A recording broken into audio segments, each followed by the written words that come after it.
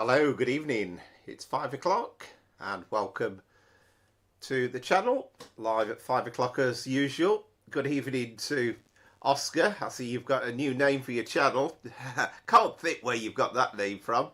Good evening to Seb, and hope you are all well on this Sunday afternoon. The nights have started to pretty much draw in now, but we do have those lovely autumnal colours. That was the idea behind today's stream. So we're going to start off on the Riviera Line yet again, so the class 802 Exeter to Paignton, and then very glad to see that the OTS Timetable 2019 is back up and running again for TSW6 and for PC users with that brilliant mod. So we're going to do a run from Euston to, well, it's Euston to Manchester Piccadilly, but of course we'll take it as far as Milton Keynes. Then we're going to do an East Midlands train service from Nottingham to Leicester with a reliveried 220. And then we're going to do a Class 66 Milton Keynes to Willesden, again using the 2019 OTS timetable. And good afternoon to Amaze. Hope you are well. And to N8 Scooby as well. So we've now got two Power Flower trades in the chat. Good evening to Concord. But I say Power Flower trains and buses is Oscar, I do believe. So yeah, hope you're well to Concord. And let us get the game underway.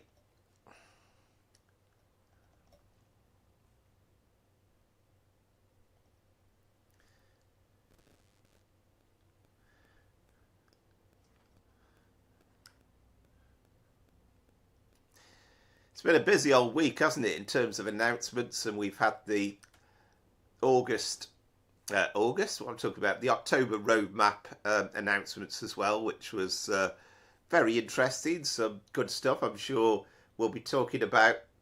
Okay, well, it's not the first time of Ace Tays. I've wrote it down as once the 85, but it's certainly... I think it's the 1659 anyway, Class 802. It's pretty much, I think, the only Exeter to Paignton 802 service going on the game.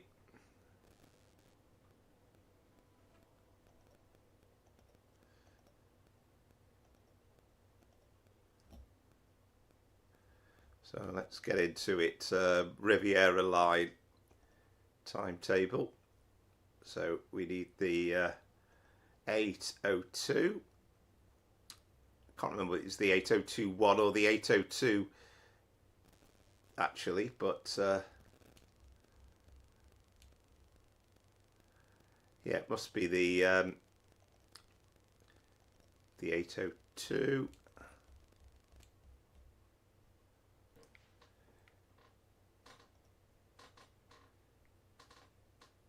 So there you go. So London Paddington to Paignton, of course, we're doing it from Exeter St David's. So yes, the 1659. And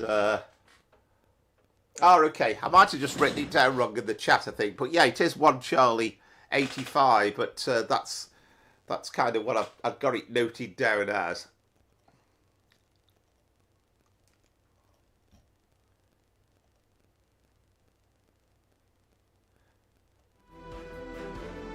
Realised I hadn't got the sound of the game turned on, so there we go, that's a bit better.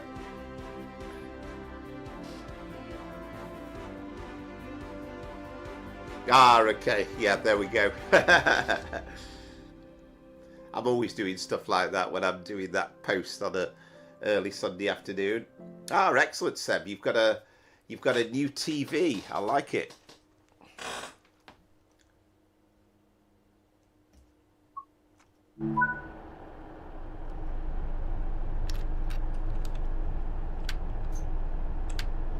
Right, so master key, there we go. Let's get trade set up, do all this stuff.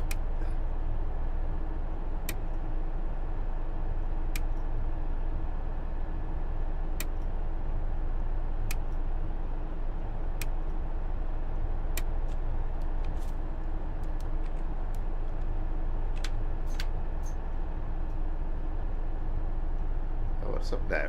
No. Master key we need on, don't we? There we go. TPWS and AWS operational.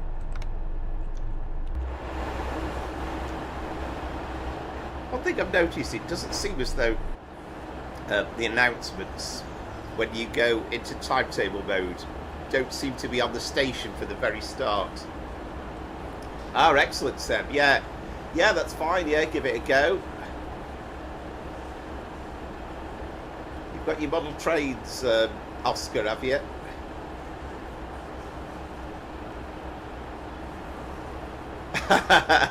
Oh, crikey, base days, yeah. There we go. Unfortunately, the way of the world, I'm afraid. The unit is, let's just... 802 007.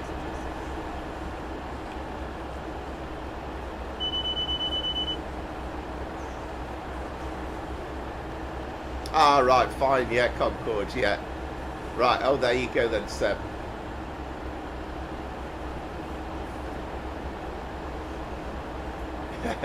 Yes, I'm afraid so. Hopefully not too much. I mean, I don't quite know how it works, but I'm presuming on the live stream you're not going to see adverts apart from maybe at the start, are you? That's kind of how I'm guessing it, but it's all slightly new to me, I'll be totally honest.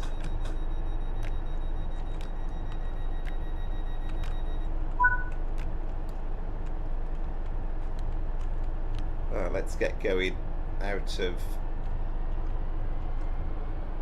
Exeter St David's. Right, Welcome yeah. aboard this Great Western Railway service to Paignton. We'll be calling at Dawlish, Teignmouth, Newton Abbot, Torre, Torquay and Paignton.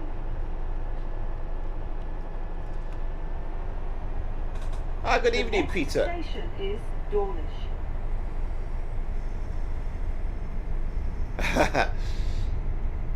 Good to see you, Peter. Hope you are well.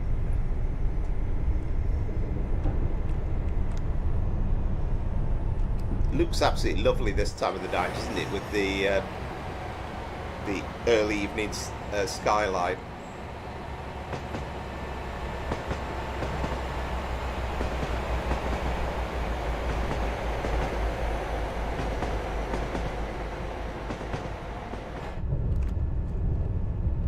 I always think it looks slightly darker looking at the stream on OBS Studio than it does on the telly.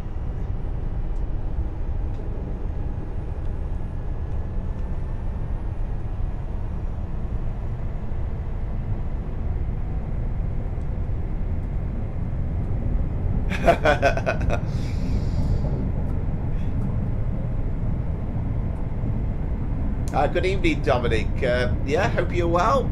Welcome to the stream.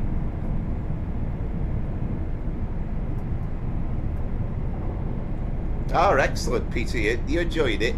Really is a lovely route to drive on, isn't it?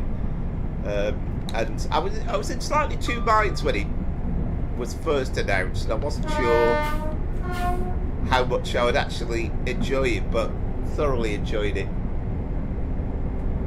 Good evening, Electric Blues.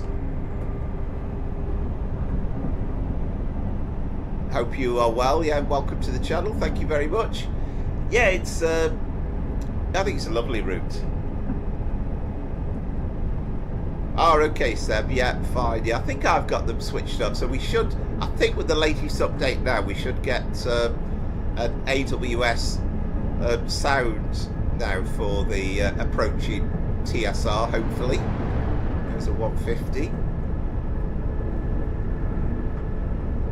Good evening, Gaming 85. Welcome aboard, as it were, and thank you again for joining. Yeah, take me a bit of getting used to working out all these bits and bobs about the adverts, and I shall listen to what you say, obviously, and let's hope you know, we don't want them to be in there all the time. I'm kind of hoping the idea is you get them at the very start and then you don't get them during the stream, but I still don't really understand it.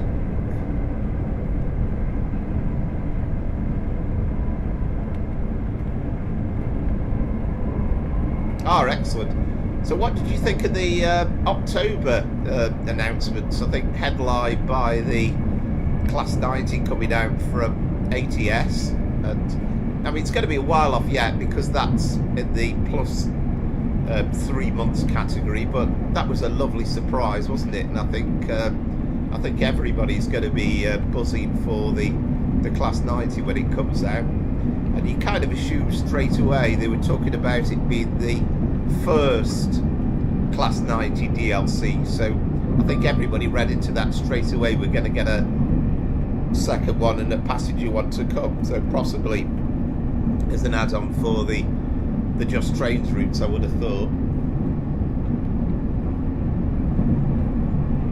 Yeah, definitely, Dominic. It's lovely to drive, isn't it?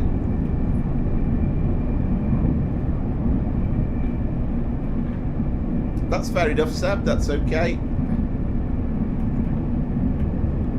Yeah, that was quite an interesting one as well, wasn't it? And nice that the East Coastway is getting some love. And again, it's jumping the gun, but you're kind of hoping the East Coastway will get the announcements in there as well, all being well, and that'll add something to it. And if the new timetable that comes with the 805 as well for all aboard studios gets the announcements, then that will add something to it as well. And it'd be good having a 91 in there too. Right, Scooby, yeah. Here's hoping. Yeah, definitely. And I can't wait till Tuesday night as well. We've got the first foray into the Crew Birmingham as well, so I shall be all eyes glued on Tuesday night, that's for certain.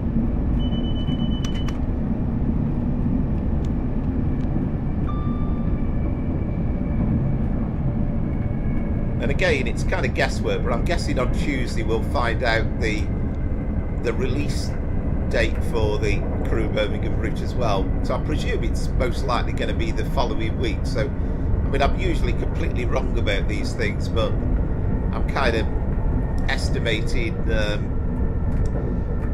a week Thursday, all being well.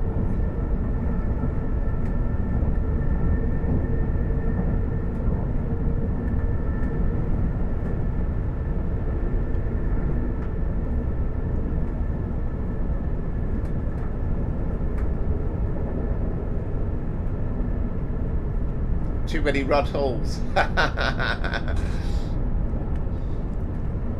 like it. Right. Yeah, you mean the 350s, I'm guessing.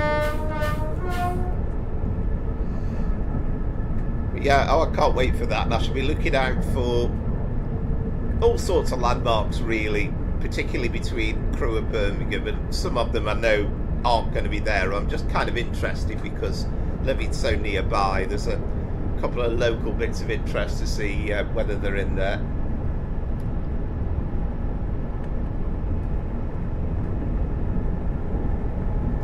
Yeah, it certainly is, Dominic. I think the issue with the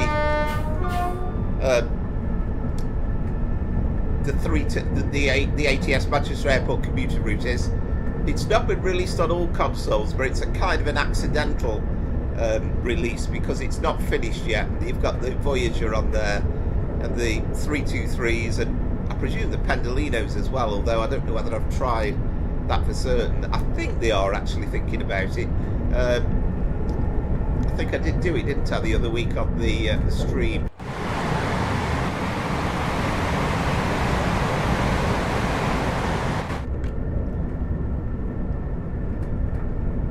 But it's not been released for all devices yet, certainly on the PC one. And the hope is that in the not too distant future it will be available in proper. We'll get all the Voyager services, so that will be good.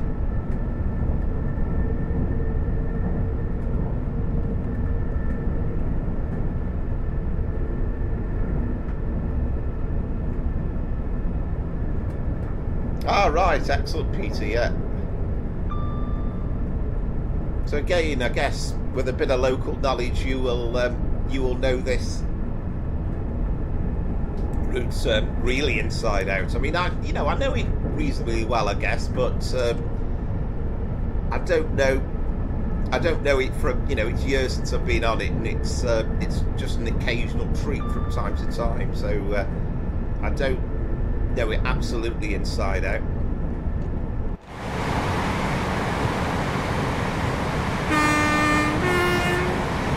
Diverging off to Dawlish Warren.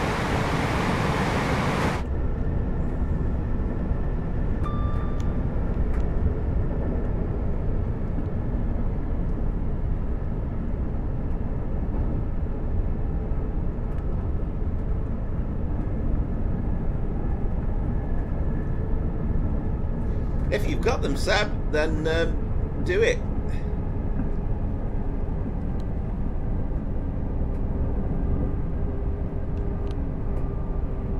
But if you haven't, certainly don't buy them on my account. It's all about, really what you want, and that's the key thing. It's just getting enjoyment out of this game as always, isn't it?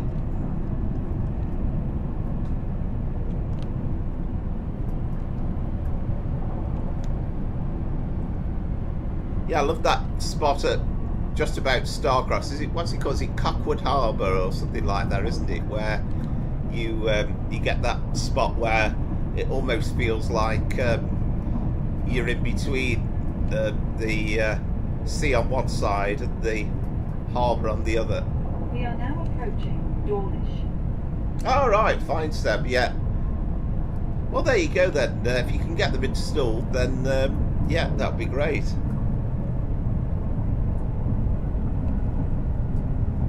One or two people have asked about, can you install the old content on the new game, and you can. I think there's one or two of the devices, I'm not sure which, where there's been a bit of an issue in terms of them letting you do it, but it's all on the in the frequently asked questions and all that sort of stuff, and on the forums.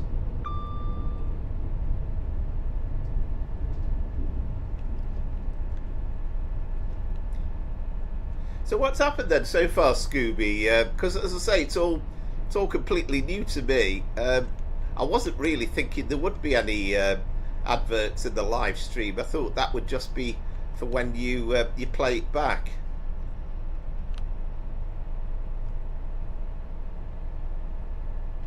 But clearly not. This is Dawlish.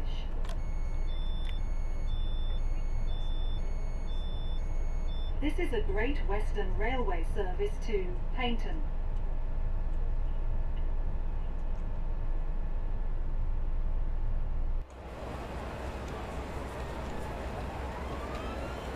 So, I mean, so far, Scooby, I mean, obviously we've been playing, what, for less than 15 minutes, haven't we? How many adverts have you seen so far?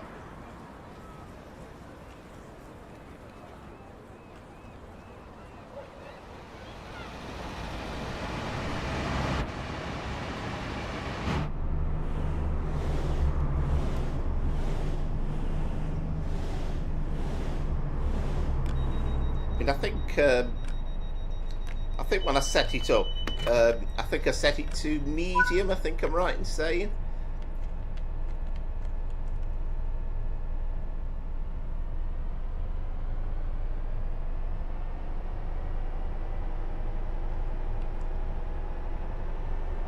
Welcome aboard this Great Western Railway service to Paignton. We'll be calling at Teignmouth, Newton Abbot, Tor, Torquay and Paignton.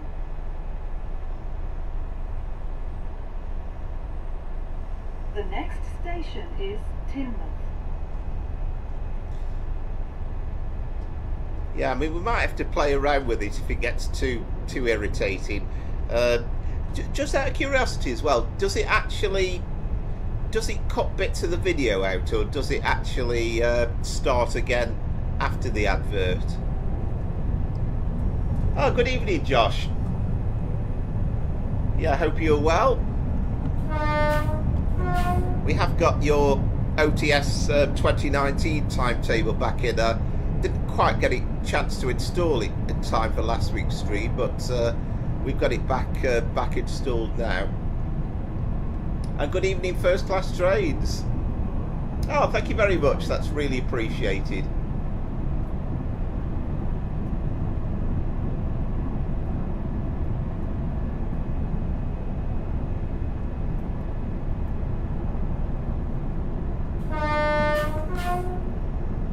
Yeah, you've got a better memory than me of Ace Tays. Yeah, was it Concord's birthday? I've forgotten. A good evening, Ibex Trains as well.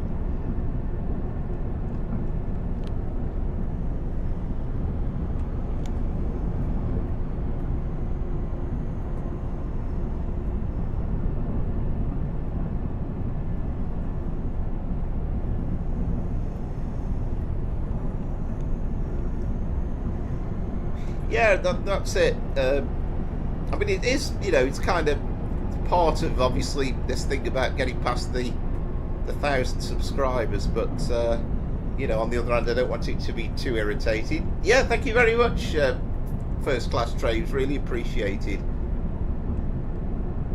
Oh, Josh, yes, of course, yes indeed.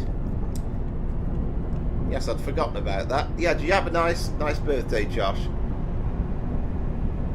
Yeah, thank you very much, First Class Trains. Much appreciated.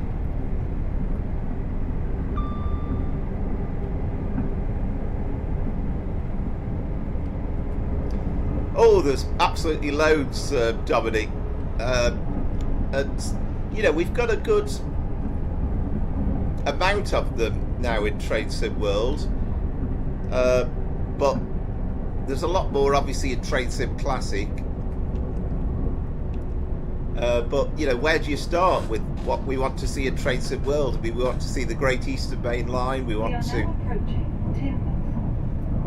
to see King's Cross to Peterborough. We want to see something out of Waterloo. And there's just so many that need to be done.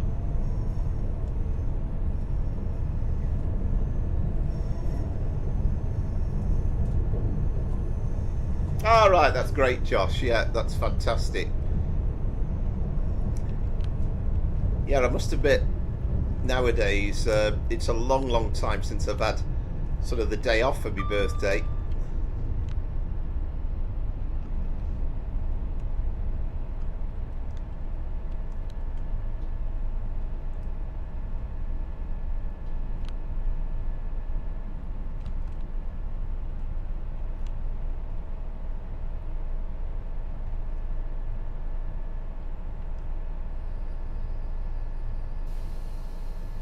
This is Teignmouth.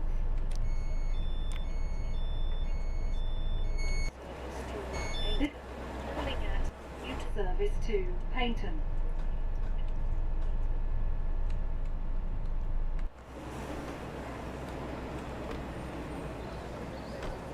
Never noticed that large sign before. I don't know whether I remember actually stopping at Teignmouth. We've passed through it a number of times. And I know the sea is just over yonder, if we can... Now you can see it in the background. Ah, good evening, King K. I have, yes. I've given it a go. I've still not got the hang of the brakes yet, but it does look quite a beast to drive. I picked up in the sale as well the Boston Providence route and Frankfurt S-Bahn. It seemed a shame, given they were a lot cheaper. Great Western Railway service to Paignton. We'll be calling at Newton Abbot, Tor, Torquay, and Paignton.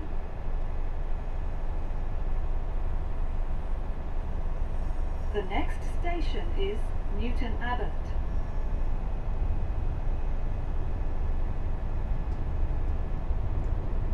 Yes, indeed, Dominic. There's something called SimRail, I think I'm right in saying, which does kind of have a multiplayer. So, you would have the situation where you could pass another train, or you could have a train in front where you're held up by somebody else playing. I think also it's possible for somebody else to control the signalling as well. But on the other hand, from what I've seen of it, you kind of pass a train every 20 minutes. It's not the most busiest of things going.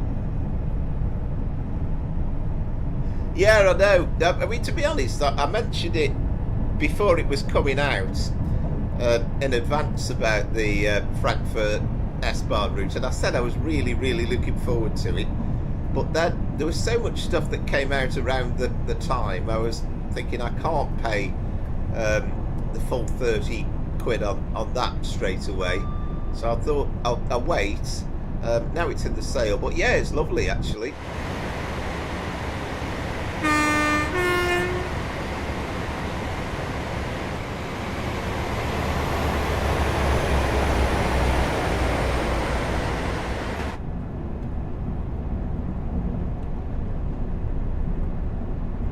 And I had a quick run the other night to the airport in it, which was good with the ice trade. So yeah, I do like that. I love the fact that you've kind of got these the local stopping services in there as well. Yeah, it is Base-Tage, yeah. The gate seems pretty decent. I mean, I find the American signalling a bit hard to, you kind of look at on Trains of World and it's a bit difficult, but the lights on the American signals are tiny, but it does look nice.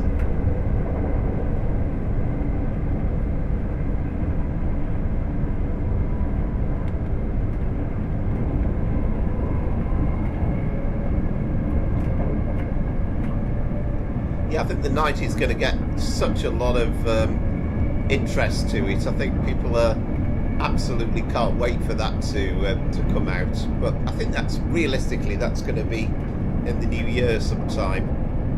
I think ATS have done it in conjunction with Imbue Studios, which I think is what they worked together to bring out the 185, as I remember, for Train Sim Classic. I'm just praying and hope that you don't mind it being in the new year, but let's hope it is actually fairly early on and we don't get to about 6 months' time and we're thinking, where's this Class 90?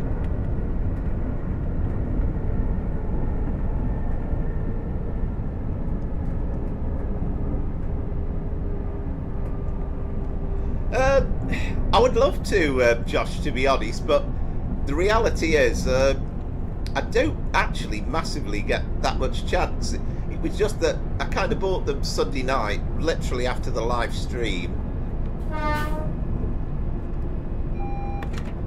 And then after that, I didn't get a chance to have a quick go on it till, I don't know, was it Monday, Tuesday, something like that. Most of the week I've spent producing the recording video. It took me nearly all week to do that run along the West Somerset Railway.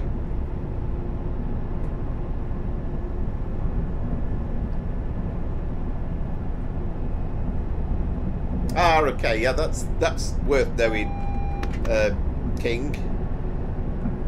It does look lovely. It really does look nice, the 90. And I think they're 100% they're going to produce another pack. They kind of signalled that, didn't they, with the announcement.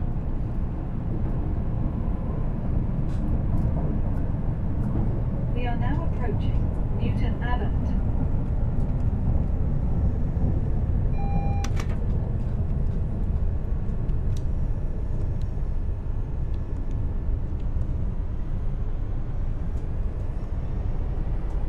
That's the first time I've got the approach control about right there. I've kind of used to panic a bit when you got the signal just before Newton Abbot, but I've kind of realised the chances are it's going to clear as you come into approaching. Oh, thank you, Electric. Yeah, very pleased to hear you say that. Well, it is, but that's kind of why I thought I'd try and make it a bit more interesting, Peter. So I thought, let's kind of do a step along the way, and the most we've kind of got is 2 stations before we change trades. So I thought a real good chance to look back, not quite 200 years, because we haven't got anything to represent locomotion, but we could go back 100 years with the likes of the Flying Scotsman and the older steam trains in the game.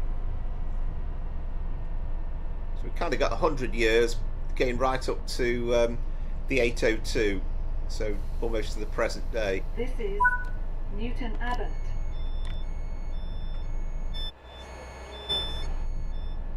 This is a Great Western Railway service to Paignton. But yeah, glad you like it, Electric Blues. Yeah, much glad to realise the hard work's paid off. And say, it's spent nearly all week actually putting that together. Oh, thank you very much. Yeah, that's great of you to say.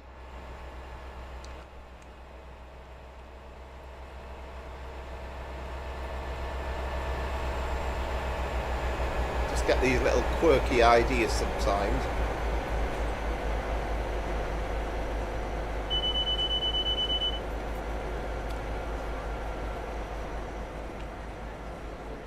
Sure, I've even had a look at the quite a grand station building, actually, isn't it? I think somewhere over the back is supposed to be the race course, but I don't think it's actually. I don't think it's in the game.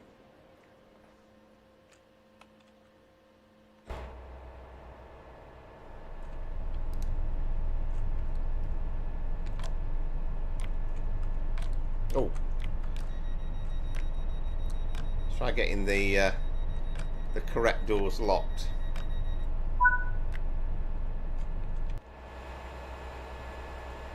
Yeah, I think we'll lock both sides now, aren't we?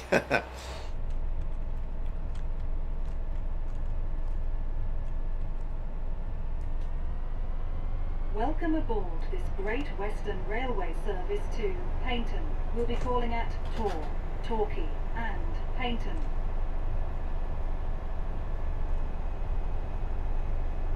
The next station is Tor. Yeah, I reckon it's probably 20 plus years since me and my brother went on the West Somerset Railway.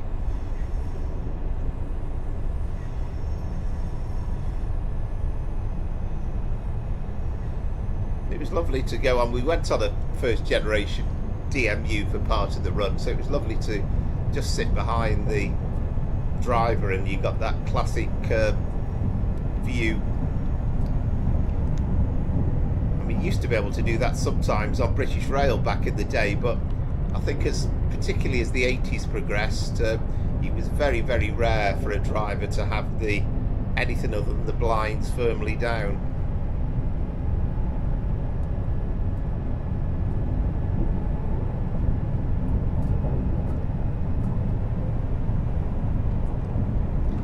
We are taking the Paignton branch now, aren't we? So we're branching away the second line to the right off to Plymouth, and then this line is off to Tor and Torquay and then Paignton.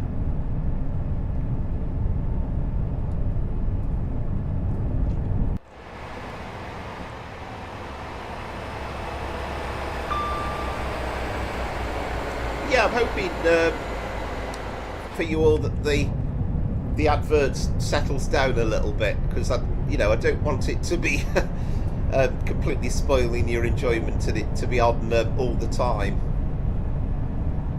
Of course, this is the first stream where that's even been possible to be a thing.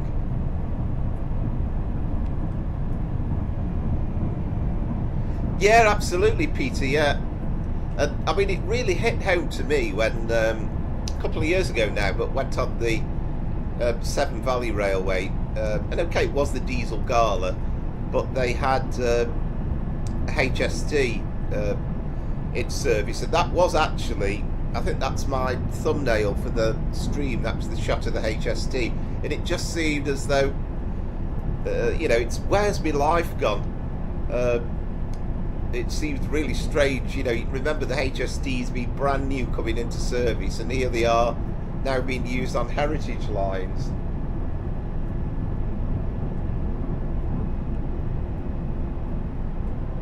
Ah, right, excellent, Josh. So hopefully it's settled down a bit. Obviously got carried away a bit at the start, and maybe that's more likely to be a thing early on. I don't know.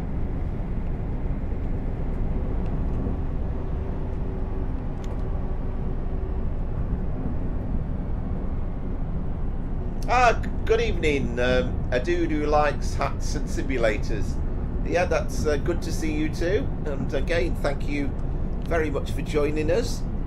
So we do have a 40-mile-an-hour speed restriction coming in, so hopefully that update's installed. So we should hear a ping before we get to that,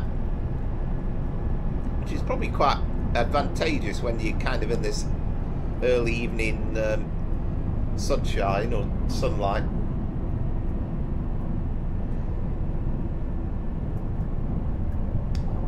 Ah, right, Peter. Yeah. Do you know didn't get anything for the 40, did we? Oh, I'm speeding.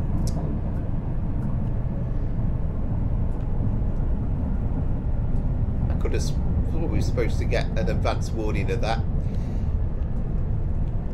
Yeah, I have never actually ridden behind a Deltic in real life. Even the 50s. I mean, the 50s were around in the 80s, and I remember them. I've seen them at Paddington, but I never actually operated behind a Class 50 in active service. That's only been on, it's been on the East Lancs Railway mainly.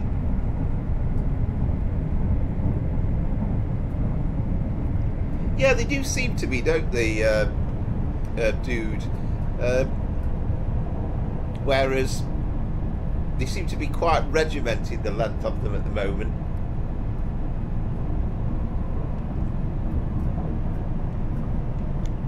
I mean, it might be something stupid like the update just hasn't installed itself yet.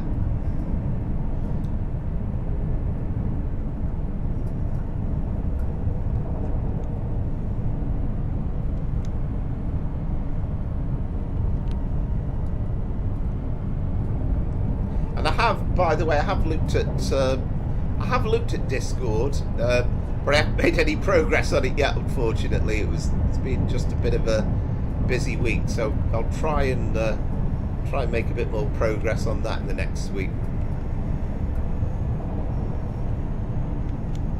Should we change our lights at this point? Dim to full. Perhaps that's what I was on before, wasn't it?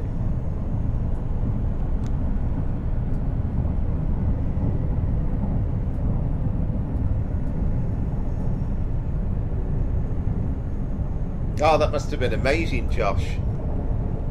What's the top speed on like those sort of runs? Would you be allowed out onto the fast lines, and would you be authorised for 100-mile-an-hour running, or would it have been literally down to 75 mile an hour? No, I don't, Seb. I'm hoping to get something set up, because Maze Taze and Scooby have asked an awful lot, so Josh was asking about it last week. Certainly. We are now approaching Tor. Yeah, it certainly will, dude. I can't wait for that. We've got the preview stream on Tuesday night, and I mean, it literally is not too far away for me, crew. So I'll be interested to see the bits not that far from where I am now, and just see how well they've done it. So there's bound to be things I'll say, they've missed that building here, and you know the farm buildings there aren't quite right and stuff. But it looks from the screenshots to be absolutely spot on, really. This is Tor.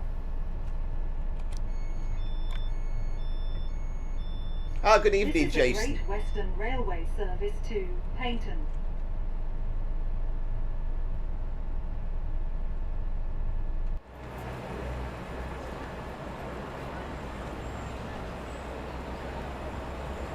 I've missed Spanners. Who's Spanners, Jason? But yeah, good evening, Jason. Hope you are well.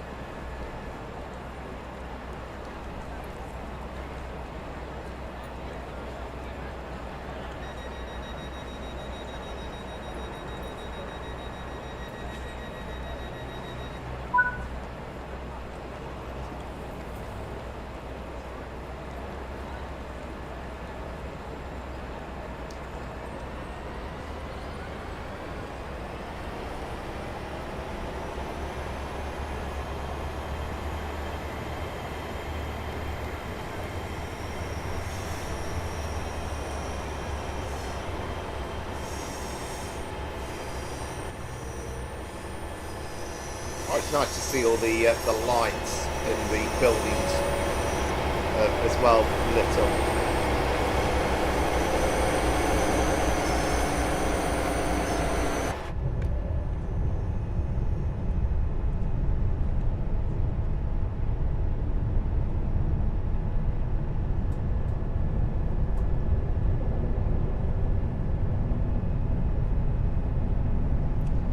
Yeah, it should be incredible, shouldn't it, New Street?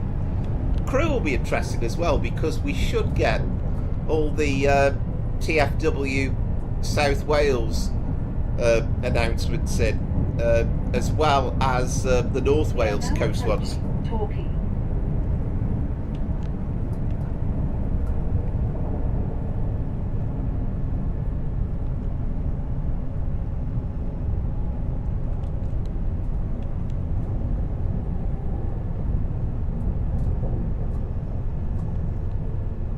You're a no-scale sandbox.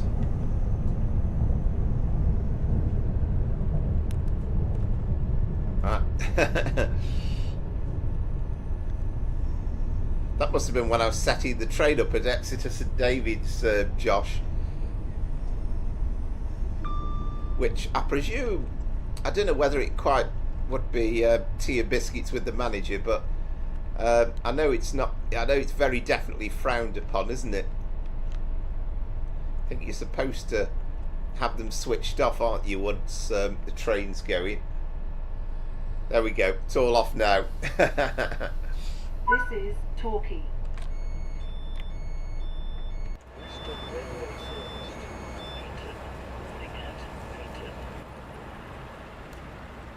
But yeah, the announcements at both at Birmingham New Street, Stafford, Wolverhampton, all going to be really good.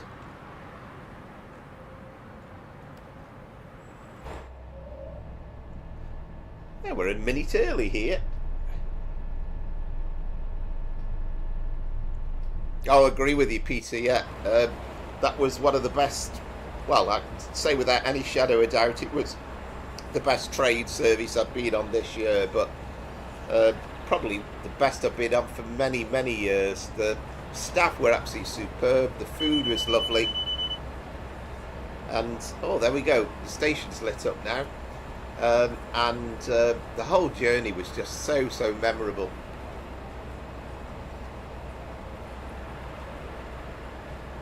Perhaps that might be what it is, Josh.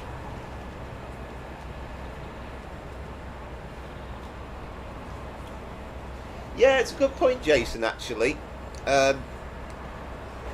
It's not quite so crucial nowadays, is it? I'm a bit all over the place with the speed limits, though, on this route at the moment. It's kind of knowing where they are.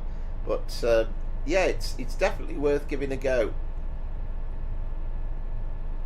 Yeah, Wolverhampton will be interesting because I love the fact that it's it's set up on high, you know, on the viaducts.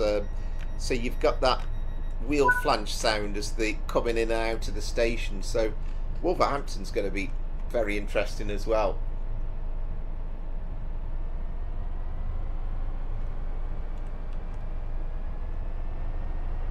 Yeah, Welcome aboard this Great Western Railway service to Paignton. We'll be calling at Paignton only. Yeah, I bet the breakfast is great. I've seen some of the YouTube videos. Paignton.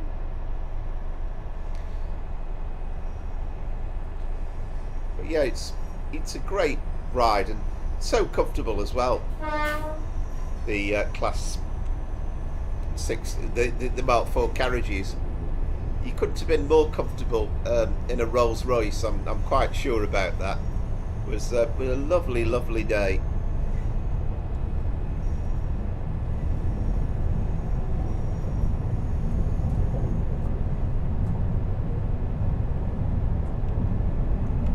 But yeah, we're going to find out a lot more about the Crewe Birmingham route on Tuesday. And then hopefully on Tuesday, I'm sure they'll confirm the release date. But I'm kind of thinking it's probably not going to be this week, but most likely the following week, I would have thought.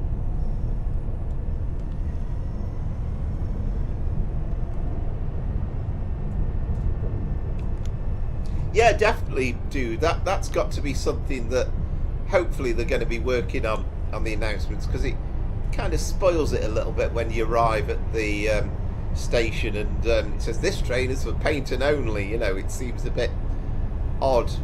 So you've kind of got to fix. It's the same thing about emptying the train with all the passengers at the same point as well. So it's kind of teaching the game that this is the terminus station. Surely that's not beyond the realms of possibility. Have they got a new one, Jason, all aboard studios? I've read the DTG one, which is an excellent. I presume that's the one you mean, but it's an absolutely lovely article and so full of atmosphere about the line as well.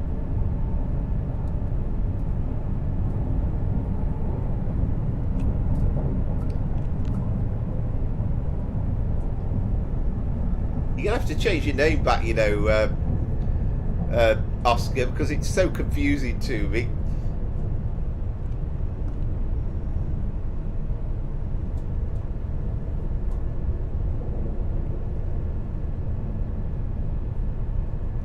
We're nearly dark now, aren't we, coming into Paignton Station? Ah, did they really? Wow, Josh, right, okay, I'll have to have a read about that. No, I didn't look on the All Aboard Studios website yesterday. No, that sounds very interesting. I think it's probably true to say that apart from West Coast Main Line South, Euston to Milton Keynes, this is probably the most exciting routes I've been really looking forward to. Probably 1, 2 and 3 really on the West Coast Main Line. You know, you've got kind of Manchester Airport commuter routes and now this coming out.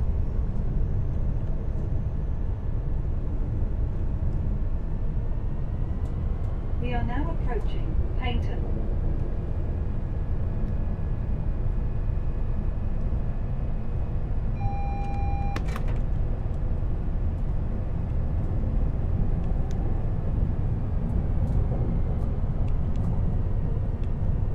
Right, let's try and get some brakes on. I really don't know what you mean about scale sandbox map, mate.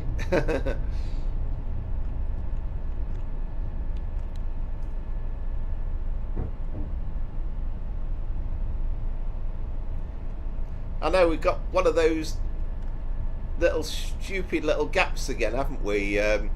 So we've got the situation where we'll be able to do Birmingham to Manchester, but not be able to do Crewe to Wilmslow. And we got that slight situation because Kes was a big developer with ATS for the Manchester Airport commuter route, and then he left round about Christmas time, and then set up All Aboard Studios. Paignton. So I really don't know what the chances are of getting This is a Great Western Railway crew into the service game, to mixing Paignton. it with the two.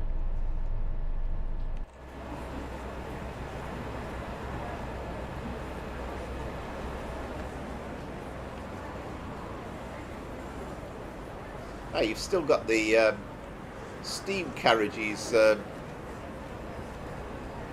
along with a steam engine at the other end as well, which we can barely see, it's so dark. On this route, it operates round the clock, that steam service, by the looks of it.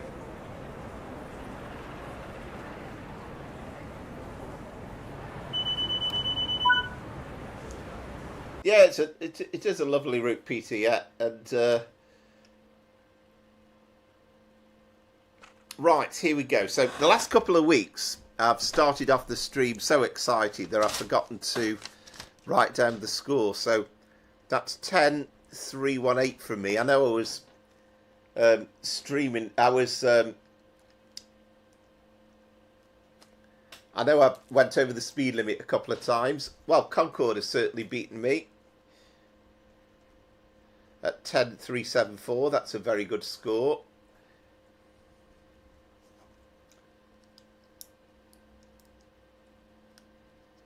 No, I don't think it will, dude. I think because it's just different era, I don't think it'll link with the crew. We need crew Liverpool in the modern day, don't we? Oh, there you go. You beat me by 100 points, Amaze. So great start from you.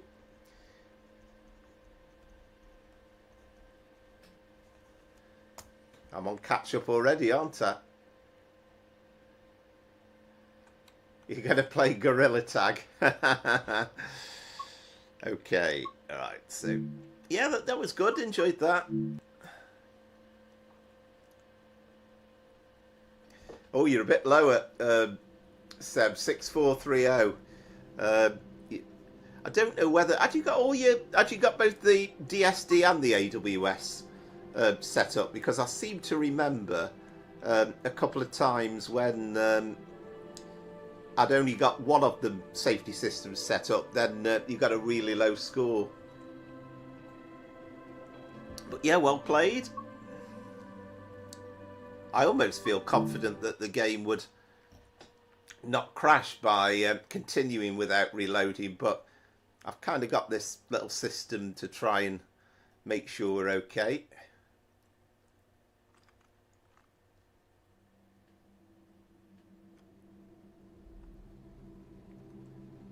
Yeah, it would, yeah. Blackpool branches modern day would be quite decent as well, wouldn't it? Again, just filling in these gaps.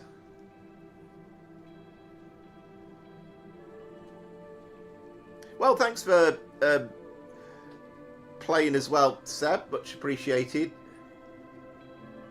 Well, I think actually next we're West Coast Main Line South in. We're doing a Euston to Milton Keynes. So if I've written it down correctly, it's 1 Hotel 33, and that's in the 391. The flowing silk colours we're going to do it in.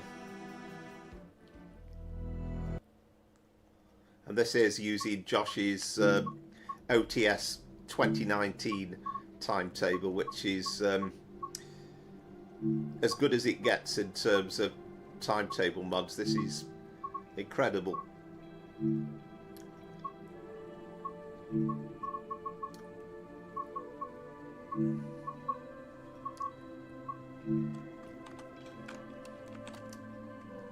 see with the green ticks, I've kind of done a fraction of them. There we go, that's the one.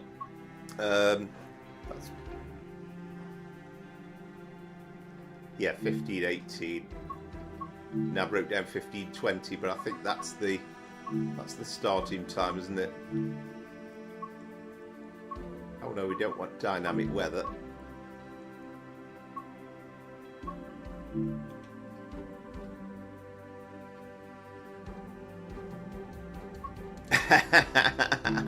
I love this Rod Hull stuff, Peter.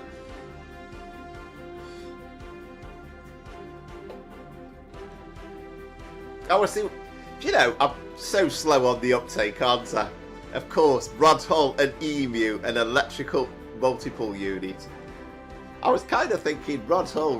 I was trying to think, what does that rhyme with? And it's only suddenly, the penny has only just dropped. Now, there won't be many people in the stream that will remember Rod Hull and EMU. Amaze Tay certainly will.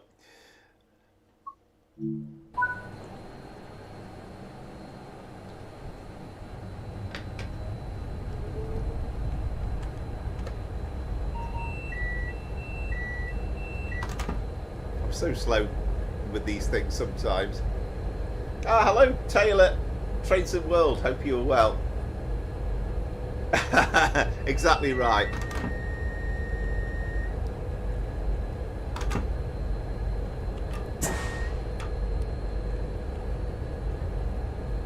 Well, for younger viewers, there's plenty of Rod Hull and EMU about. Oh, where's my thing got here?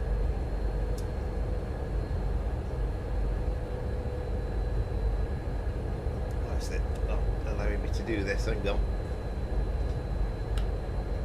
That one's working okay. Oh, it's working now. And of course we need this thing up here as well, don't we? It's the one that's the funny way. There we go. There we are. So that's virgin flowing silk. Day running, that'll do us. Yeah, doors are open.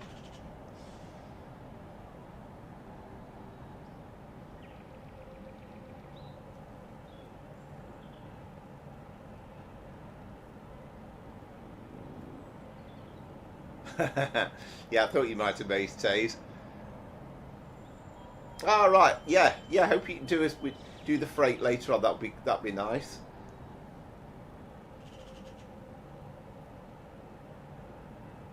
All right, great, Taylor. Yeah, you enjoying it though?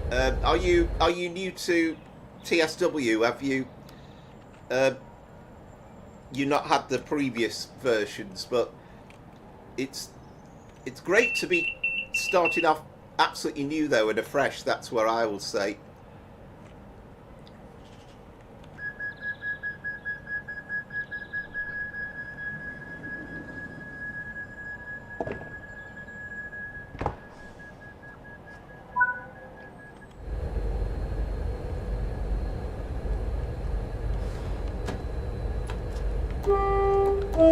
So I think I've got the sound mod installed now.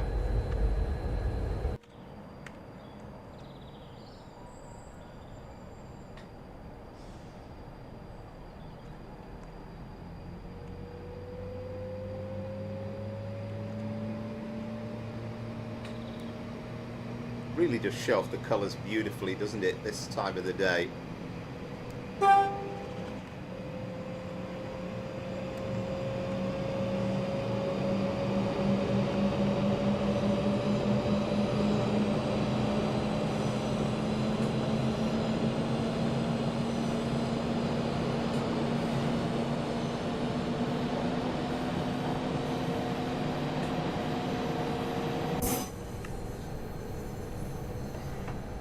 Yeah, I think I did see a tiny bit of that, Scooby. Yeah, we do have. I've got it installed on Train Sim Classic. The Train Sim TV and OTS Studios Blackpool branches route for the modern version.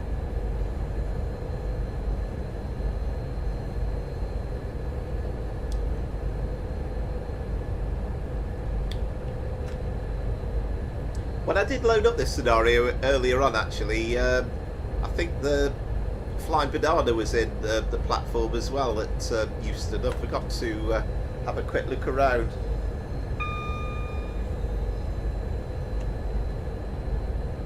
Yeah, it is good.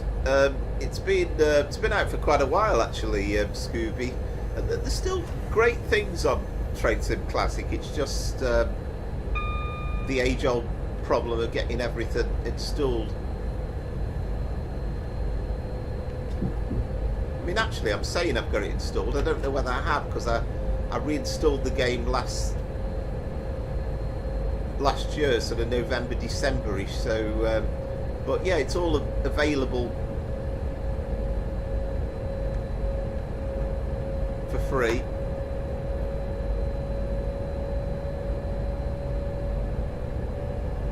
I love it. I like it, Peter. Very good. Oh, you were on form tonight. What with your rat hole and emu?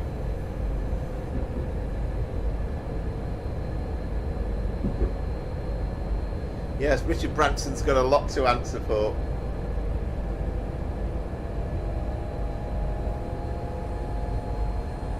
I mean, we're all amazed when the Class 90 came out for Train Sim Classic.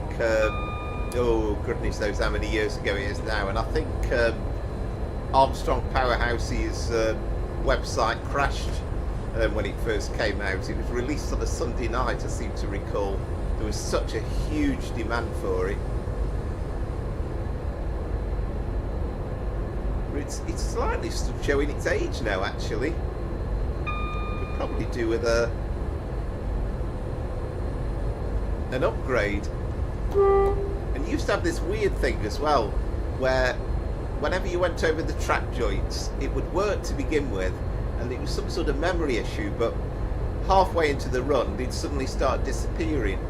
But I did notice, because we did a Class 90 run on the stream, I don't know if it was towards the end of last year or early this year, but we did one on the Great Eastern main line, and I did the Freightliner as the livery, and that seemed to work with the track joint sounds all the way.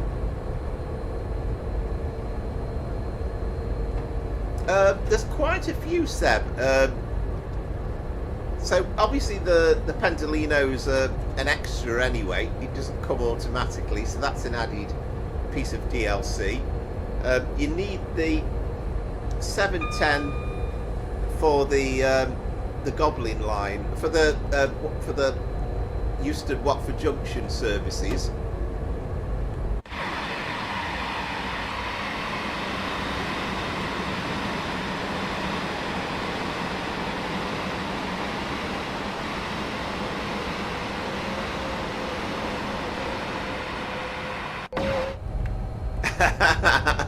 You weren't impressed then, Peter.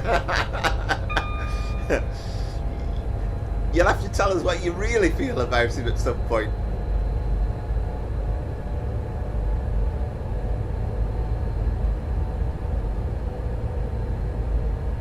He wasn't swearing, Oscar.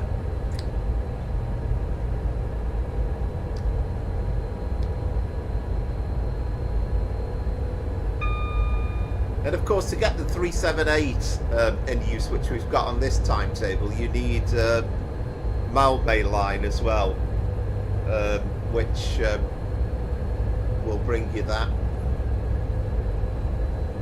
I think the 66 comes with it, if I remember rightly. Of course, the 350 comes with it. Absolutely right, Peter. 100%.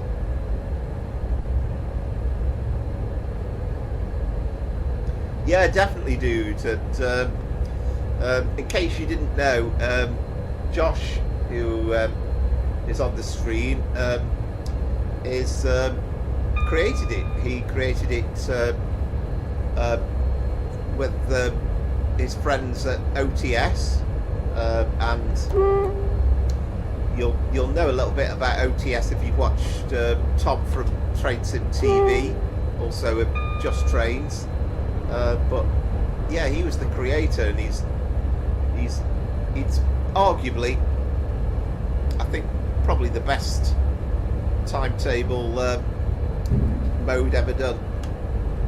Actually, it'd help if we got some lighting on the console, wouldn't it?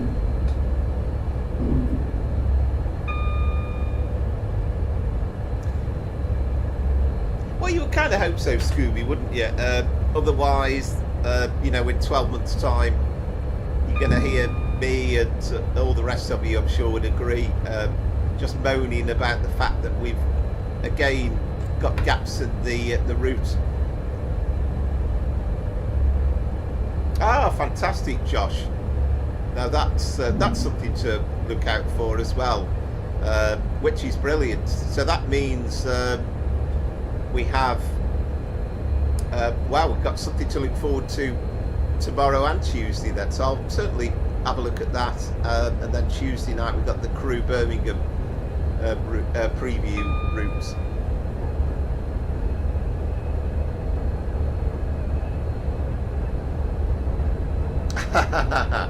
Yes, indeed, Peter.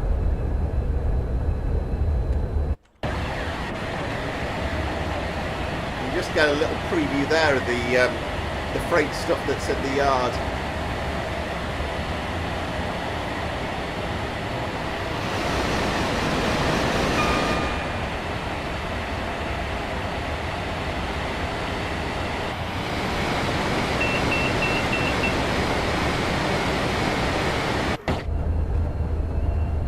Hurtling through Wembley Central.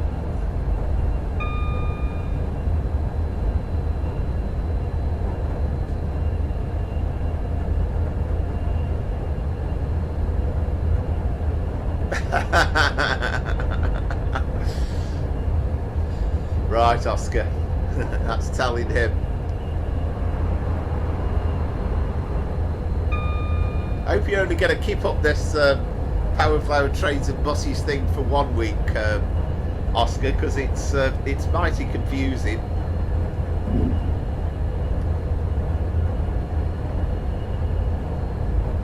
Yeah, a 7:30 would be right up there, wouldn't it? And we still don't really know. I mean, it's strange, isn't it? I mean, we've had a new 170 with West Midlands Railway on them recently with that cross-country pack. So you kind of think they can't be going on that badly with West Midlands Railway or West Midlands Trains, and yet essentially, although they operated the brand under different services, it's the same company. So I'd like to think that the 7:30 wouldn't be too difficult to make. We've got some Bakerloo line services coming in.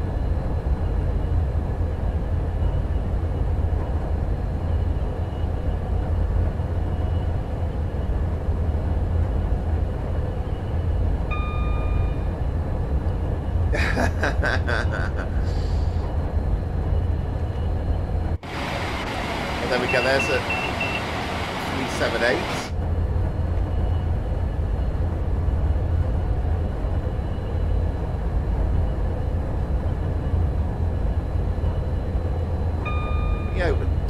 It would certainly add to it, and nice to know that they are working on the West Coast Main Line South with the release of the 805. So I'm just keeping my fingers crossed that when the 805 comes out, that we are going to get announcements then on the West Coast Main Line South.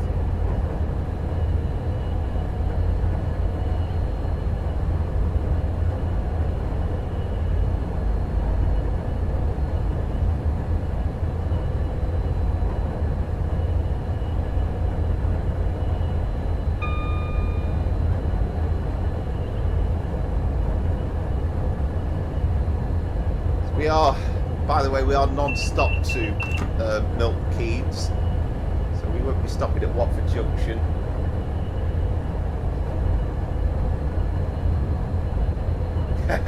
Yes, indeed, Scooby. Yeah. I mean, I very much hope if you get round to it, if you did an old school scenario set in either Virgin days or Network Southeast days, I'd be more than delighted to give that a run.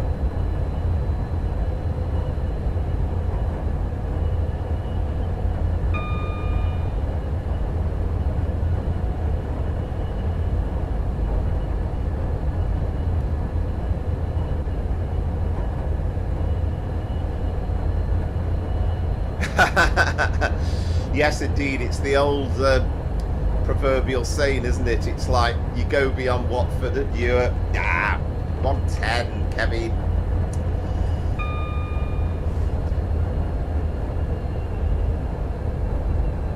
Far too busy reading the chat.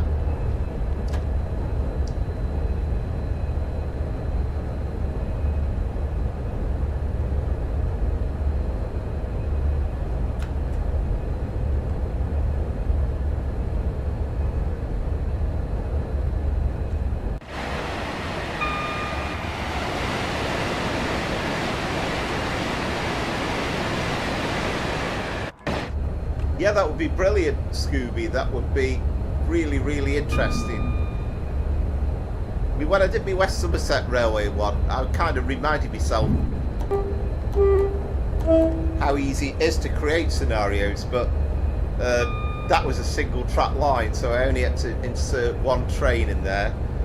But the thing that I'm not totally sure about, and again, I'd have to read some, watch some videos, but whether it's easy enough to keep static trains in there as well, because you kind of don't want an empty London Euston.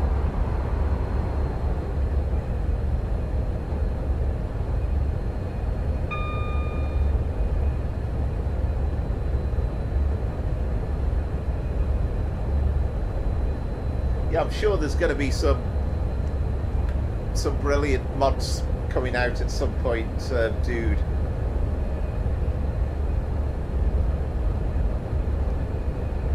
Somebody was making a joke earlier on about the Transport for Wales stuff being in the Crewe Birmingham route, and I think somebody said we've now got 3 add-ons that prominently uses Transport for Wales trains, but only 1 DLC that's actually in Wales.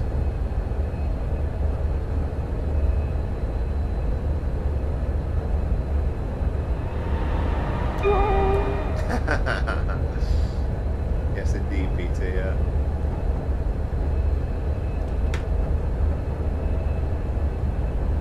I mean, there are some scenarios, dude, on Creators Club. There's one really good one that features sort of northern stuff, and well, there's a couple that I did a run from Carlisle to Preston in the 802 in Transpennine, and there was a load of stuff going on there.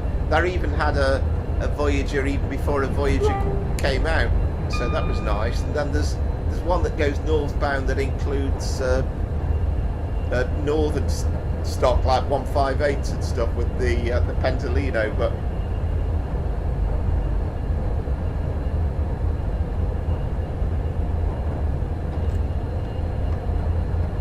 it would be lovely to have a full-blown timetable, and you know, sometimes you can suspend reality slightly.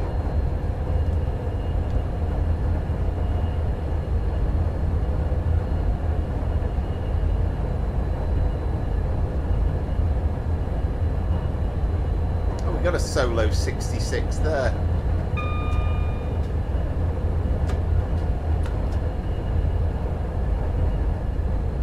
I mean, I did actually load up a scenario earlier on, to be honest, where it was light engine, but I was thinking maybe I just haven't got all the cargo line packs installed yet.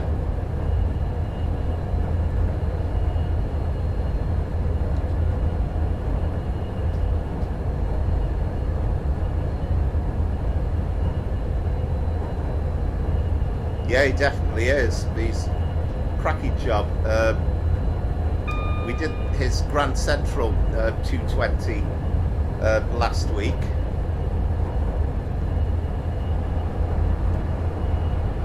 think the 221 that we've got installed for this week isn't his. I can't remember actually who that's by.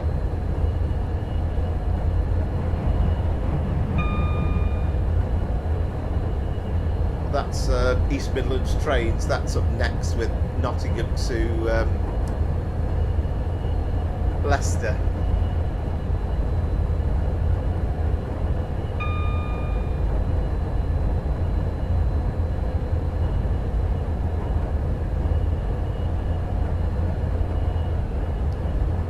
And it must have been such a monumental job doing a timetable of this complexity.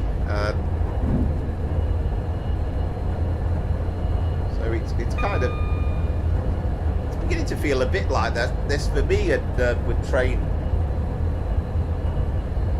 Simulator, that it seems to just take up so much time these days.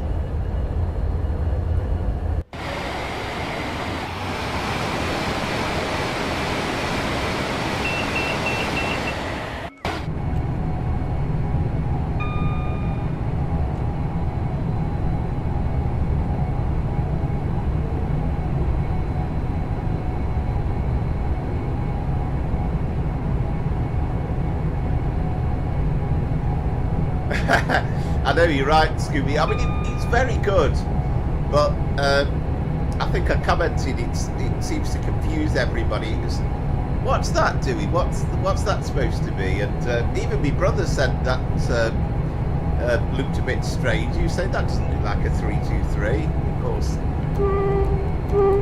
well, it's a 321. That's the thing.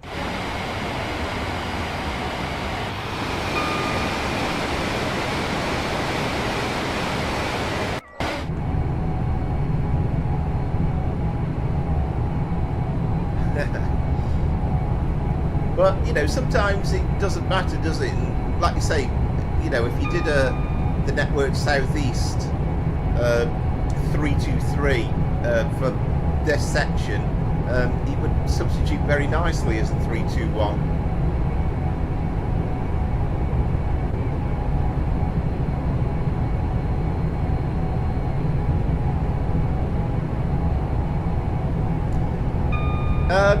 No, I don't think, because Tom does the streaming. That's under TradeSim TV, and I think now all their, I mean, Josh will tell you better than me, but I think all the stuff is available on TradeSim Community. I think originally there was a website set up for under the OTS name, but I think they now release all the stuff under TradeSim Community.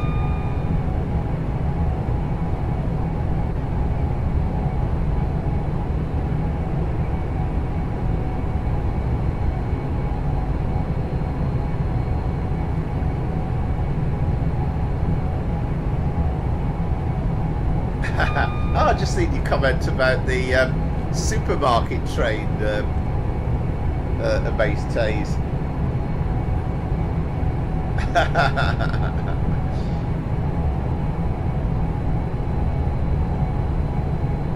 Yeah, I know there's a red Western in Riviera Line on the rail tour, but I haven't actually given that a run yet. And obviously I did the red Western in the West Somerset Railway run earlier on, but that hadn't got a name on it, oddly. I was kind of expecting that might be Western Champion.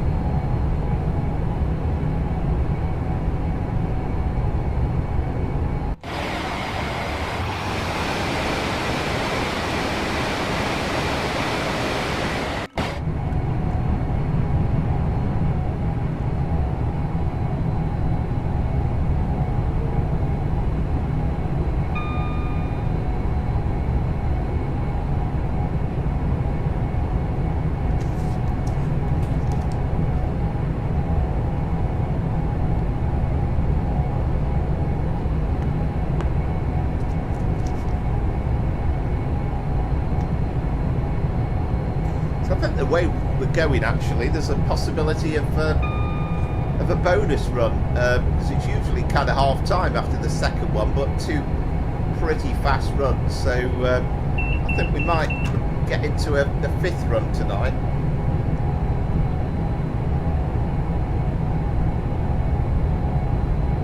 Ah, fantastic, Scooby. Yeah, they are lovely to see, and the more the merrier, really.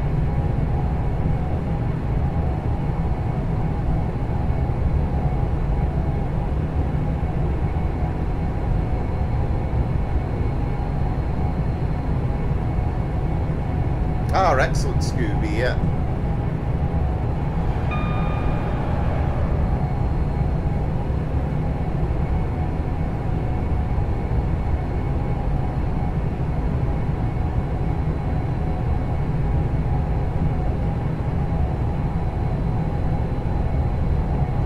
Yeah, that could be it. Maybe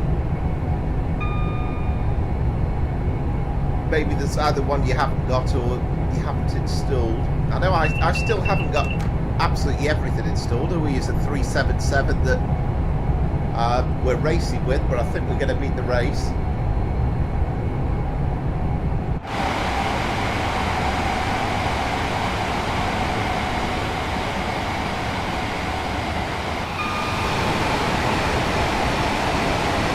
Gamely trying to keep up with us though, but we're way past it now, aren't we?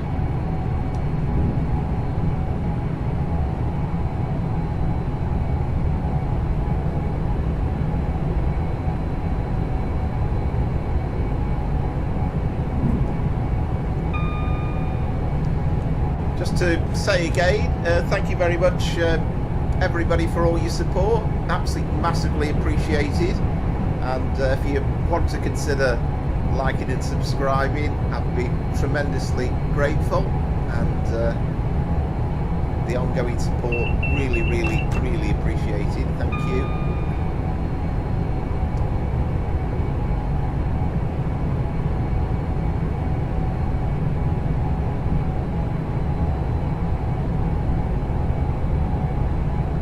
Wish the weather had been a bit like this today, though. It started off here in North Staffordshire a little bit foggy this morning.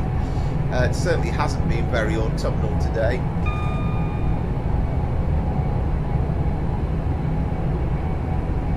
Yeah, absolutely.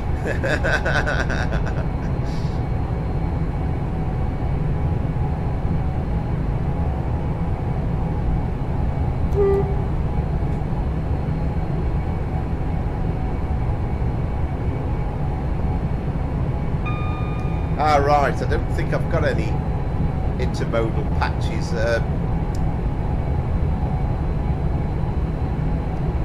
Yeah, it could be something like that.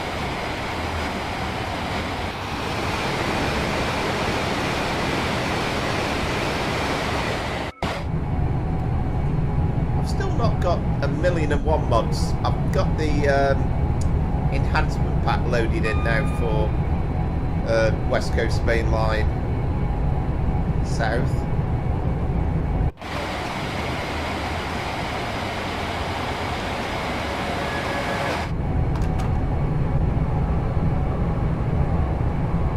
Some real tilt going on here, aren't we?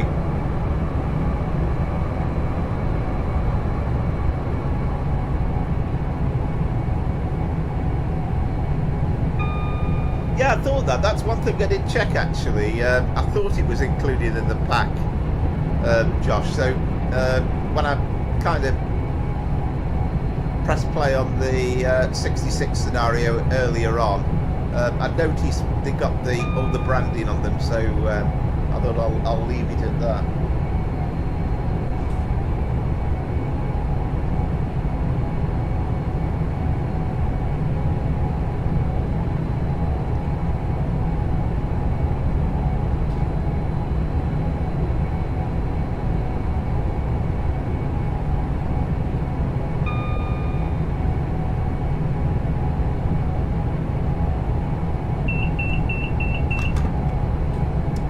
Absolutely. I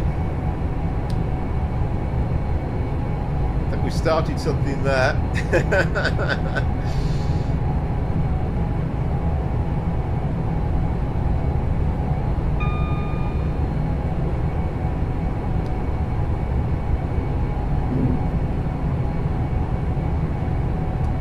So I think the only time I've sped on this run so far was the section at Watford Junction, where I did go into the red because I completely forgot about that 110. So that'll definitely be knocking me down in points. I've not got a massively great feeling about what the overall score's going to be.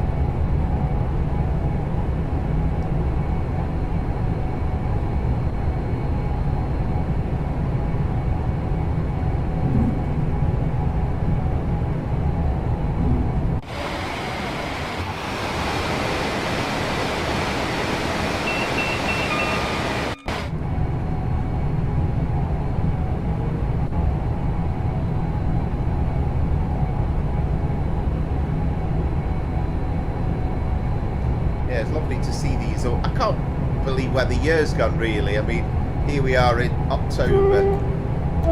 It just doesn't seem 5 minutes ago since we were doing the kind of spring, early summer streams. Where does the time go?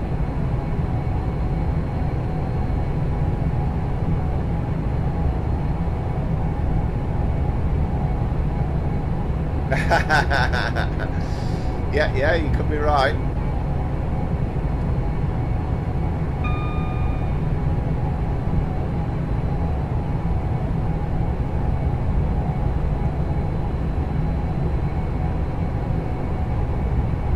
I've got to be careful I don't get caught out by the restrictions.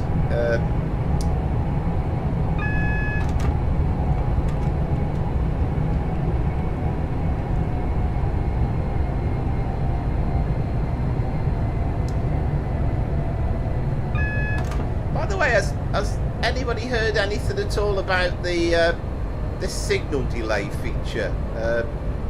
Because I know it wouldn't apply like on here as an older route, but it just seems as though it was announced in the August streams as something they were going to do, and then seems to have been kind of dropped.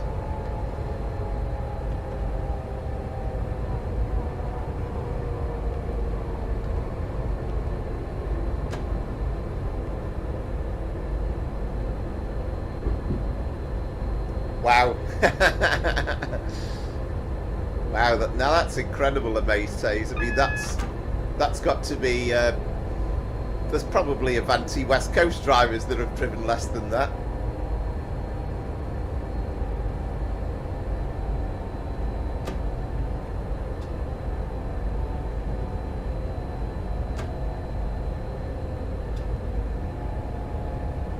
And I hope they do come back to it. I mean, they didn't mention it once in the article anyway. Now, I didn't watch every second of the roadmap stream on Thursday, but it felt as though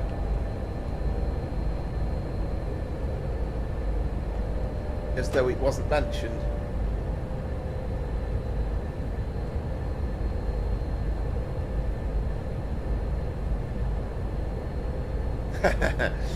Yeah, I'm not sure about that, dude.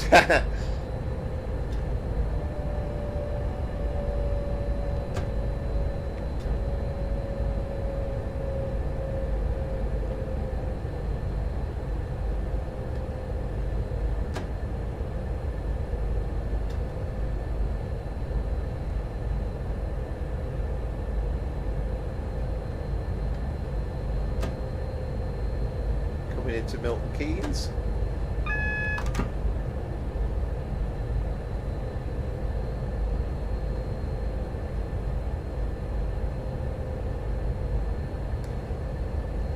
Yeah, that was a lovely route when it first came out. It just seems really weird when you drive Northern Transpennine that we don't have any AWS.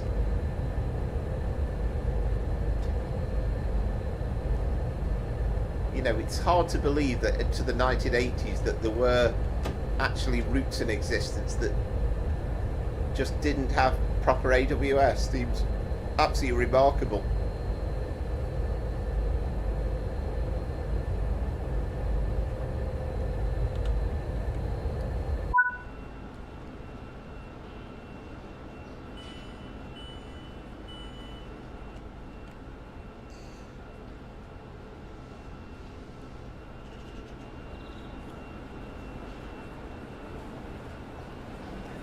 Nobody wants to get off at Milton Keynes today by the looks of it.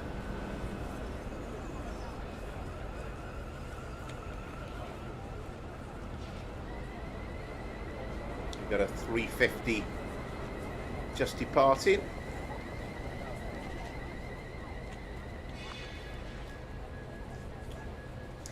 Right, 13621. Right, that's the... I'm sure you've beaten me there, Nace Tays.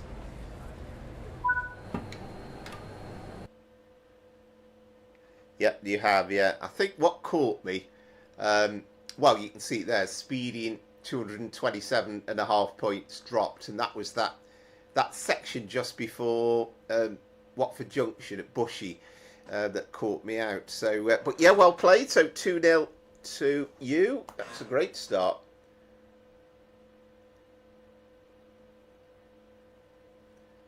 Yeah, I wish it was, Josh.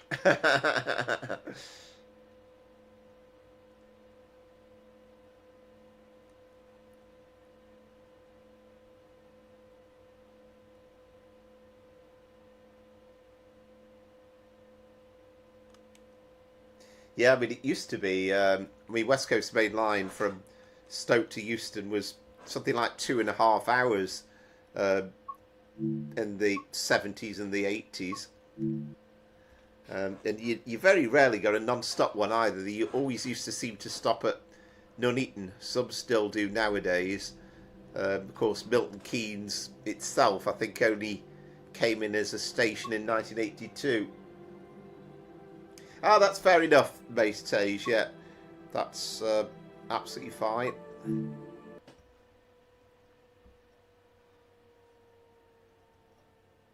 So, we're not quite ready for the half-time break yet, anyway. We'll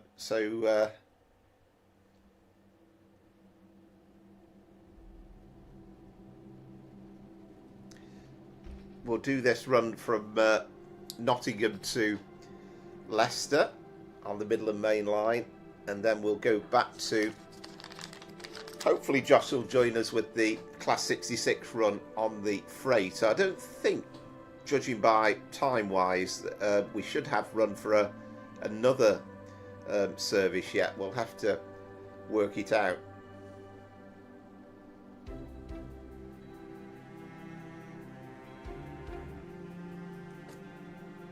And I have got an idea.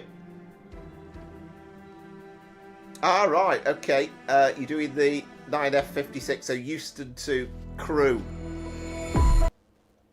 I think I mentioned before, but there's a lady who does YouTube streaming. I can't remember what her YouTube name is, but she was the Angel of Crewe. So I bet she's absolutely buzzing and delighted that we have Crewe coming to Train Sim World. I've just thought, actually, it's already saved.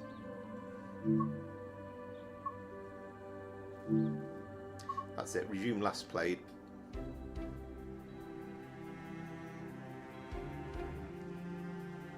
Ah, excellent, Tooge, yeah. I think probably the Euston to Crewe's are non-stop, aren't they? A lot of them, anyway. Right, okay, that one's got stops at Leighton Buzzard at Bletchley and Milton Keynes. Fantastic. So this is, we've actually got this reliveried into the modern day East Midlands Railway colours. But I thought I'd go for this one because it fits in with the East Midlands Trains livery. So this is Nottingham Station.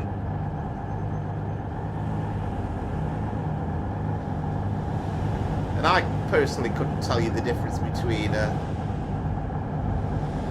222 and a 220, but certainly looks the business to me.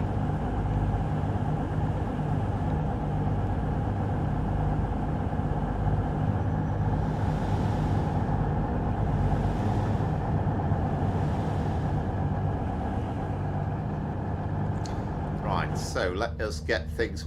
Actually, we need to get us pathed, I think. so set the path. So Leicester is all the way down at the bottom of the map. Now, I did make a note what platform we're supposed to be pathed into. Platform 3. So that's that one, isn't it?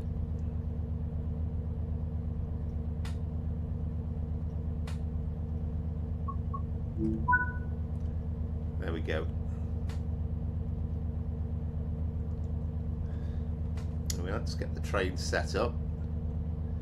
And I believe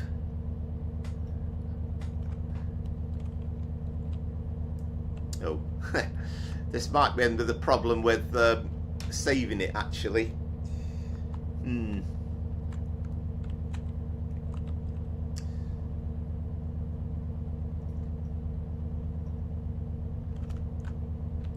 Oh, wait. Oh.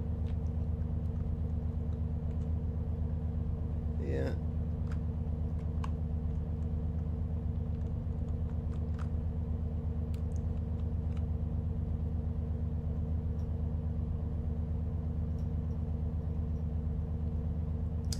Right.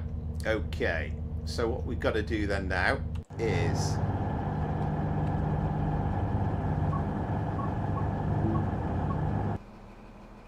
remove train.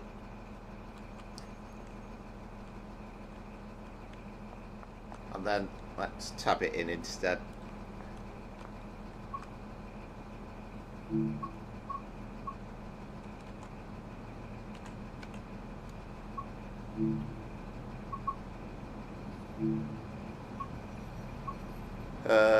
We want the, there we are, Meridian.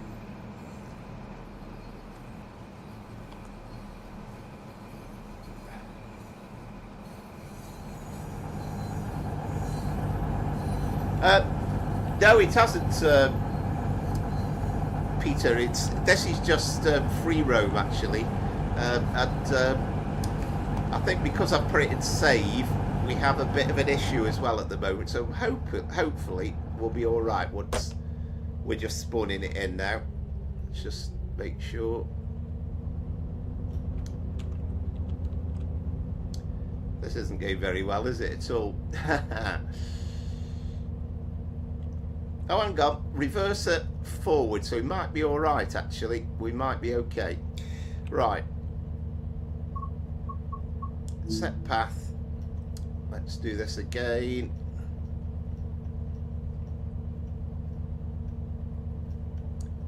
So Leicester, platform 3.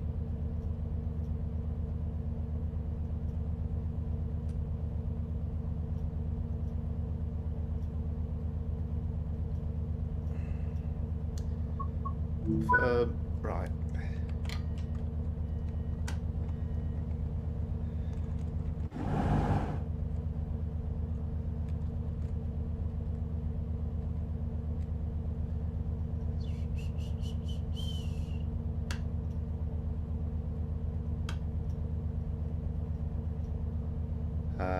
What else is not right? Is that forward? Oh, it's still saying about the master key.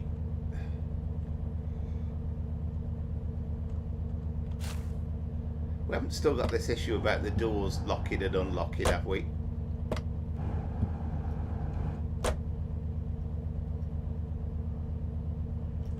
Wonder if.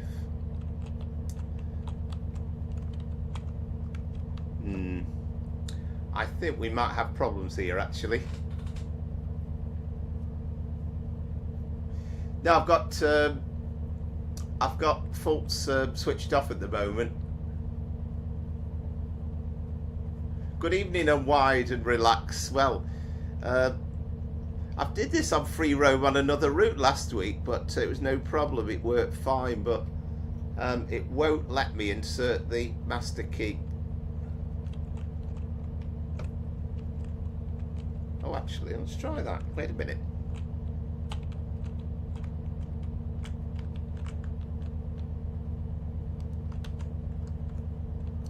So it'll let me do that, but it won't let me then switch it on, will it? I think this is going to be a no-show, I'm afraid.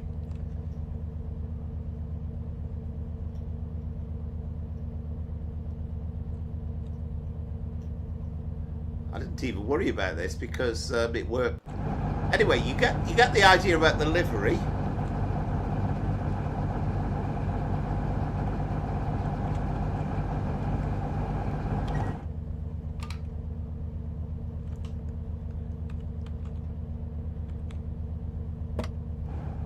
I mean, I don't think this will work, but let's just try going to the other end.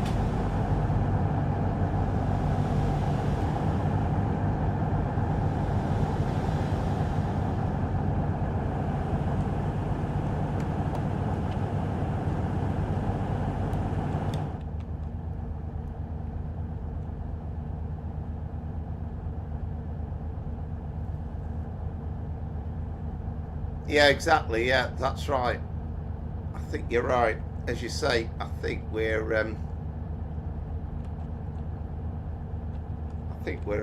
stuck.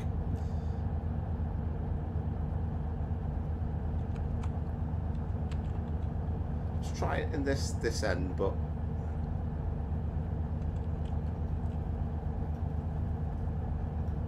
no, it ain't working. Oh well. That was the plan, but it didn't work. We're not going to waste any more time on it, so there we go. I did do the Voyager in free roam mode last week, so but not working. It'd be easy enough to set up a dead simple scenario, but without the other trains in it, it's a bit boring. All right, definitely give you a shout out, unwind and relax your mental health. If you haven't done it, have a look at his channel and try and subscribe to it. That would be that's a great idea. Right, we're going to do a run on Manchester Airport commuter then. Let's do a 323 run, I think.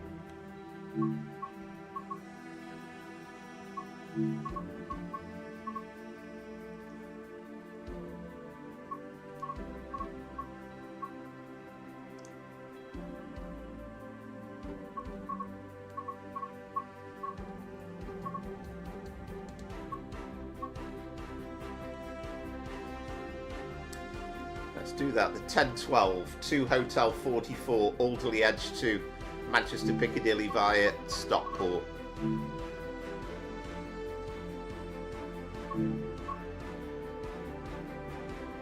Yeah, I must actually do the Northern Transpennine again at some point, Peter. I know, another rod hole, Peter.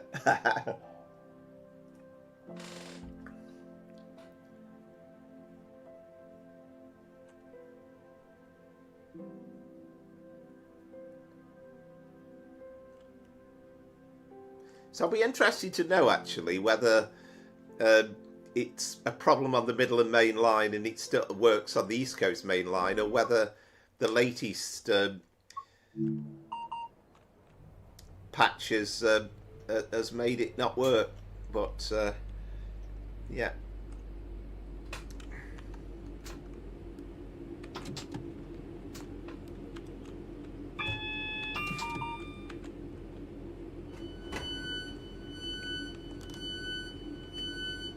So I'm hoping we might get announcements. We certainly did the last time we did this service.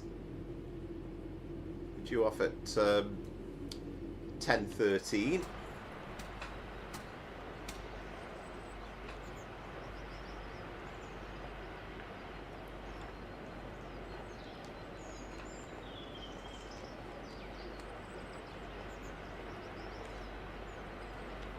I did actually take the trouble of making sure with the East Coast Main Line run with the Grand Central livery last week that it worked in free roam, but I thought there would be no problem with this one.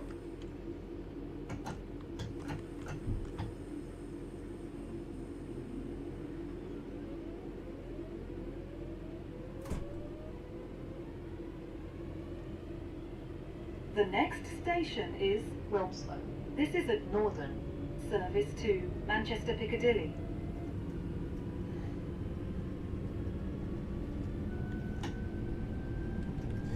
Oh, 100%, dude. That's what we're really missing. It's a lovely route. Crewe to Manchester Piccadilly via both sections, via the airport and via Stockport, are absolutely would make it into a complete route. But I just hope it happens. It just seems madness that we could potentially end up at the one from Just Trains, including Crewe, and the one that's coming up very, very soon, Crewe to Birmingham, includes Crewe, but not this one.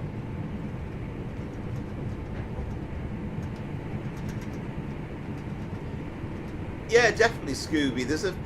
There's always, well, I'll say there's definitely been a few bugs with free roam mode, and I can guarantee you I could have set that up in I could have set that up easily as a scenario, and it works fine. I had a similar problem, I mean, with the West Somerset thing I was doing yesterday, to get the 33 to work. Please mind the gap between the train and the platform, and take care when stepping down from the train. I had to do that as a scenario because it just wouldn't work in free roam.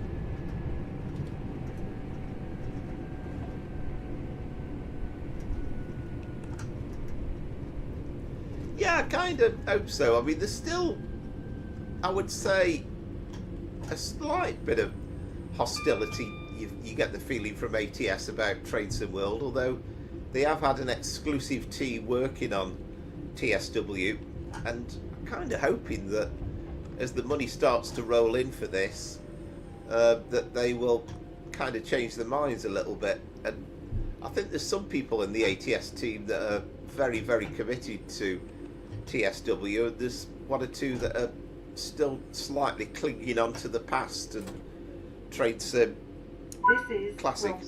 This is at Northern. Service to Manchester Piccadilly. The next station is Handforth.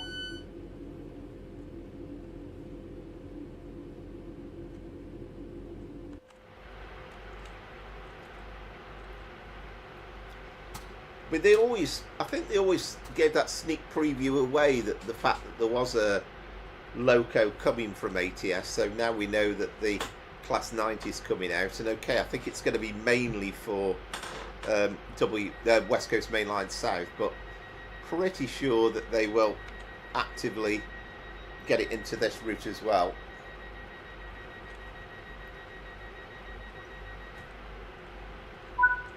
Please remain behind the yellow line at all times.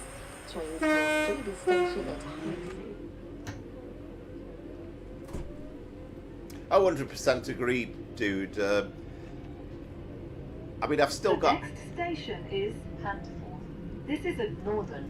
Service to Manchester Piccadilly. I mean, I've still got tons of stuff installed for Trainsim Classic, and I'm not planning on uninstalling it, and I kind of see its merits, but it's just a different game, isn't it? I've said it a million times, but you step back from 1 second, you feel as though you're virtually in the real world, and then you go on to Trainsim Classic and it just feels like a real blast for the past. It doesn't matter how good the trains and locos are, what efforts they've made to enhance it, it's still always going to be an old game.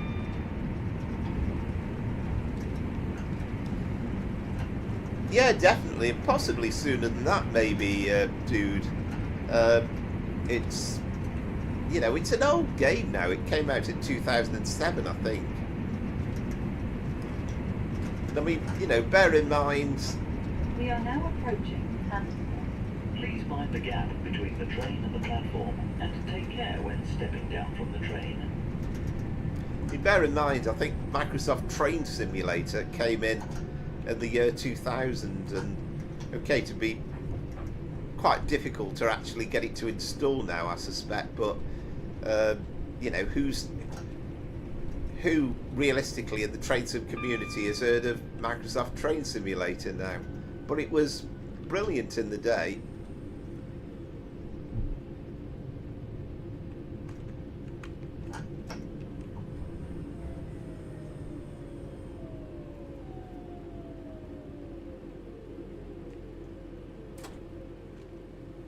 This is Handforth. This is a Northern service to Manchester Piccadilly. The next station is... Good to see plenty of passengers knocking about.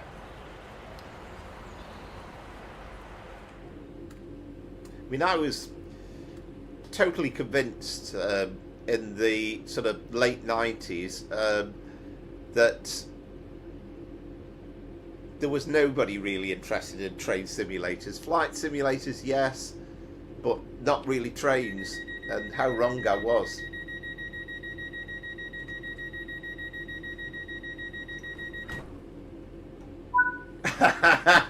Excellent, Peter. Oh, good evening, Andrew. Yeah, hope you're well. Twice in a day, and thanks for joining us earlier on the West Somerset Railway. Is Cheadle-Hulme. This is a Northern service to Manchester Piccadilly.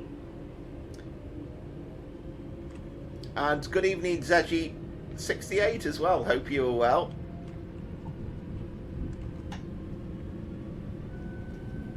You see, I'm of a different thought though, Peter. I quite like the 323s, and I mean, you know, I remember with great fondness the 304s, but I remember these units coming in and in the 90s and thinking it was quite exciting.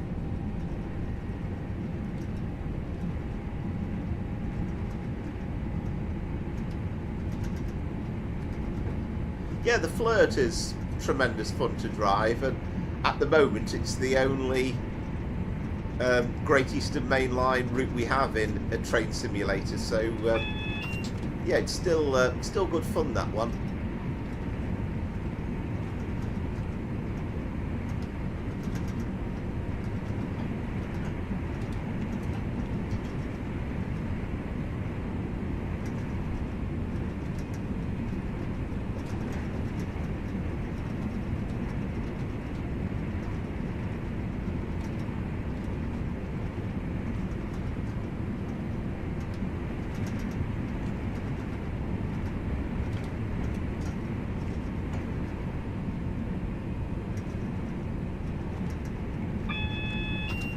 Yeah, I agree with you there, mate Taze. I think in terms of driving as well, if there's one train I've probably driven very, very little on TSW, it's the 166.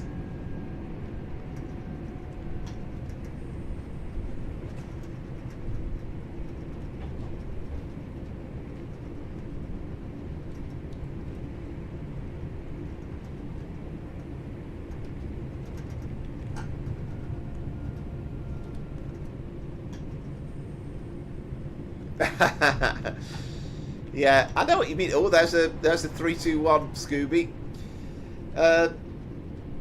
Yeah, I had a bit of a phase during the 90s, really, where We are now approaching Cheadle-Hulme. Please mind the gap between the train and the platform, and take care when stepping down from the train. I mean, I won't say I went off trains in the 90s, but I wasn't quite as up there. I think I kind of got more interested in football during the 90s, and trains went down the pecking order a bit, and it wasn't until really the internet, and then I started kind of looking about thinking, I wonder if there really is anybody interested in train simulation. And then people like Vern, or old Vern as we talk about on the forums, he was knocking about, and it became quickly evident that actually there was loads of people interested in trains.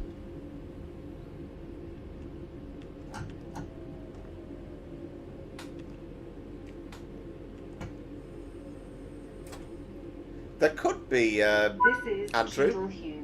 This is a Northern service to Manchester Piccadilly. The next station is Stockport. I presume we're 3 car. I haven't even checked, actually. I'm a very remiss of me as a driver. Yep, we're 3 car. And interesting little section. And of course that's the line down towards Macclesfield and Stoke. But as you'll see, sadly, only a few yards of the line is included, at least for the moment. Comfort. This station.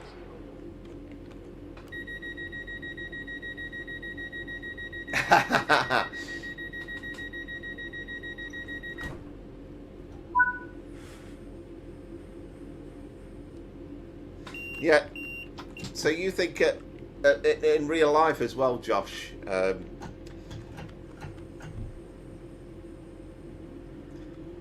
next station is Stockport. This is a northern service to Manchester Piccadilly. Yeah, I think my brother has always said when he's been on the Transport for Wales 158s, he's always said, you know, just how lovely they are to ride on, and comfort wise. I certainly did a most days. Good evening, Will. Hope you are well.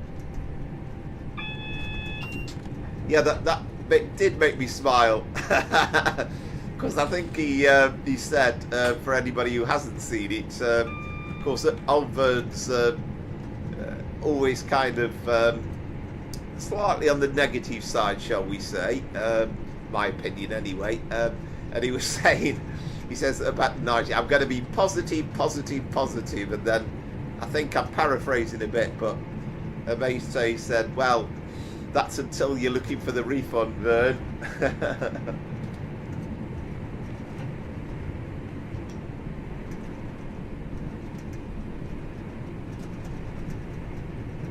Yes, indeed, yeah. I mean, he seems like, to be honest, he's clearly got a good sense of humour and, you know, again, an absolute lifelong passion. I think he actually worked in the railways. I've got a suspicion I think he's originally from the northeast, but I think that, I don't know if he definitely still does, but I think he worked in and around South Wales, so he knows the kind of the Cardiff city network area extremely well.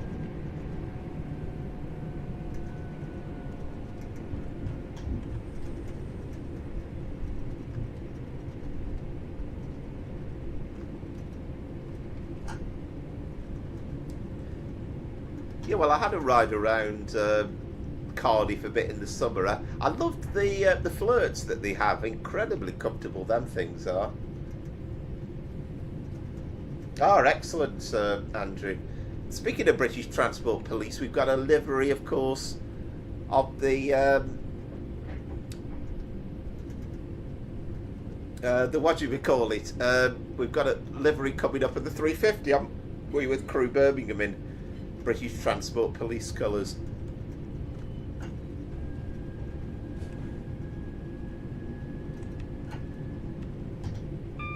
Tell you what, this route's so much smoother now on Trainsim World 6. I mean, it was quite a difficult route when it first came out, and it's only a few weeks ago. We are now approaching Stockport. Please mind the gap between the train and the platform, and take care when stepping down from the train. I think that line from the left is coming in. I think that's the old Cheshire Lines committee route from Chester by Knutsford and I'm trying to think where else it is. There's somewhere else that's quite prominent.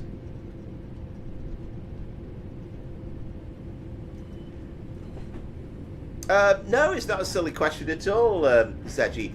It's kind of a new feature.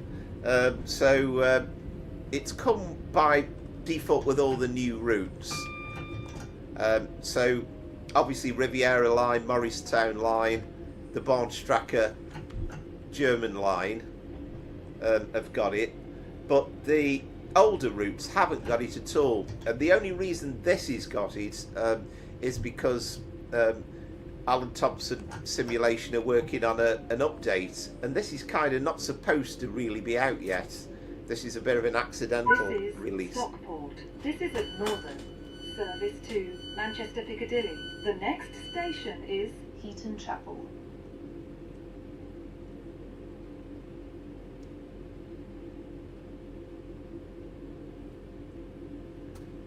Oh, I know, absolutely. Conspicuous by their absence. I mean, the one thing that when we get this done properly, then we should get an announcement to the station as well, and that's going to be nice to see.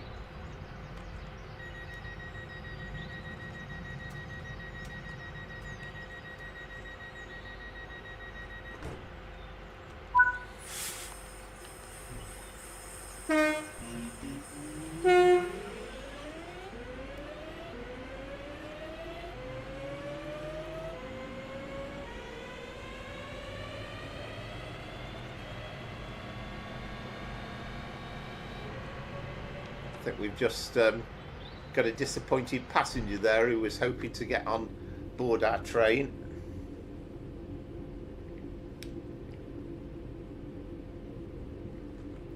Yeah, I think I mean eventually we're all going to get the full release for this update. Hopefully, I'm hoping it's not going to be too far off. I mean, it's going to make it an even better route once it's done.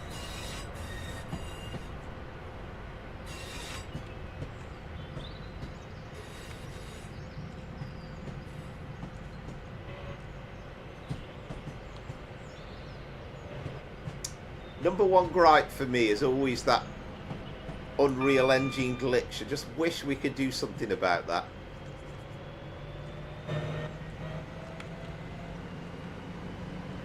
The only way is to kind of get us above the catenary a little bit, isn't it? Even then it's still not perfect. Getting over the motorway now.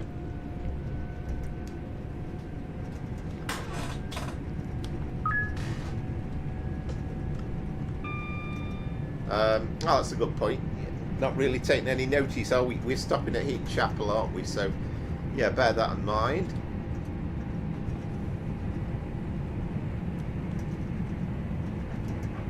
This is Heaton Norwich Junction, so that line there goes off towards the Sheffield line, but I think it's one of those weird little junctions. I think there's only something like one passenger train a day, or is it a week?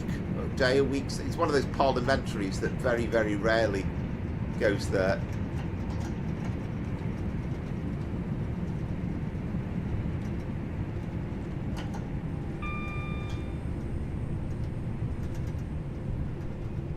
We are now approaching Heaton Chapel.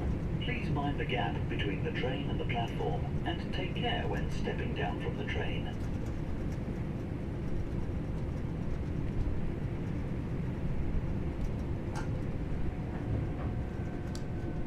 But yeah, just to say again, thank you very much everybody for watching, and if you are new to the channel, then if you would consider liking and subscribing, I'd be tremendously grateful. Really appreciate the support. Yeah, I kind of thought, because I started off by saying it's one per day, and then I remembered, I don't know whether it's somebody like Jeff Marshall who's done a video on it, but This is Heaton Chapel. This is at Northern. Service to Manchester Piccadilly. The next station is Levenshulme. yeah, that's one of those dodgy announcements, isn't it, with the Levenshulme.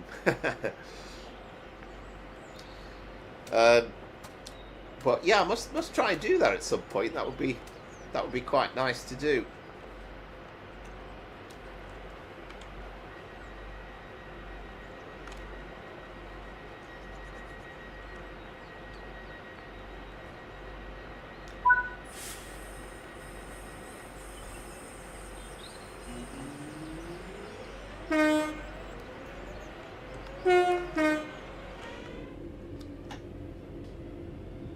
And we are stopping at the Levenshulme. next station is Levenshulme. This is a Northern.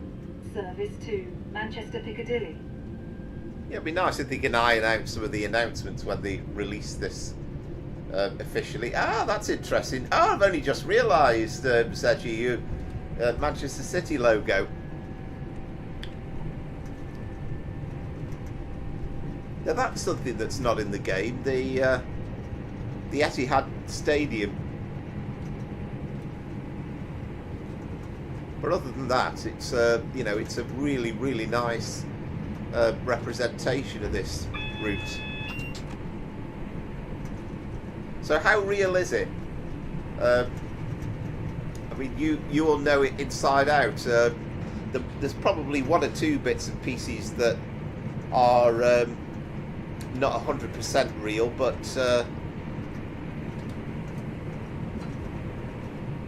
you will know how accurate it is.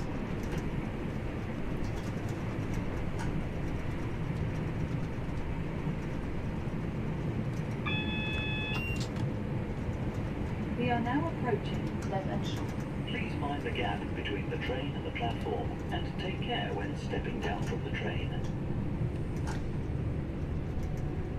I was delighted when the Asda was included, and okay, they've not labelled it as an Asda, but I have been on the train on these parts. I remember being, I don't know if it was at the station or the signal, but I remember seeing the Asda and thinking that's really prominent, and if you have a train sim representation of this route, it's got to be in there, and I'm glad to see that it is.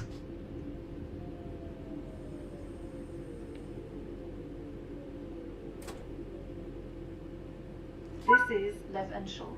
This is a Northern. service to Manchester Piccadilly. The next station is Manchester Piccadilly. There we go, Andrew. Well, at least we've had a Transport for Wales one anyway. Perhaps not a 158.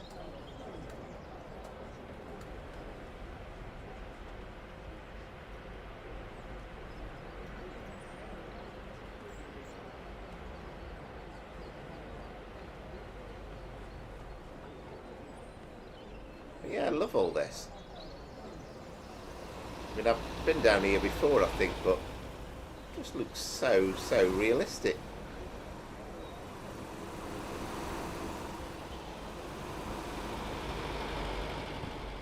Warning, have you paid?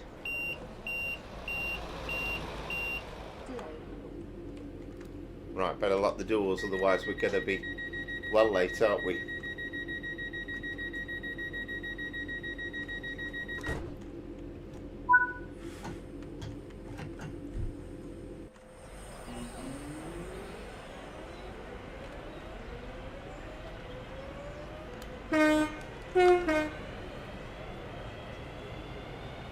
The next station is Manchester Piccadilly. This is a Northern. service to Manchester Piccadilly.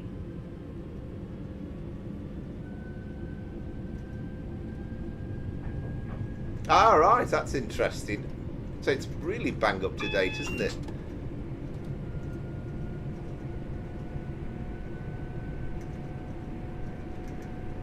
Good question, Dominic. Not sure.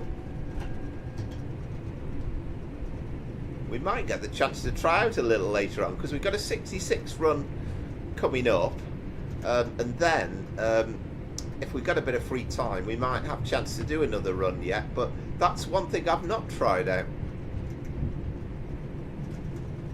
I mean, I would imagine so, but I would imagine it's been done on all the stop for the route.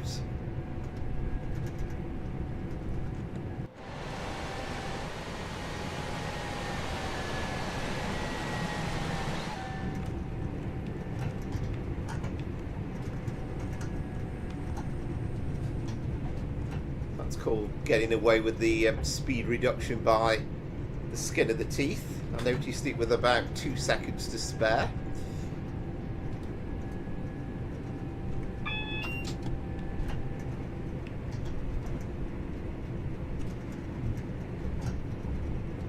There we go, another 321 coming out there.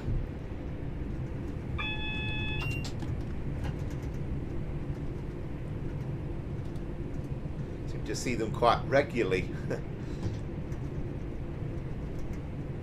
What we really need now for the Glossop route is for that to be kind of modified a bit and have the absolute up-to-date bits of this put in for that route, and have the timetable and the 390s and everything else for the Glossop and Hadfield services. That would really make it exciting.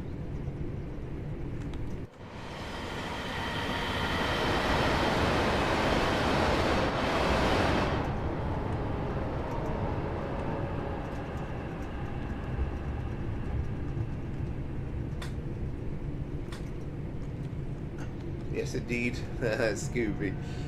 Yeah, your famous 320 or 321 livery. And I'm convinced as well, and I might be wrong on this, but every run I've done so far on this route since the update just seems a lot busier on TSW6, because it seemed as though the runs I did before seemed quite quiet between Stockport and Manchester.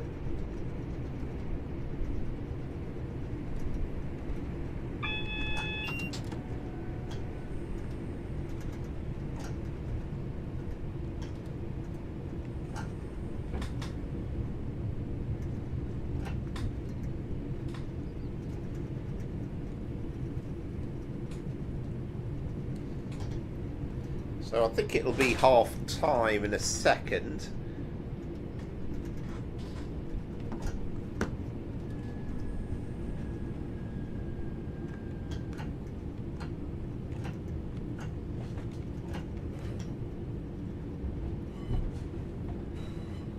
And we've had a pack of caramel lattes in Amaze. I can't think where I got that idea from. I've had a couple of them already. Very nice, they are too. Approaching Manchester Piccadilly. Please mind the gap between the train and the platform, and take care when stepping down from the train.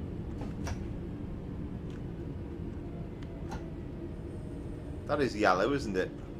Yeah, it must be. Because we are signalled into the platform.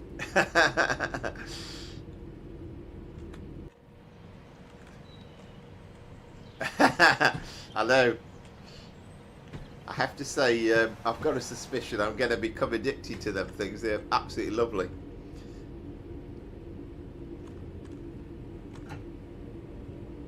Just the perfect thing for a winter's evening. Okay, it's autumnal at the moment, but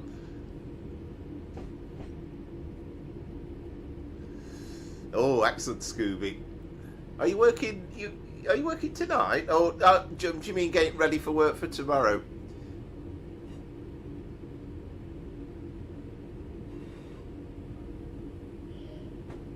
So it's going to be great when we've got the Voyager fully into this route. It's not going to be too far off, I don't think.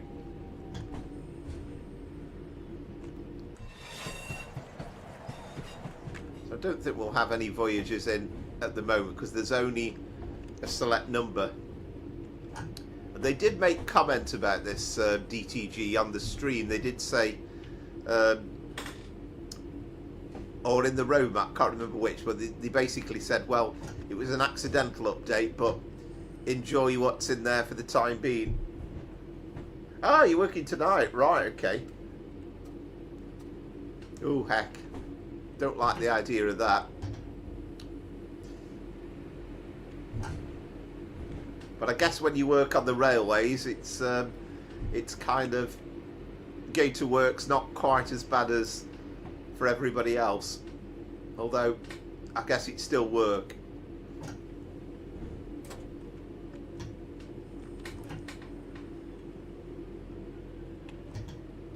So try and let's line up at least with that other train on the left.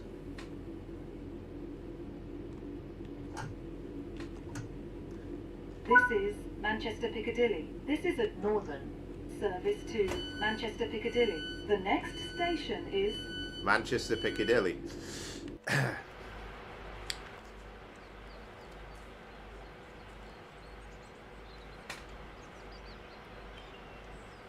well, let's go through there, will it? But you get some weird glitches, don't you, with this? I think sometimes some of these camera movements seem to be worse in TSW6 than we had in Trade Sim Classic for some reason. Trade Sim Classic and TSW5. At least we can see the outside though. Now that's the walkway. There used to be an Ian Allen ABC shop down there on the right. There's like a row of shops down there which is missing.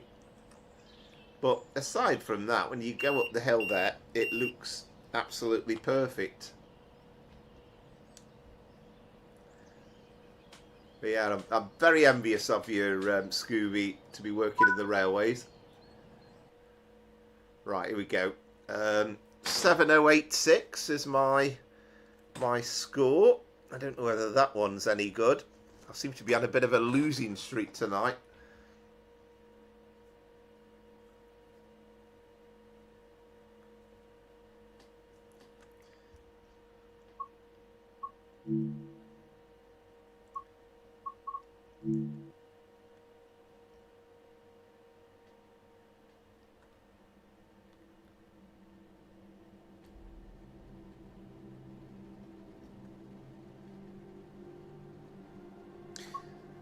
Right, so that is that. So I'm just I'll come back for the score and say. So I'll get this this coffee made, and then we will resume shortly, and we'll be on the West Coast Main Line South again. Then in a minute, we'll be back after the break.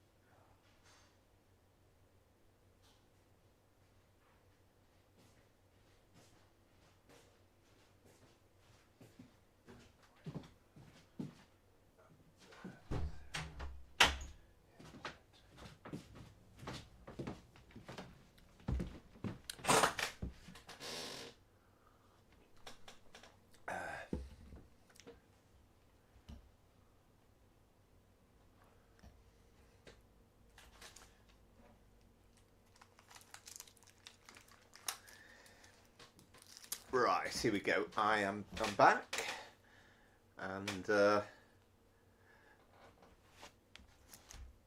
right, excellent, Amaze 6978. So at last I'm in the game. So it's still 2-1 to you.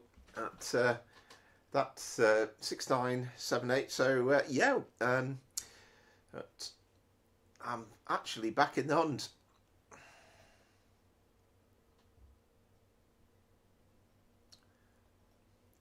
And I'm hoping that with the next run now, I'm going to be really on fire now with the caramel latte to go with it.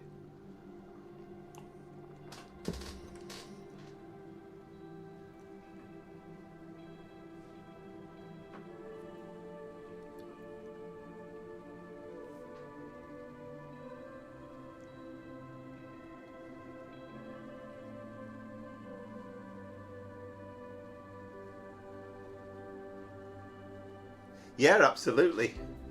Yes, indeed.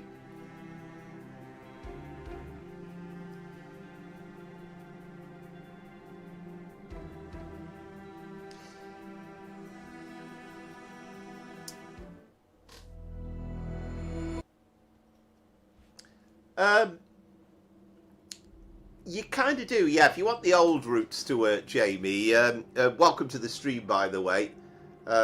Yeah, that's fine. Yeah, no problem with Mace Tays. Yeah, I mean, double check. I think there's 1 or 2 consoles where there's been some issues about importing your old stuff, but yeah, if you want your old routes, if that's what you're asking to work on TSW6, then it's a question of just re-downloading it. I mean, if you haven't got the new routes for TSW6, then you kind of got the free starter pack, although I can't remember exactly when that runs out. And then you automatically get TSW6 but without the new content, and then you load in all your re-download, reinstall all your old stuff. Unfortunately, there's no kind of quick way at the moment of installing stuff straight off. Yeah, no problem. But just have a look through on the frequently asked questions in case there's anything different with the Xbox, because I'm on PS. I'm on PS. I'm on PC, of course.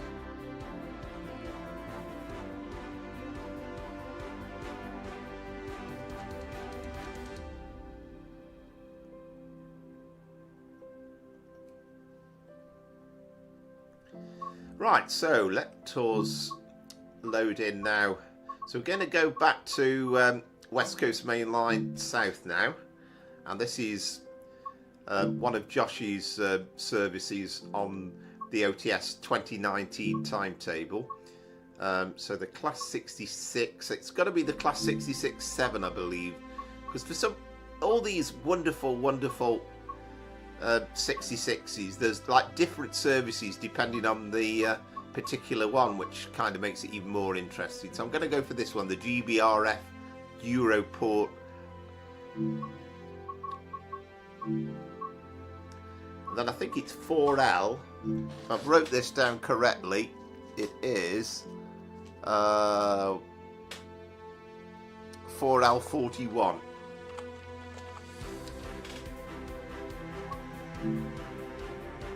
It's the 0847, and we're going to be taking it from Milton Keynes Central to Wembley and the Willesden Yard Depot Complex.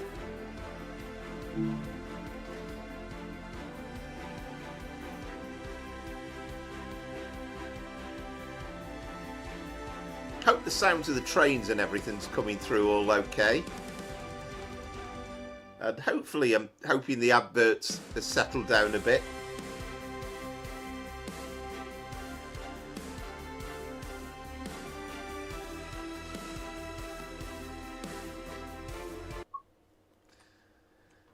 Right, 1063 tons, 717 yards. Now I need to convert that into feet. Yeah, it's a brilliant collection. What's his name? Spratty Heath, I think, isn't it? Who's done them?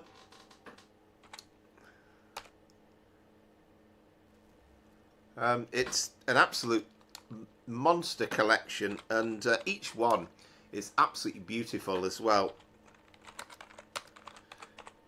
What was it, 717 yards into feet. Right, 2,151 feet. Okay. So just a quick look at it. There it is, and you'll see very soon just what, how long it is as well. I mean, I think we've got something like 33 carriages, but look at the detail on that. That's beautiful.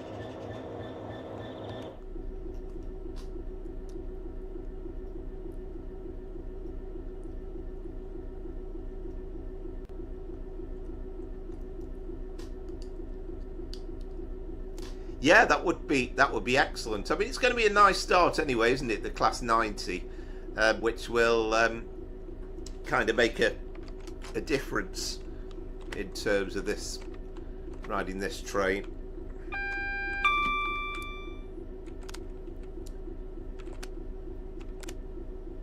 Yard work, day running. So we need to get this doodah set up. So train length. Actually, I wonder if we can get a better. Maybe not. Yeah, we'll do it by scanning up. Hang on. Yeah, that'll do us anyway, won't it? So one. What would we say? I forgot what I said now. 2151.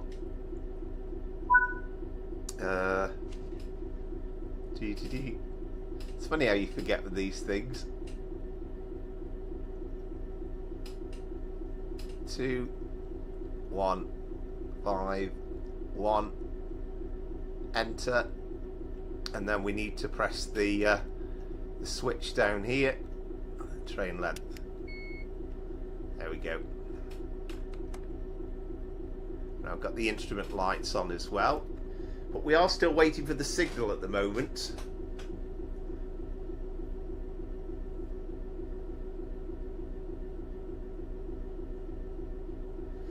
I believe so, Jamie, yeah. And I think this is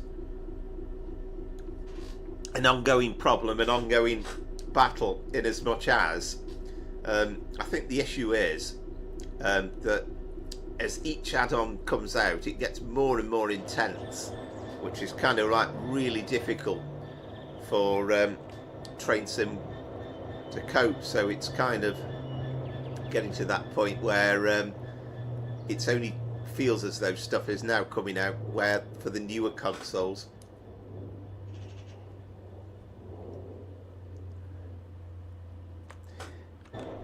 Maybe all adds to the fun though, Josh. Just making sure actually. Is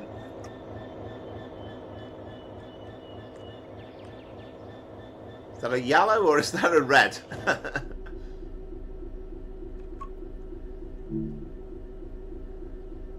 That's a yellow, isn't it? I was thinking it was red. I have actually got the enhancement pack in Scooby, but there's some lights where it just doesn't look particularly clear to me.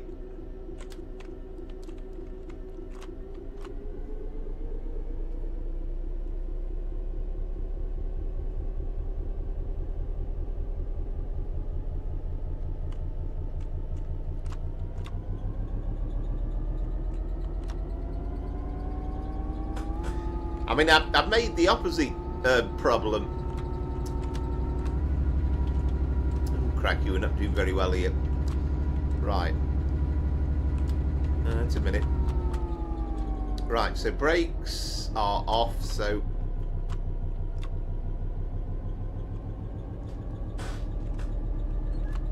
There we go.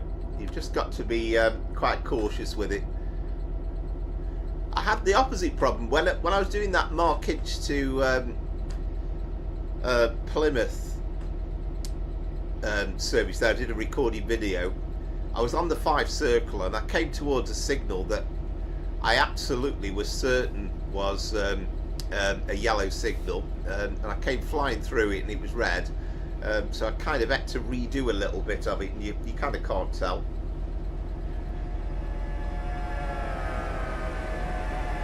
Yeah, I believe so, Scooby. Yeah, it's certainly the one that's on Train Sim Community, of that website. But I think sometimes it's just different weather conditions. Yeah, if you play it in the dark, then you'll see it a lot clearer.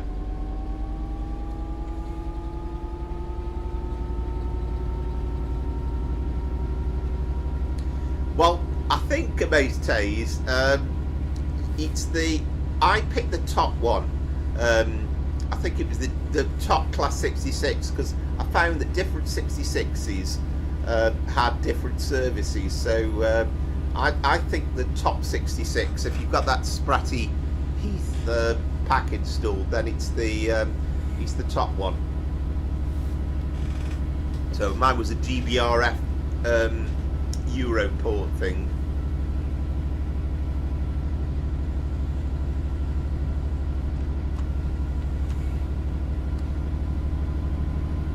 Yeah, I think that's the great thing, Unwind. I mean, I think some people kind of suggested, I know we're all slightly bored of the fact that it's all 66s.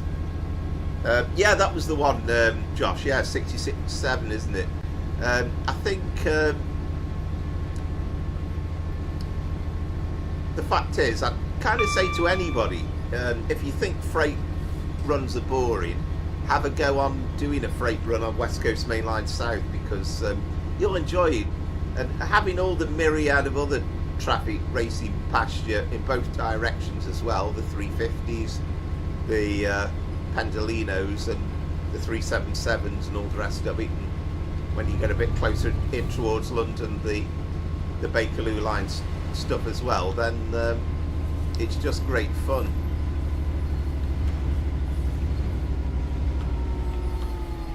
Now I should be a bit careful here, shouldn't I, because that last signal, of course, was single yellow.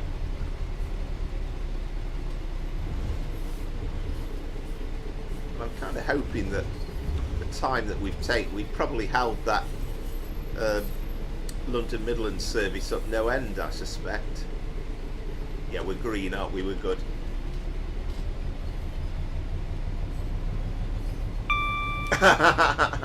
That's fair enough, Peter. I quite understand. Yeah. Well, thanks as ever for joining us. Have a great night, and hopefully see you again next week.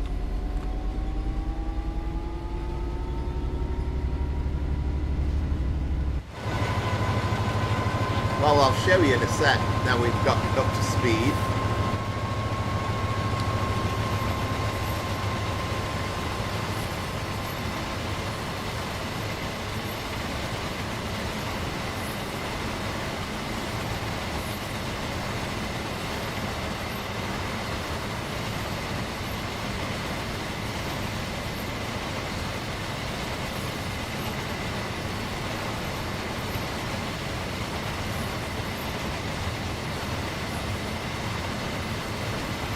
Doesn't finish yet.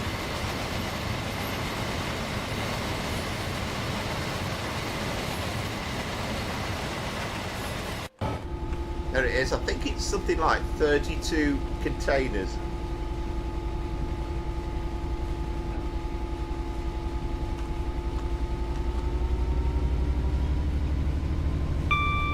But yeah, it's going to be great, Scooby, when we've got the 90 for variety. And I mean, the pictures of it that we saw in the preview on Thursday, I mean, it looks in good shape, and it's difficult to know exactly how far they've got with it, but it's outside of the next 3 months, so probably that's looking like New Year.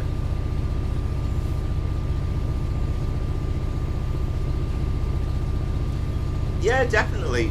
And I know that Amazed Taze will tell you, but he was, I mean, I would never have noticed, but he was very particular on the fact that he said the container runs were not the right length by default in the game, and Josh and his team, with creating this timetable, have ensured we get full length 32 container services, and I think right in saying that the 66 as it stood, as it came out, wouldn't have been able to handle it. So I think again a bit of tweaking's been needed there to make it run.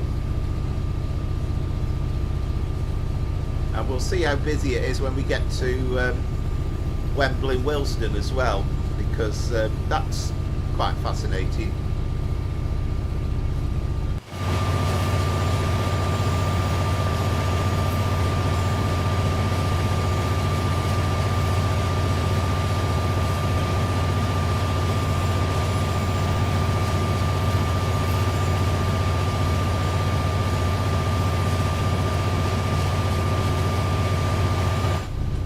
I've only just spotted as well, but at the top it says we've got to stop at Watford Junction as well. So I presume, where are we? Watford Junction, and then eventually we'll go on to South Departure Siding 2.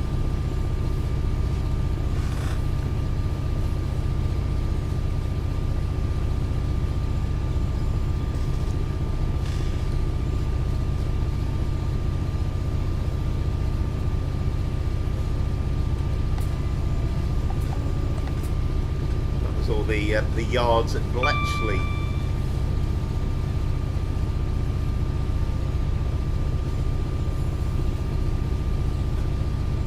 So I mean, this is going to take where are we now? 1939. It's going to take just over an hour, so we might have a chance for a very, very quick final run.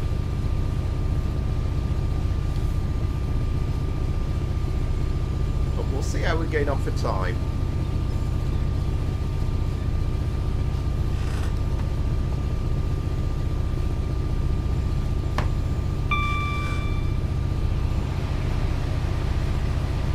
Of course, most of the Pendolinos at this time in 2019, it was still under the Virgin Trains franchise, but they knew by then that they were losing it and it was going to be Avanti West Coast coming in. So most of the Pendolinos were in that old kind of grey, whitish, blank livery. It took quite a while for Avanti to properly put their stamp on the logos on the train.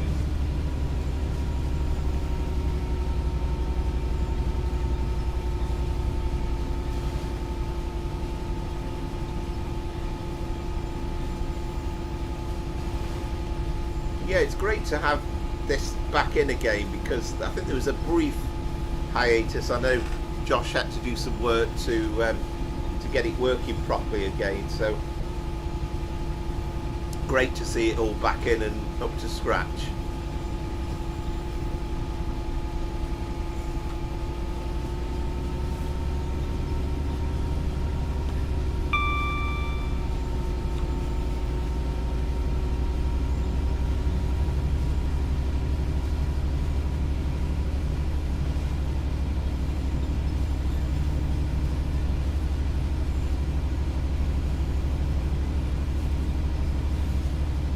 Quite know in terms of you watching whether the sound's coming through really well or not. I mean, we can open the window, I think, or is that too noisy? What do you think?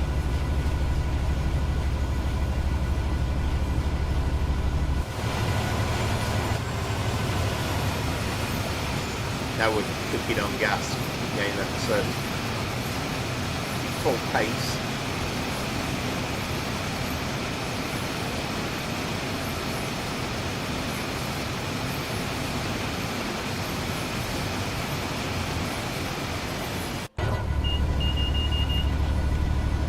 Ah, good.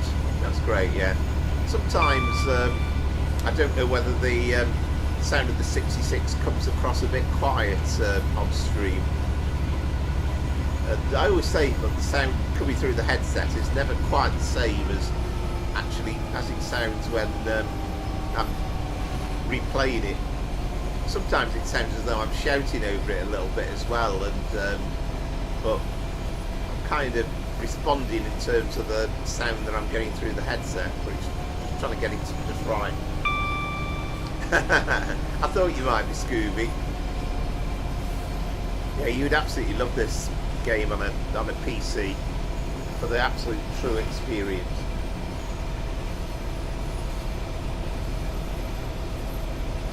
And you know, as I've said before, it took me a while to get really completely excited about running freight runs, but absolutely love it now.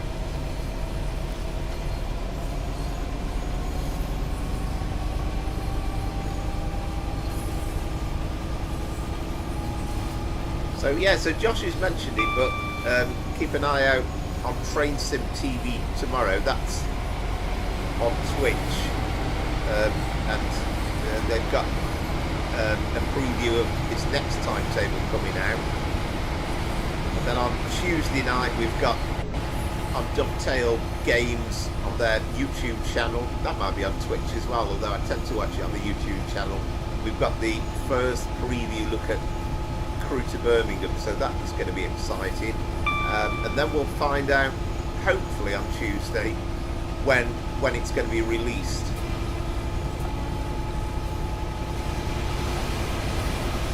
Wow, it's dark, isn't it?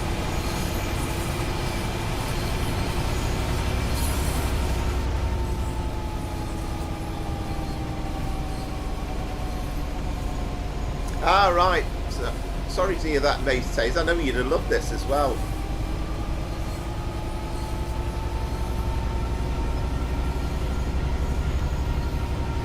All right, that's weird, Scooby. No, you're dead right, Andrew. That's the exciting thing, really. I mean, there's huge power behind this thing to be able to haul all those units, but of course we are restricted to 75 mile an hour.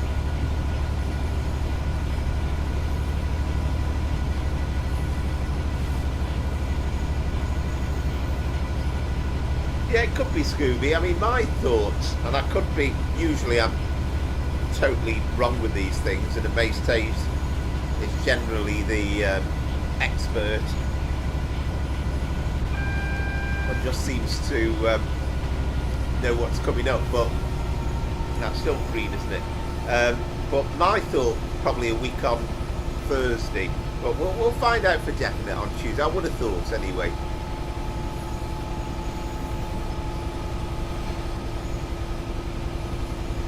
But an absolute definite day one purchase, I'm quite sure on that.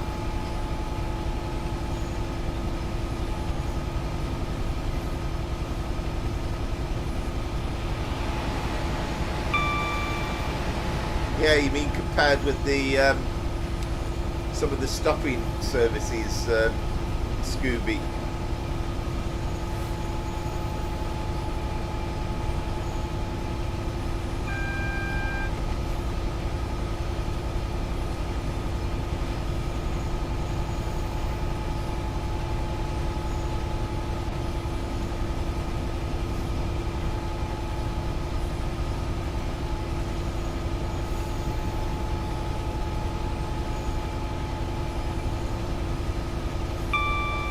Yeah, sometimes you get some weird things going on with the AWS. It's like green, but didn't seem to be any, you know, sometimes it might be for the junction, but there didn't seem to be any other signs.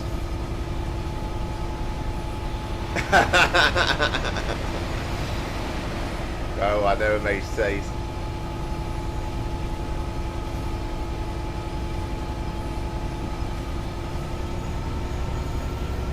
Mace Taze always keeps eyes and ears close to the ground and generally knows about most things.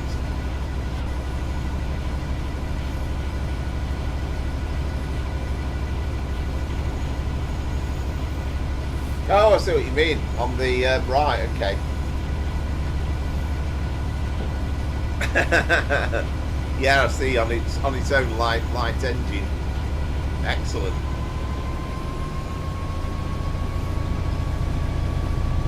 There you go. Who needs the javelins? That's what you have to say, or the TGVs. And I know you've always liked to play around with them and try different things and try bits and pieces of routes that nobody quite knew existed.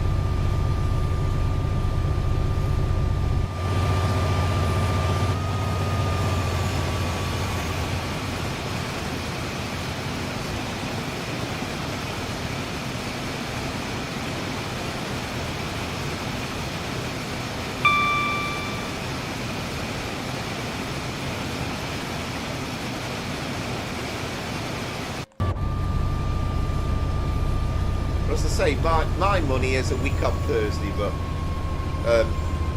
I'm not always the best predictor in the world, and I certainly don't have any inside knowledge on that. But we'll find out anyway. Very excited to be watching the preview, and you'll know, and you'll have seen a couple of videos that I've done where I've filmed line side by the West Coast Main Line at a place called Stableford. I've done a couple of videos on that, so I'm going to be interested to see the little section around there, just how right it is.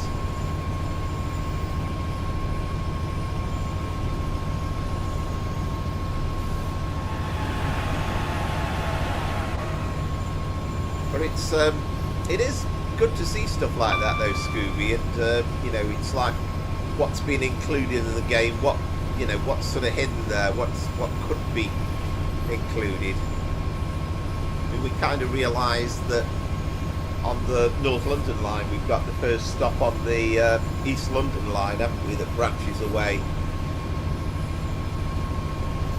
the name of which station evades me memory, but it's kind of just about there.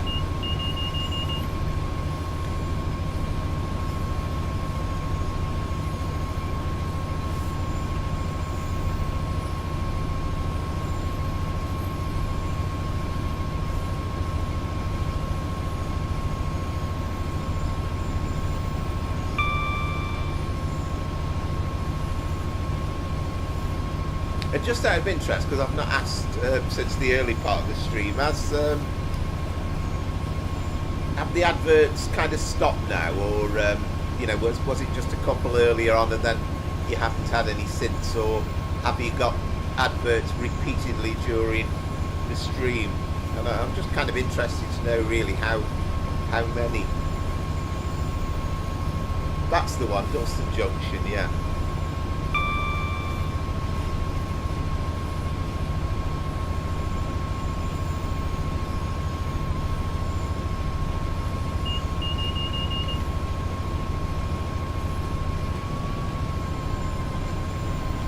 Back a bit on the power slightly. It's better when you're going uphill though. It's kind of really easy to control the speed, but I've got a feeling the moment we go past Tring, I think it's probably going to be pretty much downhill all the way to towards Wembley and Willesden, so it'll kind of give us a bit more to think about.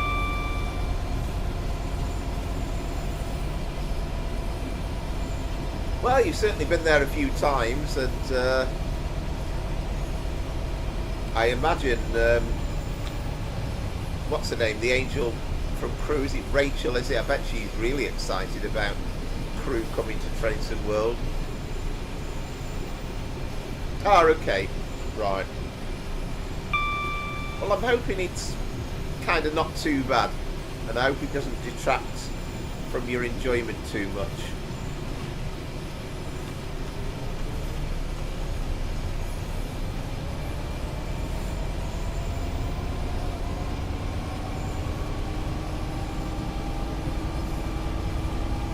Of course, the thing is, I'm not seeing the adverts, obviously, with doing the streaming, so, you know, for me, I don't know how irritating it is.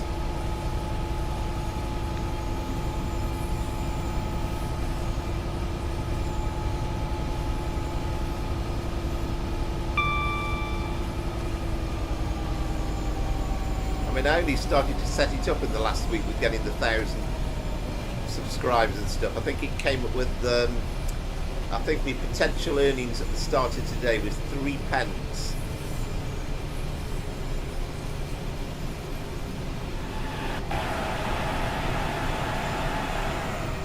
Ah, right, that's strange, Scooby.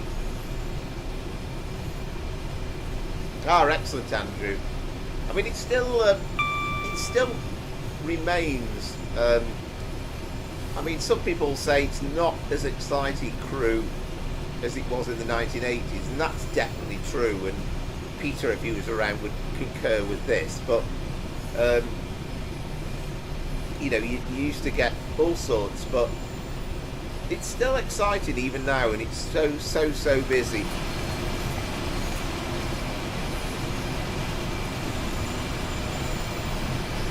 We're going to get the contrast as well. I mean, when Just Trains released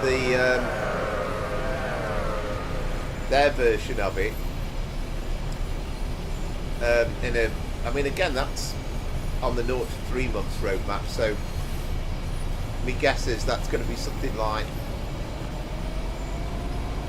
probably next month, I'm guessing, maybe November. We'll see the contrast between the 1980s crew and the present day one.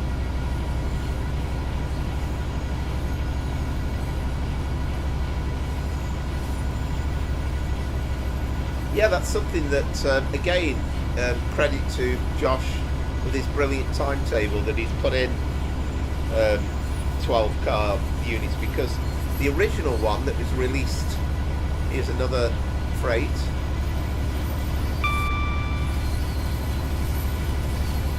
The original timetable from Dovetail Games was just totally 4 car 350s.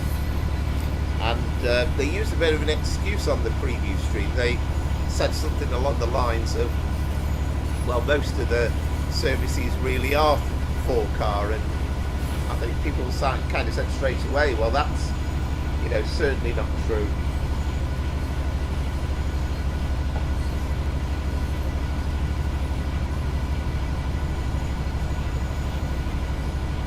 All right, Rachel, yeah, well, thanks for letting me know. As I say, it's the first time for me, obviously, getting the 1,000 subscribers. So, obviously, all the streams before have been advert free. So I think I've set it on medium, if I remember rightly. It's not. So goodness knows how many you get if you set it on to the full capacity, but I think medium's like default. Well, thank you very much for watching. I just hope that the adverts aren't detracting too much from your enjoyment.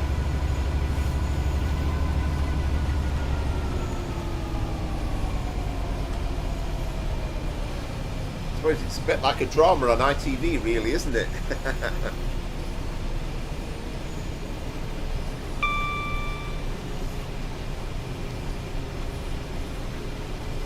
Yeah, exactly, Andrew. I think most people very quickly cottoned onto the fact that 4-car 350 workings was very, very rare.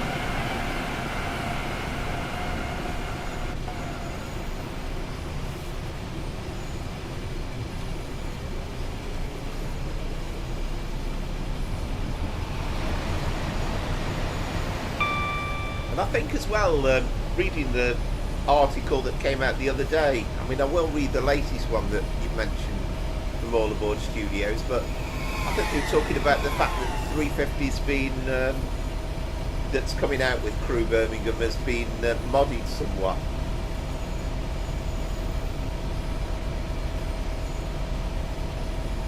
Yeah, you've got your ones going to, you've got your core Liverpool Lime Street to Birmingham New Street, haven't you?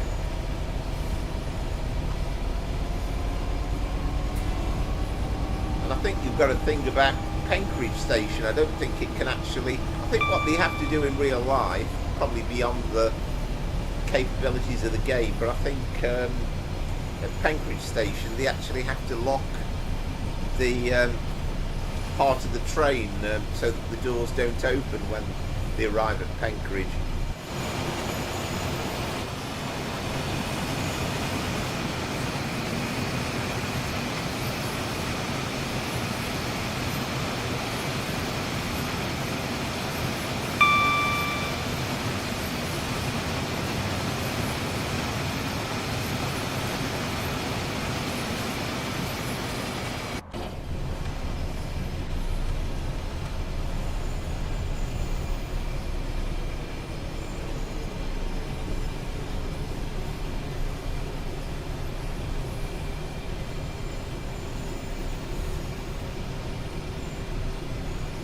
And I think we're always looking for the next thing to come out as well. And I mean, as Scooby said, it'd be lovely to have the missing section now between Milton Keynes and Birmingham New Street. But also, it'd be interesting to see if All Aboard Studios go north to, say, to Liverpool Lime Street, or whether they thought about extending the route to Wilmslow. Because if, say, ATS don't want to extend Manchester Airport commuter, if, say, All Aboard Studios went to Wilmslow, most trains stop at Wilmslow anyway, so that would be kind of a bit of a compromise. And I'd love to see Just Trains doing the Liverpool Lime Street services from the 1980s, and you know, if we could get a 304 in the game, or a 310, I think it'd be a 304 really for Crew Liverpool Lime Street, then I for one would be absolutely thrilled with that. Oh, superb, Rachel! Wow, now that is lovely to hear.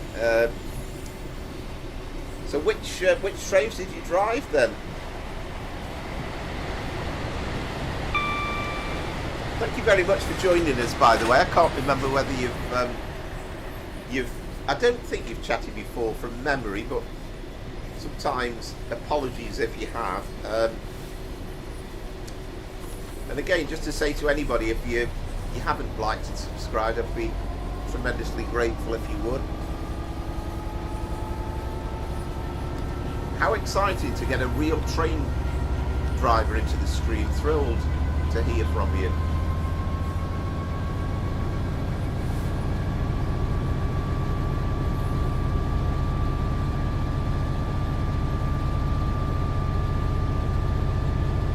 So many questions really as well. I mean, how realistic is it compared to real life?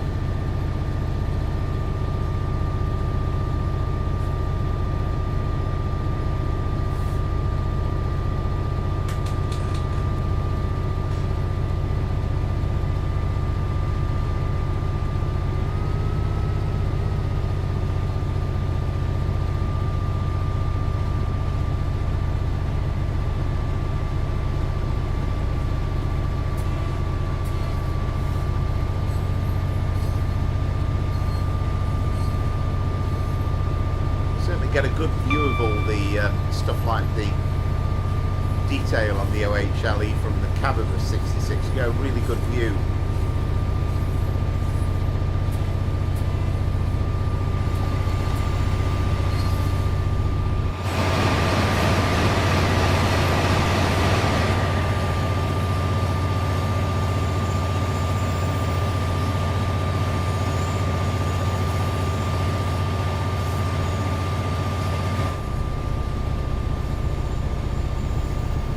And I've said it before, you know, a load of times, but in terms of routes that, you know, I really wanted to see coming out, this had to be top of the list.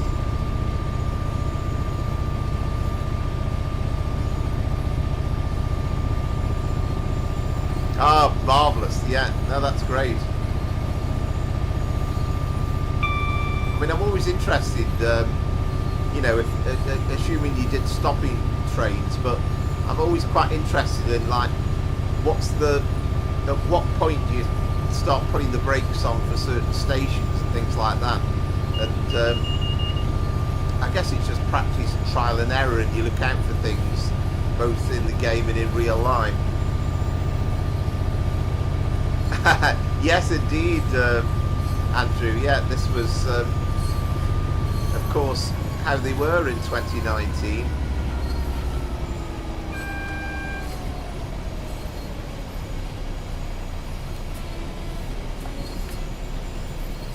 And I suppose I've got to ask as well, do you miss driving trains? I'm sure you must have found it really, really great. Yeah, absolutely.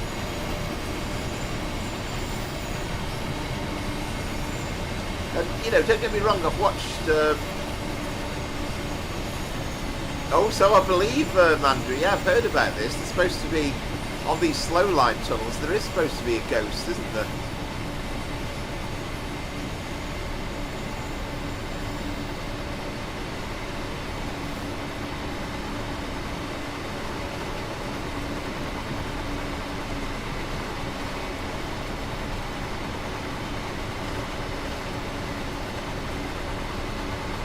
Right, we're still double yellow, so we're okay. Sounds noisy through the tunnels, doesn't it? With the window open.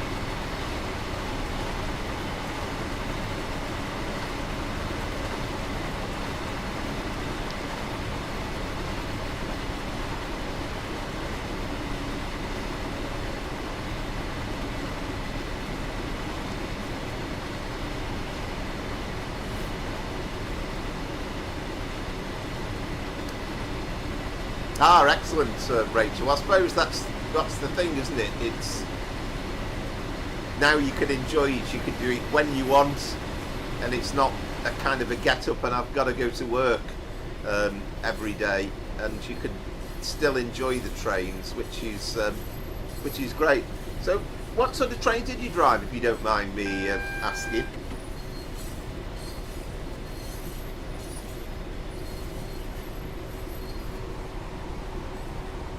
Yeah, it could be, Andrew, yeah. Well, actually, we're going to be held anyway, aren't we, at Watford Junction? And actually, the signal is just beyond, so...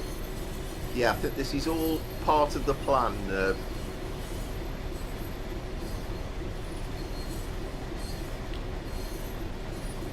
Yeah, I can imagine that, Rachel, yeah.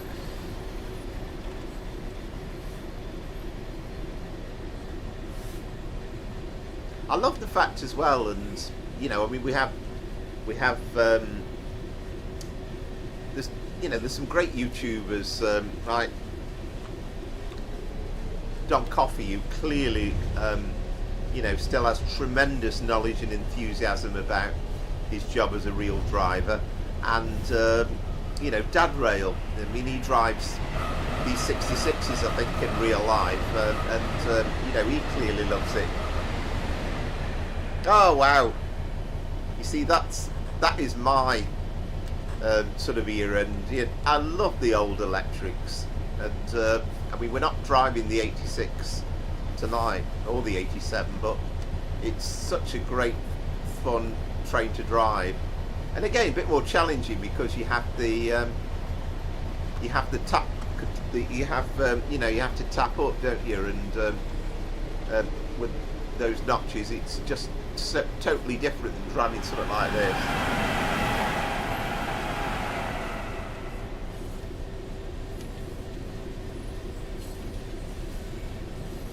I mean, I was born in the very early 70s, and I've said this before, but I can remember distinctly in my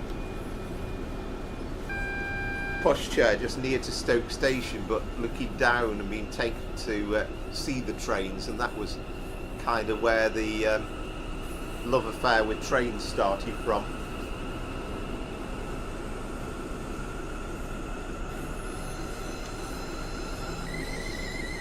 Yeah, this is why we're being held, isn't it? It's that 350 that's getting the pack ahead of us.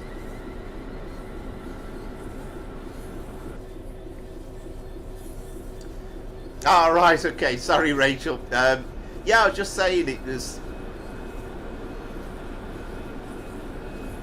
that was kind of my sort of era. Absolutely loved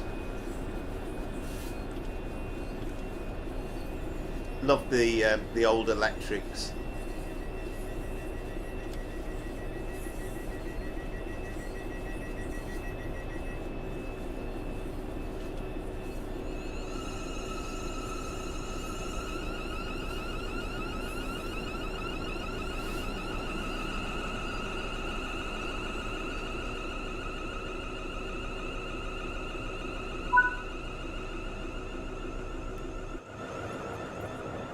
So we've got quite a bit going on at Watford Junction.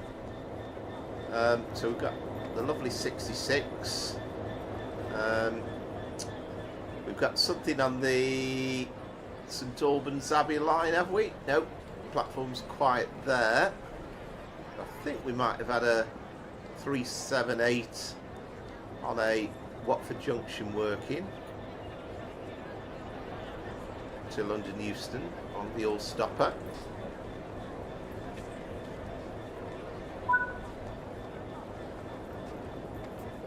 Ah, okay. Yeah, but you know, having said that, you've still got an enjoyment with them, and you still like the game. So you know, that's all fine. Yeah, brill. Yeah, well, I can understand that. It's the difference between real life and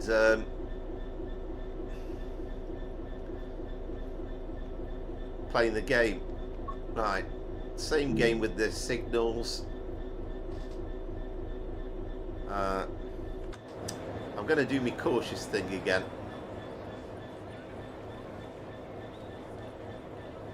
Yeah, that's yellow, isn't it?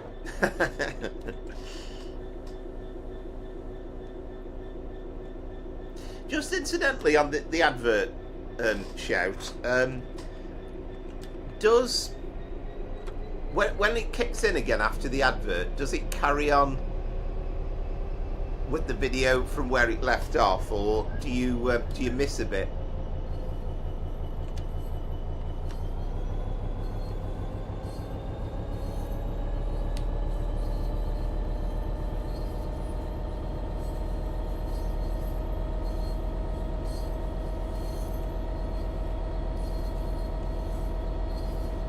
Yeah, it's definitely amber, isn't it? He says. We'll soon know anyway.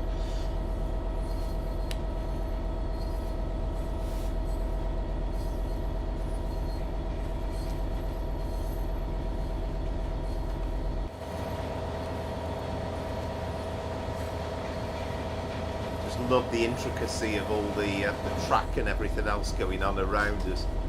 So perhaps not going to motor away here at this point.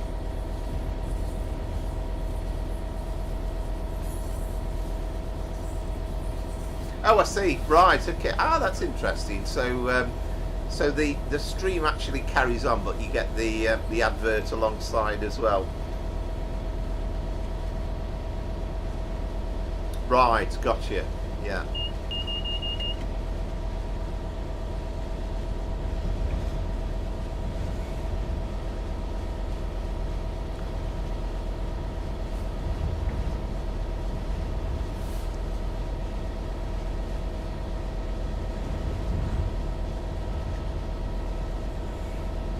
I suppose that's not too bad then.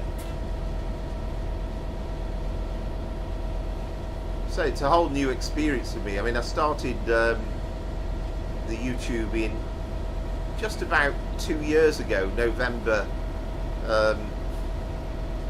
December 2023. That was the first video, and then I did kind of 9 months or so streaming doing recorded videos, and then since Trains World 5 came out last September, I started doing the live streams. Now do a bit of both. So last Sunday was the breakthrough in terms of getting that first 1,000 subscribers.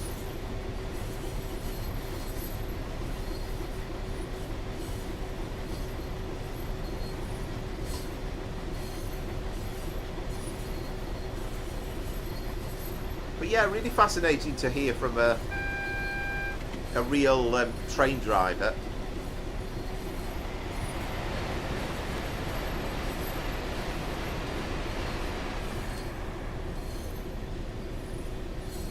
Ah, there we go, we've got green now, haven't we?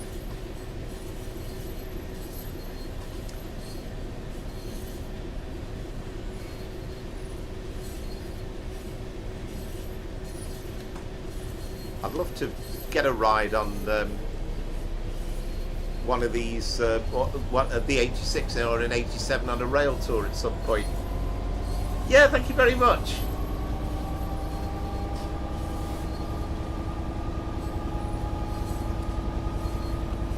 I mean, I get a great sense of enjoyment out of doing the streams, and you know, hopefully that conveys through, and you know, it's lovely having all of you watching, and all your comments in the chat. That really does make it.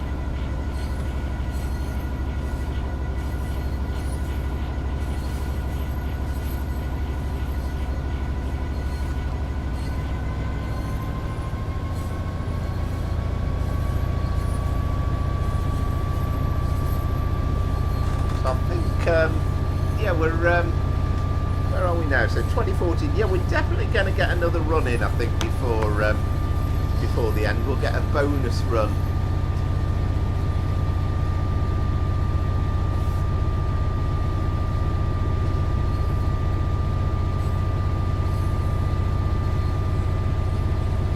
Yeah, cheers, Andrew. Yeah, thank you.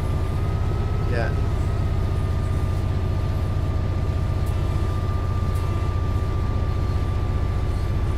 It's certainly what I've been. I mean, the thing now is it's kind of like, you know, it's the first stage really, and you know, I want to just carry on growing it, and hopefully, you know, we can just make it get better and better.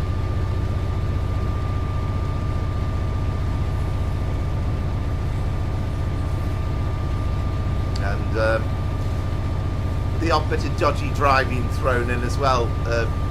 Rachel, if you've watched any of his streams from before, I'm certainly no expert. But I can just imagine the fun of knowing. I mean, you kind of show somebody, and you know, you could do a stream, and you would be telling people, even without the HUD, you'd say, right, well, the speed limit's coming down to it. As you say, it's all about route knowledge, but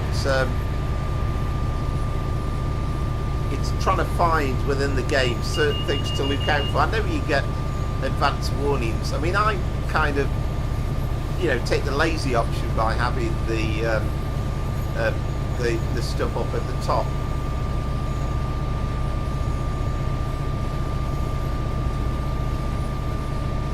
Ah, right, fantastic, Rachel. Wow. Yeah, but now that must have been exciting. All right, thank you very much. No, that's massively appreciated.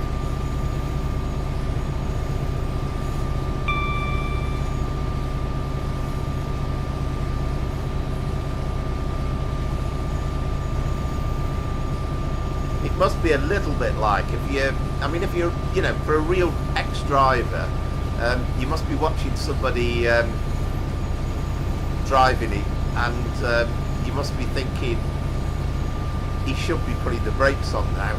He's not going to make that speed reduction. Yeah, absolutely.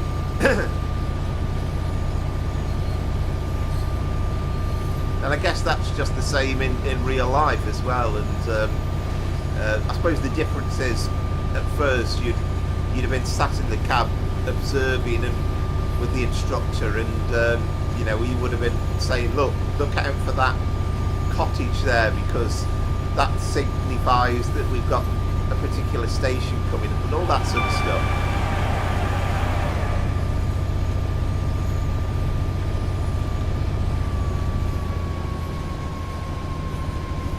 But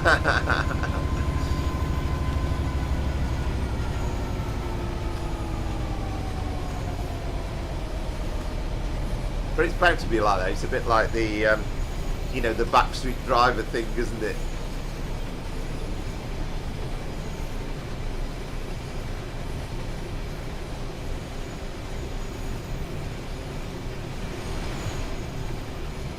I mean, I suppose, I mean, having said that, driving the 86s and the 87s, you would have been essentially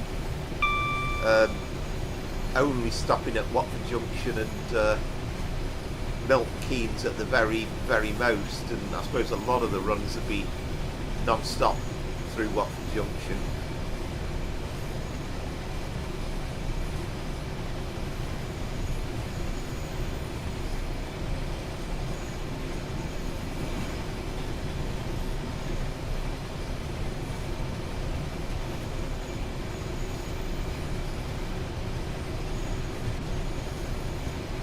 I mean, I mean, I'm assuming for you, if you were driving, I suppose you've probably driven the 86 or the 87 on the game on this route, knowing it so well. That must be quite an experience. But I'm guessing if you were doing, say, a Watford Junction to London Euston stopper, or you were doing a 350 run, I suppose the knowledge isn't quite there the same, and again you'd be kind of practicing like everybody else.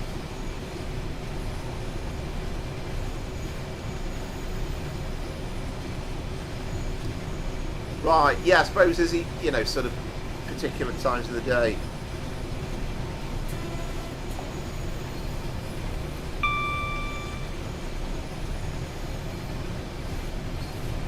How real is the 86 and the 87 compared with real life? Does it feel as though they've been accurately modelled? I mean, it certainly feels like it for me, but I'm not, obviously I'm not the driver.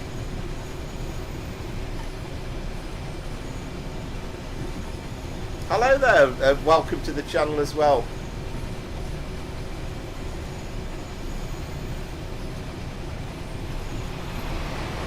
I mean, I was just fascinated really to see the 86 coming into the game compared with the 87. Oh, fantastic! Yeah, no, that's marvellous to know.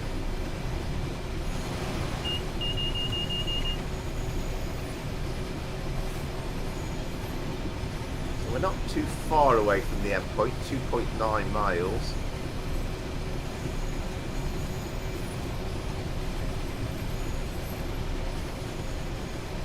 You're making me want to drive an 86 now for the last section. Well, we might have a think about that. Even if we don't do the whole way, we might do like Preston to Lancaster or something.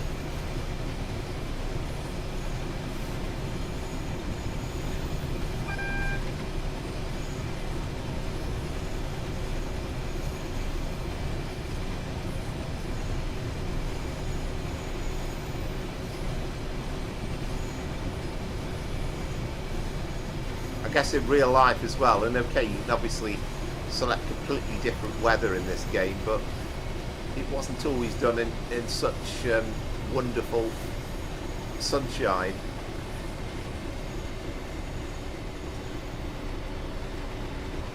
Right, a bit more power to it, I guess.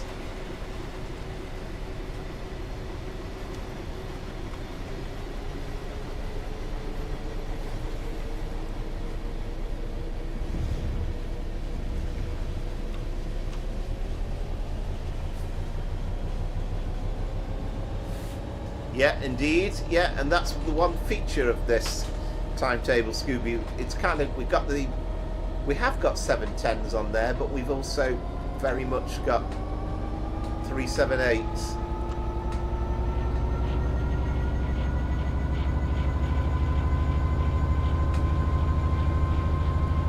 Yeah, I can imagine. I mean, I actually, I don't know whether you saw, but I did a run on the West Coast Main Line last week with the 313, and it was the first time I'd seen fog in the game and I could not see a thing. I thought, this is incredible.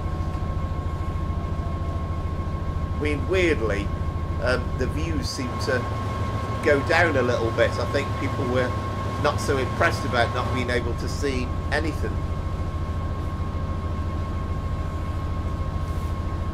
We are an intermodal, Matty. I will show you, but I need to just keep an eye on these signals.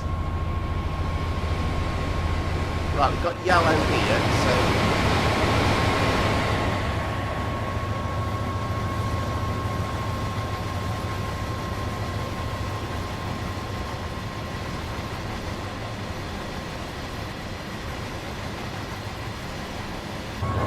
Now I've got back to the cab, it's 30 odd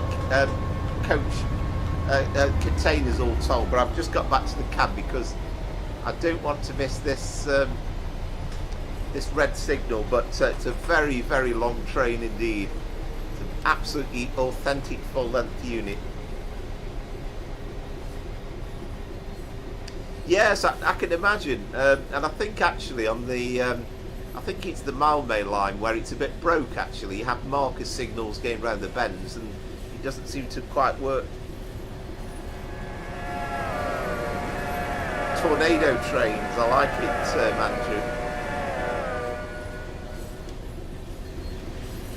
I'll try and crawl up to this signal because I know it's only just beyond the station. Might have cleared by then.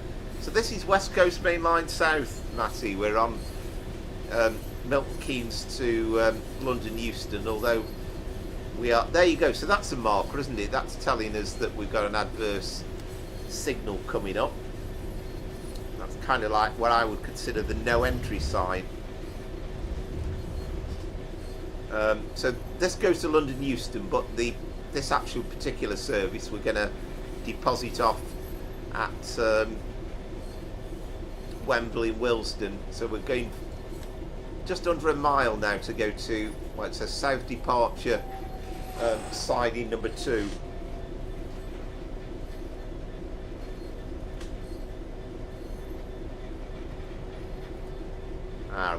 No, that's definitely yellow, so we're all right. We can carry on. We haven't got to stop.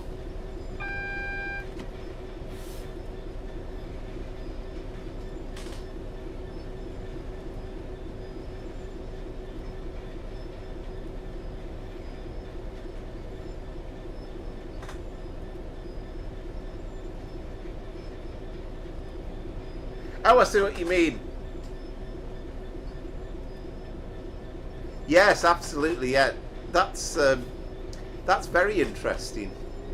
I mean, I remember watching. Might have been one of the original Night Mail video, but film.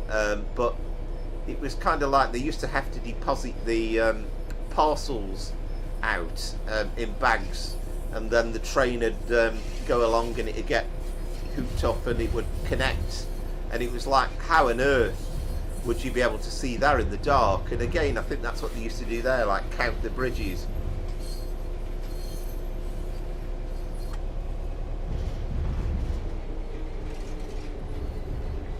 Yeah, I'm kind of guessing here, Andrew, that, oh, you can see just about saw the 378 there out of the corner of your eye on that Euston service.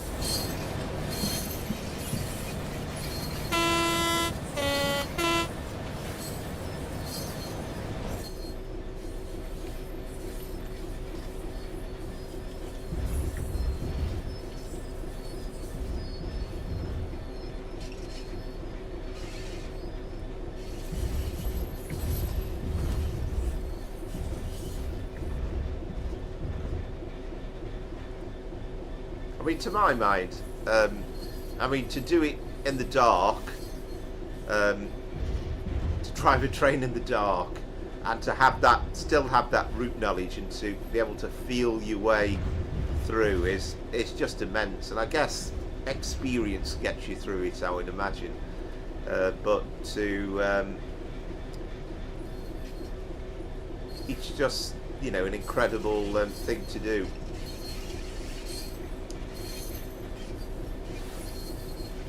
Completely different subject, but it's kind of like you listen to a horse racing commentator on the Grand National, you know, how does he identify 40 horses and be able to work out where they all are?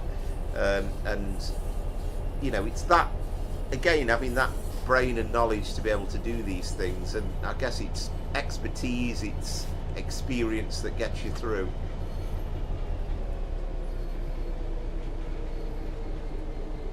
Correct, exactly. I remember the very first live stream I did, Amazed Tays, I remember saying, I'm not sure how much I'm going to be doing of this run, but we'll kind of give it a go. But yeah, I have to say, really enjoy them now.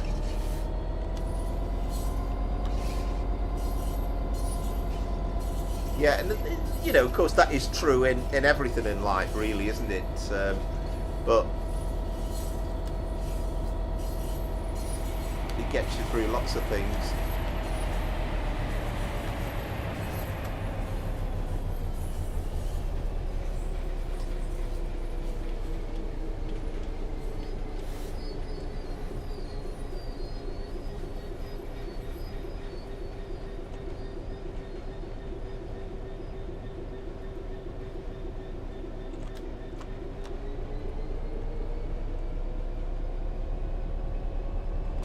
Yeah, so you're going to be very interested as well when the Class 90 comes out. So I think it's not going to be this side of Christmas, I don't think, because it's beyond the 0 to 3 months. So I'm hoping it's not going to be too far into the new year. But the pictures that we saw of it on Thursday looked lovely.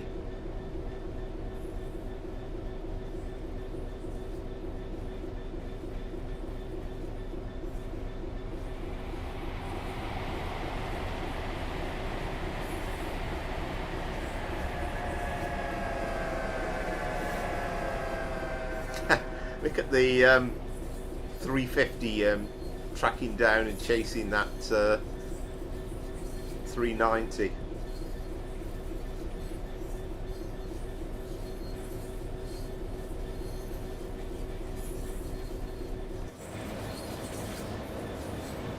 And I'm glad to report that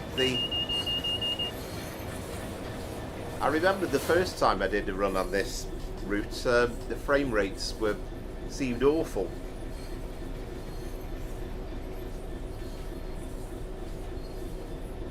Ah, excellent, yeah.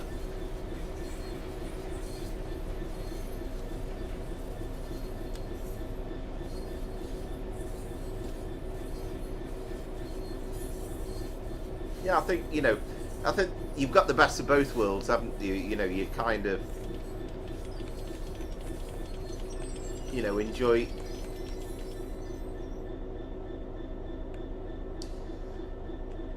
this, and it's kind of it's much better than the day job, as it were. Oh, I know, absolutely, and that's one of my massive bugbears. I mean, much as I love it, I hate bits of routes, and you know, I'm waiting. It's all time, really, isn't it? And you know, I just want to see a continuous route. I mean, Just Trains have kind of got the right idea, because there you go. Well, that's my score anyway, Amazed Tays. If you do happen to do the run at some point, then that's the score. And but again, thoroughly enjoyed that. Where were we in terms of? Oh, it's still going. Right. Okay. Well, we better exit that then. Oh yeah, sorry Rachel, these damned adverts. Nuisance. But yeah, just saying, very much, that's one of my great bugbears. I'd love to see routes that are continuous and connect up, and I think Just Trains have got the right idea in that respect, because they made a point of actually kind of getting continuous routes. Oh, thank you very much. Yeah, much appreciated. So where are we now? So it's still only 8:30, so I feel like doing a bit of 87 action then on the Train Sim World on the West Coast Main Line over Shap route then now. Perhaps, I don't think we'll have time for a full run because we've only got, don't want to go too much beyond 9 o'clock. You know, got to think about getting to bed and getting up early in the morning. I know Maze Tays has an early start as well, and it's the same for everybody really. But yeah, thanks for the feedback there, Rachel.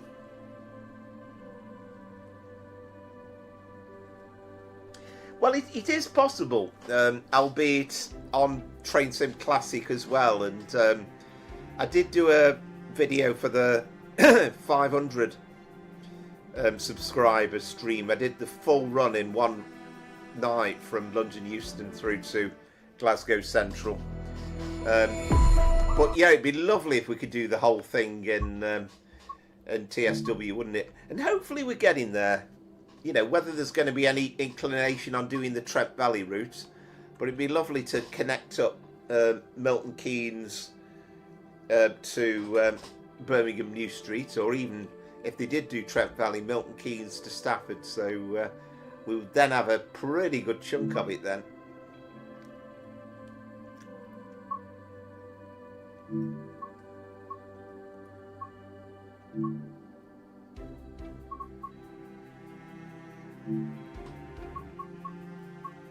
There we go. We'll do an intercity livery one, I think.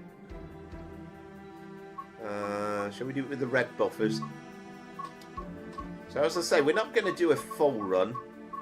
So I don't think there's any that are kind of short enough.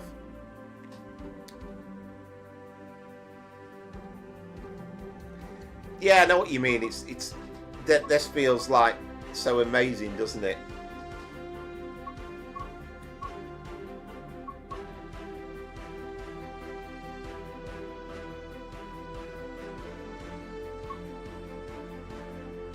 Right. Oh, that's the sleeper train, isn't it? We don't want anything. Oh, we've got some funny times there, haven't we? Those are all just the nighttime ones, aren't they? Oh no, I see, yeah, further down.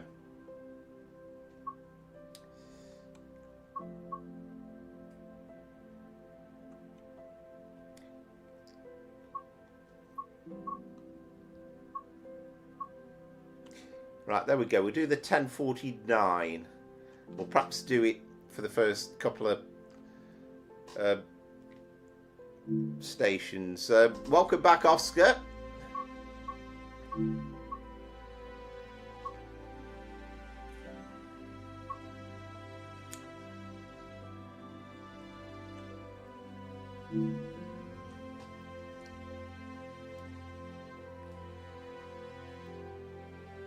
And I'd be interested to see as well, because it's a while since I've not done West Coast Main Line over Shap since we've had Train Sim World 6. So I'm intrigued to see whether it operates a bit smoother. It seems to be like that with the other routes. Yes, indeed. Yeah, in fact, one of the ones for the 87 has been done by, excuse me, by Southwestern, who's a regular contributor in the channel, and I've done a run on that a couple of times.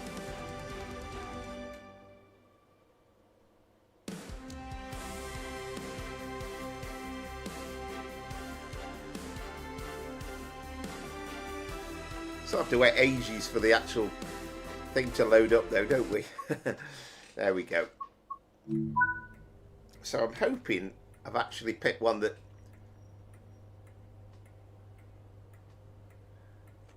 I knew that would happen. I've picked one that's actually non-stop. Oh. Yeah, it has been a little bit stuttery for me in the past.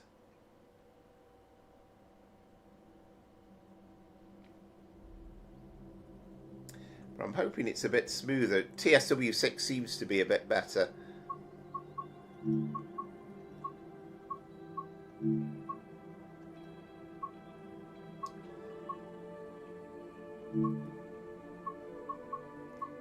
Oh no, we wanted 87, didn't we? Hang on. 87.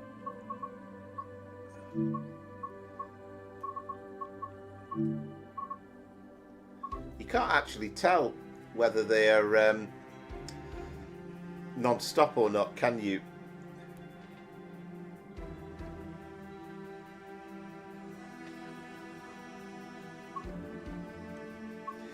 Well, most of them do stop, so we should be alright, he says.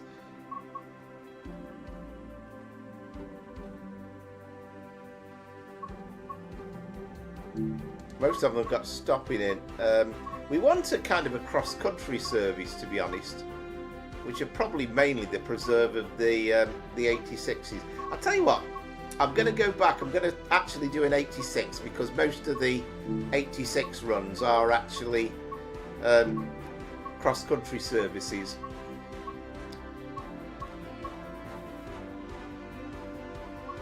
I want to do it for Preston rather than Carlisle for once.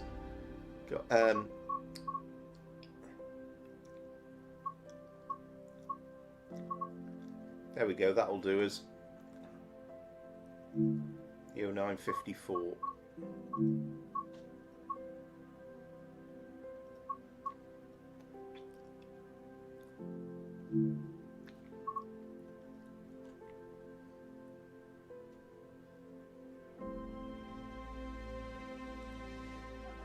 Yeah, I've found, I mean, so far I've found TSW6 personally better than TSW5, and, you know, it's not perfect, and probably a new PC would completely help, but I've got fairly positive experience so far.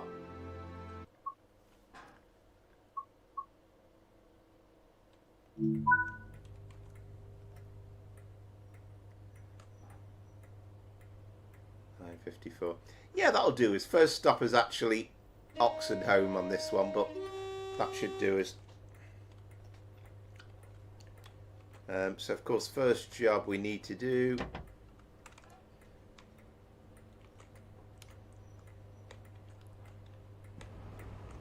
can't remember where it is this thing. Oh, it's up here, isn't it?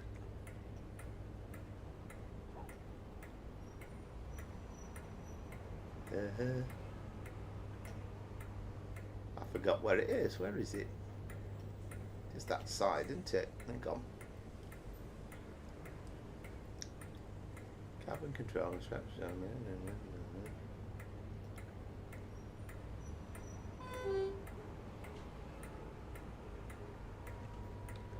I can't see it for looking.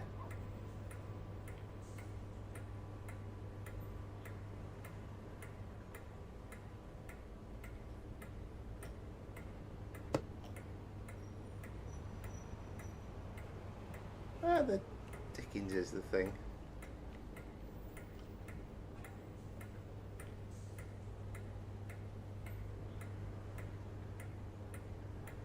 Yeah, cheers, Rachel. Will do if I can remember where me. Oh, it's there. I can see it. There we go. Shut that cab. We don't want that rattling about all day, do we?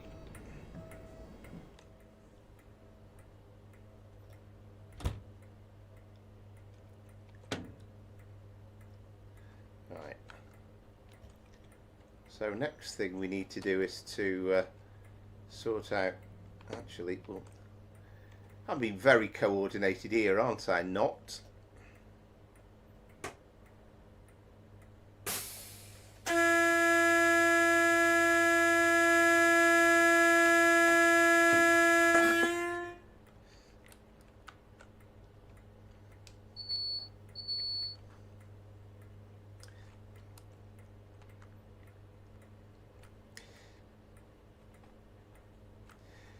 Yeah, absolutely. Found it, Josh, in the end.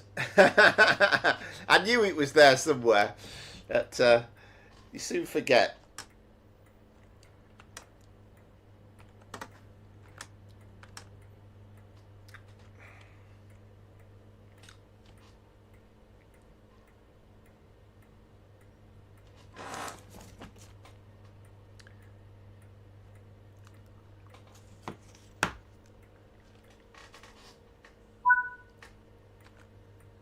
Right, there we go. Oh yeah.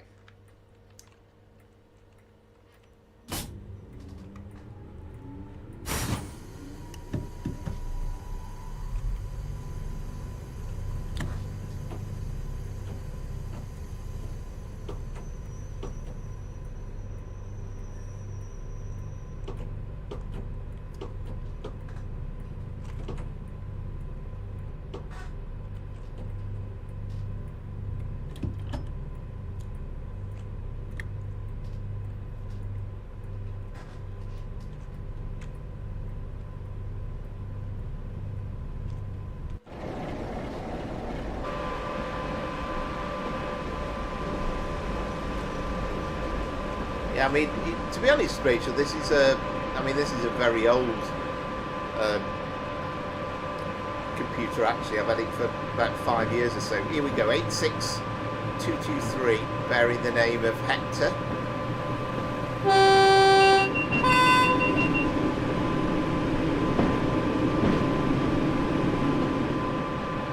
So we'll take this to Autumnal, and then we'll call it a day.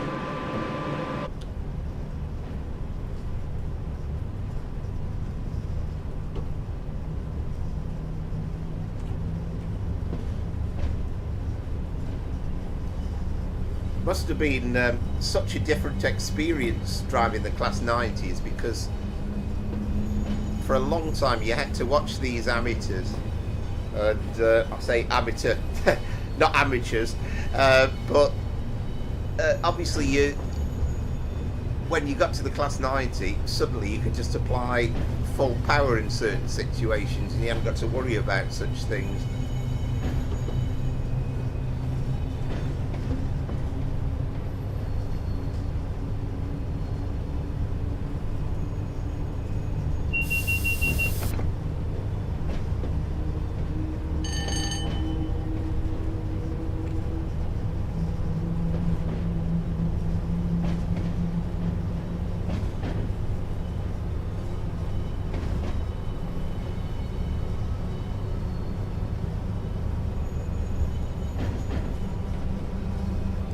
That's what's he called, that church? Is it Wahlberg Church, I think I'm right in saying?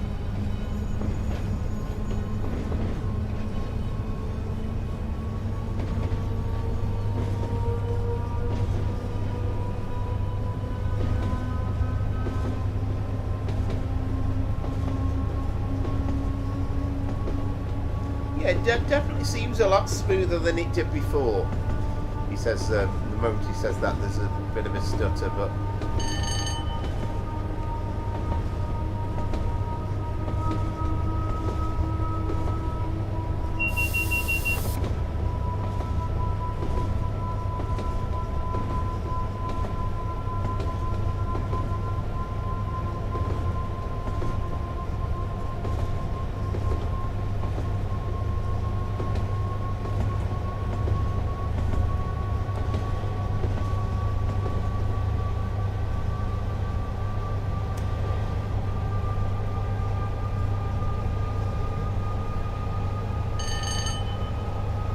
yeah, I can imagine actually. Yeah, I can imagine. Oh, thank you, by the way, for your really kind comments. Yeah, really enjoyed your input. And as I say, it's just it's giving it another angle, because we get lots of people who are very, very familiar with the game and absolutely love the game, but just don't have the same experience of driving these things in real life.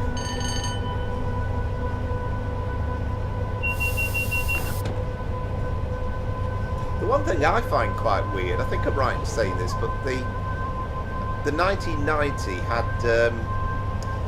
has like a, judging by the Train Sim Classic one anyway, I'm assuming it's right, has like a cruise control in it, so you could set your precise speed that you want to build up to. And then weirdly, you come to the Pendolino and that doesn't have that. That has a speed set, but it'll only hold you at the speed once you've achieved it. So I mean, I'm guessing, and from where I understand it, you wouldn't use cruise control for braking, but it must have been quite nice on a route that was kind of bobbing up and down in terms of the hills and stuff compared with the say the 86 or the 87.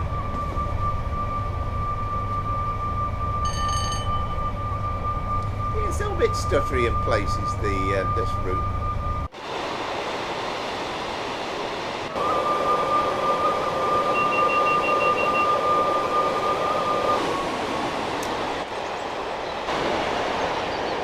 Right, we're going to get a view of the front of this train in a minute.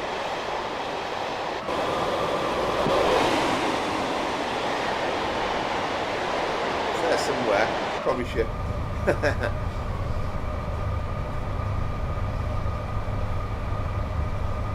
Right, okay, that's interesting. Was that, you know, as far as generally was the case, was that very often what people did? Do they prefer to just drive it without using the cruise control?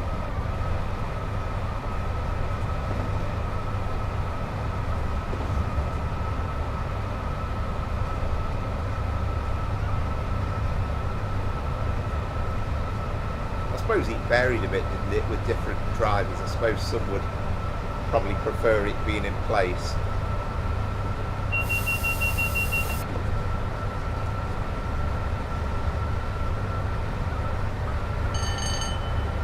There we go, we've got a bit of freight going on there with a 87 Hall at the front.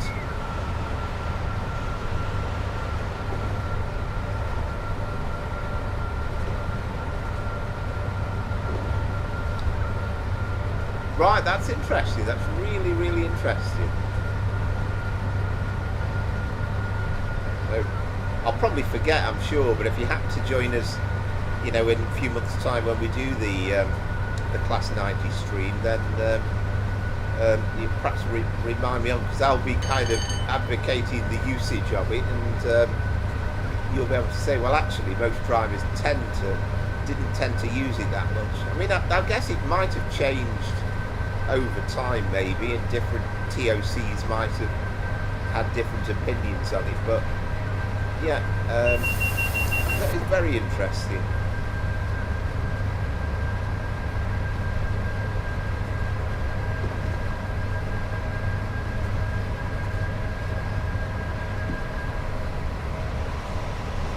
I mean, this is the other side of route knowledge as well, which, you know, again, I'm full of admiration for, because not only do you know where all the stations are and the signals and the speed limits and everything else, but you know about these sections where you're getting a little bit downhill, where you need to hold off in terms of accelerating as well.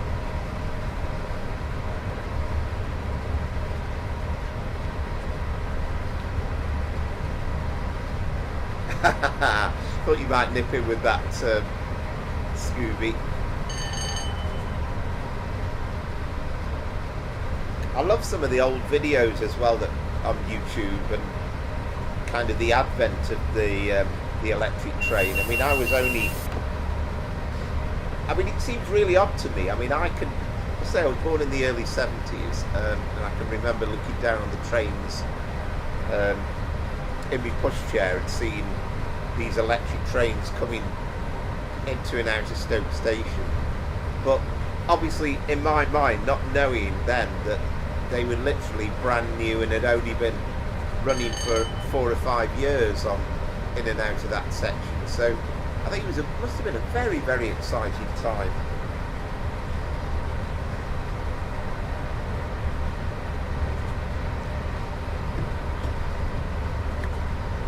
I know my mum told me that she remembered going to Stoke Station and catching a train, and she was asking, I think there was somebody in the family who worked in the railways, and she was saying to him, oh, what's all this stuff going up, these posts? And he said, oh, it's all for the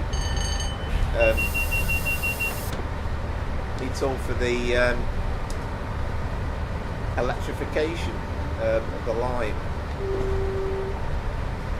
It's also knowing where all the neutral sections as well are, and I know what signs to look out for, but in my excuses half the time I'm looking at the stream and the chat and bits and pieces, so you know I can miss things. And I love the that original electric blue as well that they were painted in originally. And again, I don't really remember them like that. They were all British Rail blue by the time I was watching them, but I do love that original electric blue livery with the red carriages.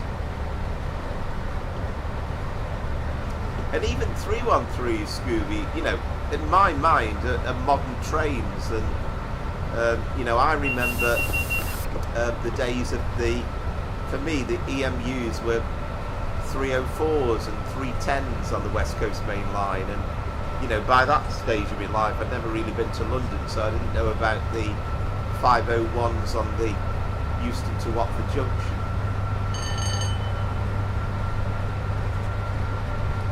Certainly the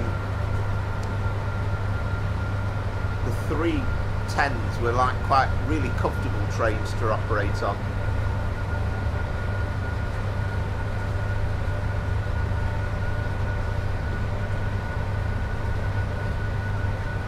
Ah, that's interesting. So it's not just me. And I guess, you know, driving one of the old trains again takes some doing, doesn't it? Because you're supposed to like shut down, aren't you? And otherwise it'd jump a bit over the neutral section. But I suppose in theory it doesn't matter as much on the modern trains. I'm guessing they are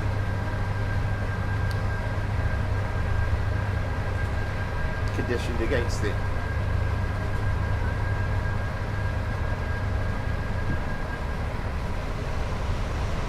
They were everywhere as well, weren't they, the 47s?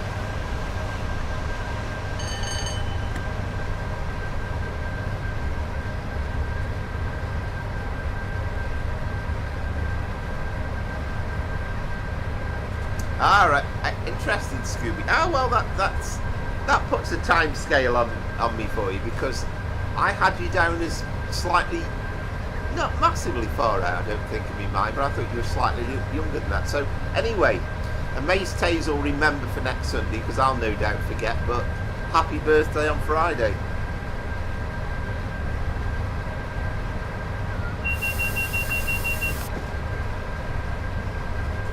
Yeah, absolutely. The thing that always fascinates me about these neutral sections is, and I'm sure it must have happened occasionally, but that situation where you had, where you literally got a red signal and you happened to brake just in the neutral section, and then you couldn't move the train, and I'm sure it must occasionally have happened.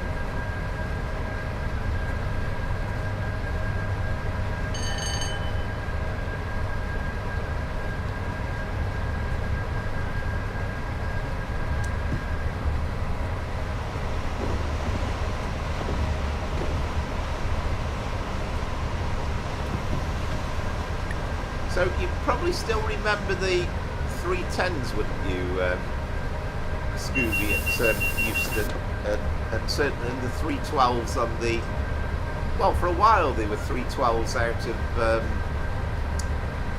obviously East Coast Main Line's more your thing, anyway, so 312s out of King's Cross, because they were used for, certainly in the 80s, on out of King's Cross, weren't they, on the things like the Euston services.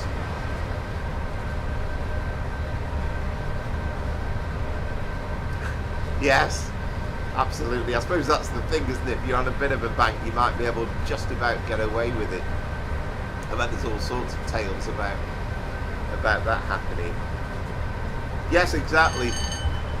For a moment, Scooby, I was forgetting, but yeah, of course.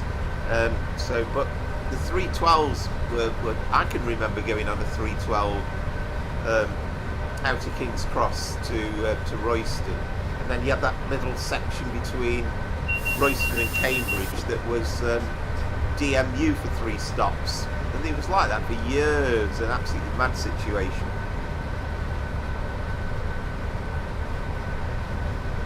Yes, indeed. I think I think they kind of moved over, didn't they, the 312s over onto the Great Eastern Main Line. No, absolutely. Yeah. Anyway, we better make sure we get some brakes in for our 75 mile an hour. I can't remember actually doing that many of these services where I've raced through Lancaster before.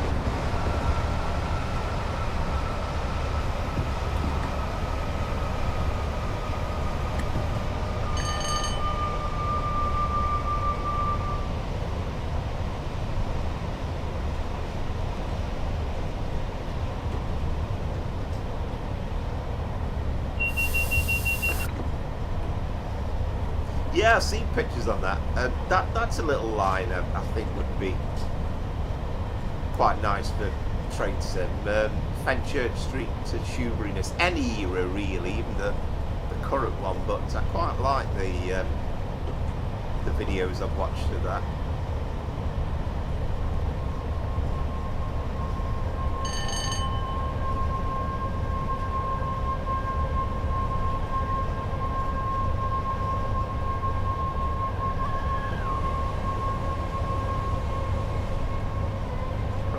I think the 310s were the first. They were West Coast Main Line. They were built in the 60s, and then in the 70s, I think the 312s came in originally for King's Cross.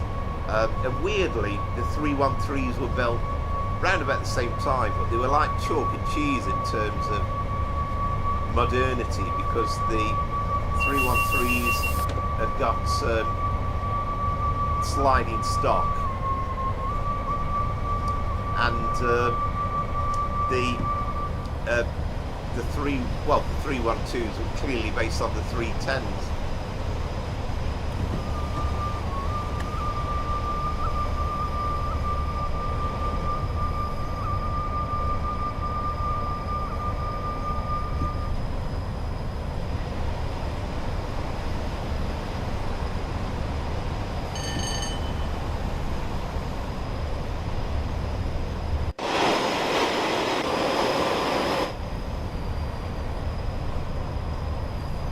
Coming into Lancaster now, but you do get a bit of stuttering as it's loading in, clearly, and also, and again, perhaps making excuses for the game, but I think because I haven't run this on TSW6 before, it might be worse this time.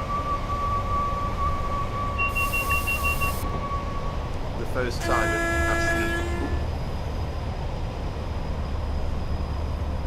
Right, double yellow.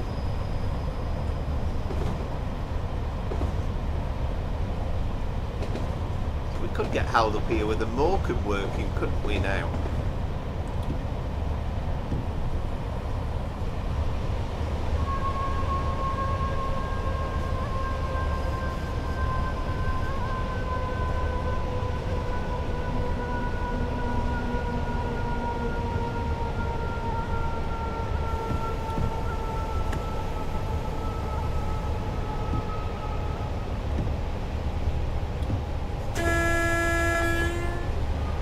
Signals this. So we've got a single yellow.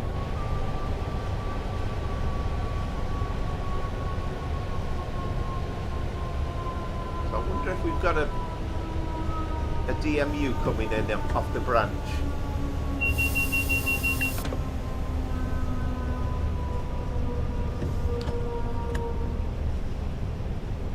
The thing that amazes me as well is, I mean, it seems to me, the distances between signals are not always exactly uniform. So you've got to kind of know, rather than having a little graphic up there which gives us an idea how close we are to the signal, but you kind of got to know exactly where the signal is.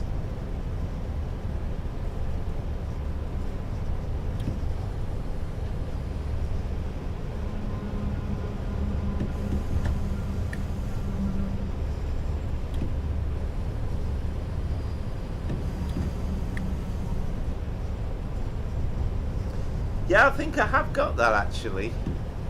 I might have only played on it once. That was a bit weird then with the them trees. I thought we got something very strange going on. Yeah, absolutely. Yeah.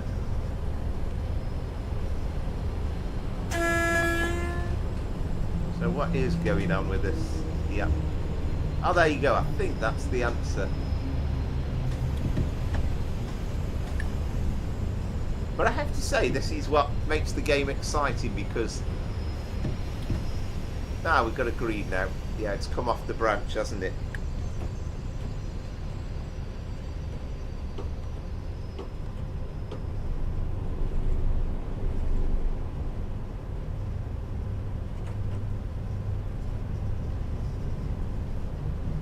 I think they were.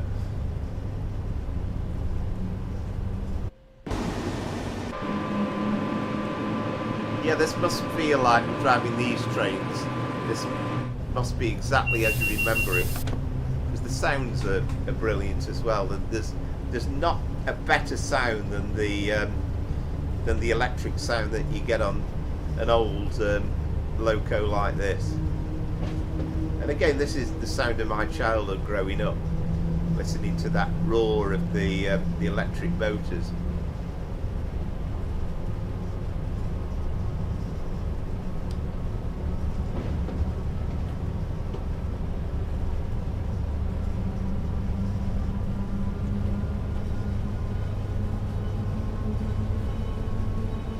And I could be wrong, but I get the impression the way you kind of notch up with this, I think you're supposed to kind of, I've seen the drivers like pull the handle up and down, up and down, up and down, whereas it feels as though on TSW it's a bit more of a continuous movement.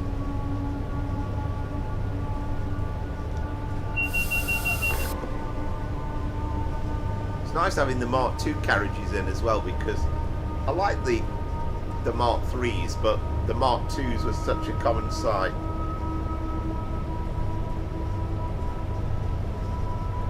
Yeah, absolutely. And there are scenarios, aren't there? And I've not done them all.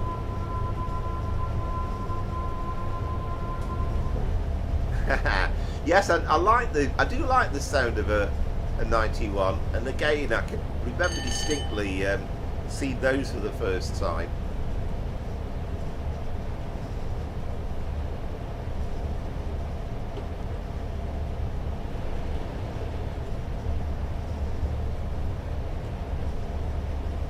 Oh, I completely forgot about the neutral section, didn't I?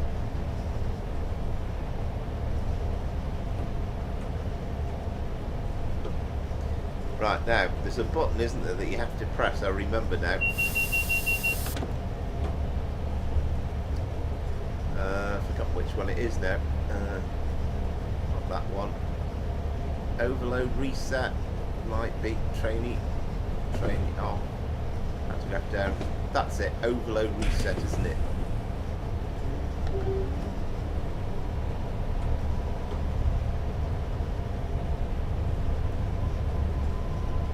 There we go. We've got power on again.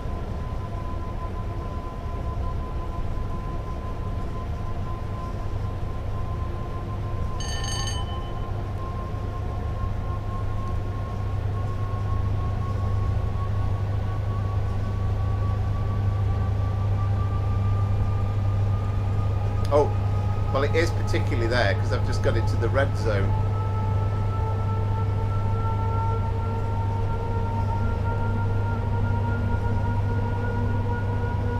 Yeah, I always feel as though with that in Trade Sim Classic, it's slightly easier to kind of just notch it up.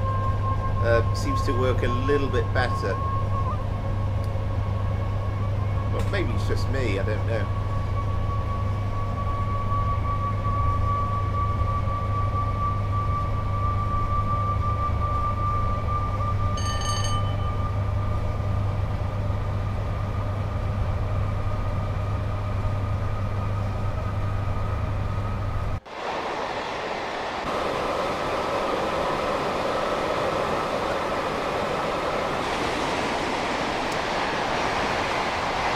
Every time I've selected the outside view, we've got this really weird angle so far.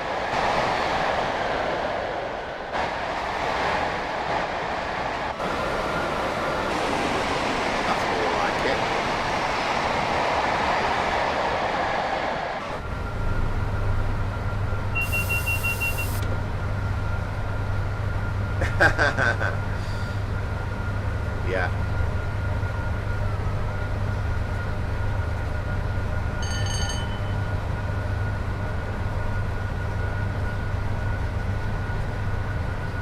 So we are going to be a bit late by the looks of it into Oxenholme, because we're supposed to be there at 10:24. So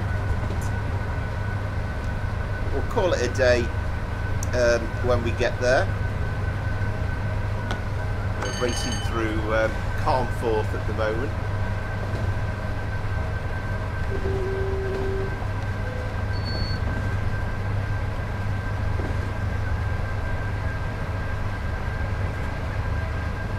I don't know if anybody caught the excellent. I don't know whether anybody caught the Victoria Wood documentary the other week that was repeated. You might have seen it before, but Crew to Crew.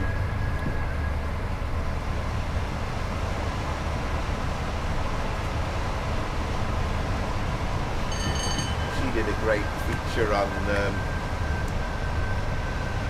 Carnforth Station and the brief encounter film.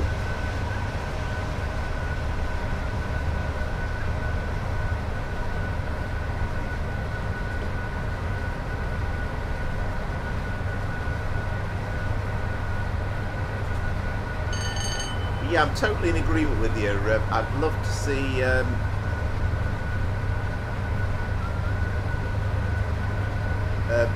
more of this route. Okay, we're going to be able to do the 86 and the 87 before Christmas from Crewe to Preston, so that'll be interesting, taking in Warrington, Bankey and Wigan, North Western. So we're getting there. We're gradually getting greater bits of the West Coast Main Line in.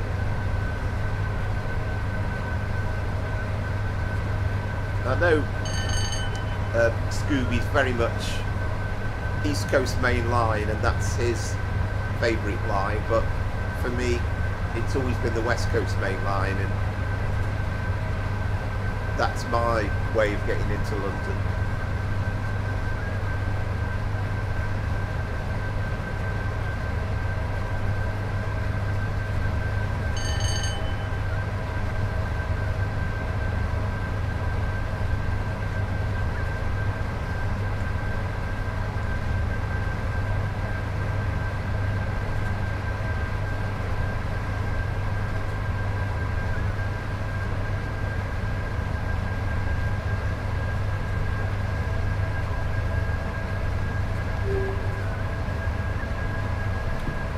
By kind of not carried on, into north of Oxenholme. I mean, that's the most spectacularly pretty part of the route through the Loom Gorge, which, you know, I should imagine even driving it must take your breath away sometimes, how beautiful it was.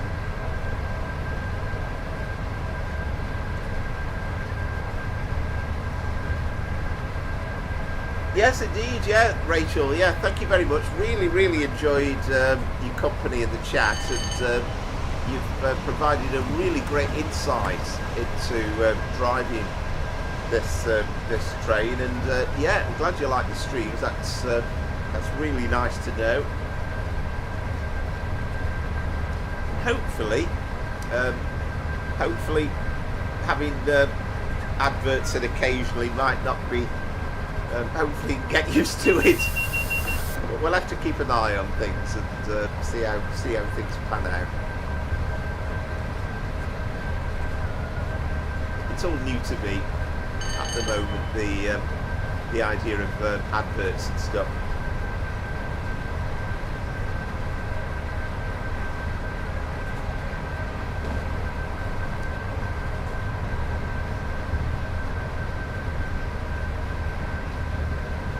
Just, you know, forever grateful. Okay, obviously all the stuff comes out, you know, costs, and it's not massively cheap to run the game, but you just get tremendous enjoyment and excitement out of these routes coming out, and the more and more stuff that keeps on being promoted all the time, it's just getting more and more exciting. Ah, excellent. So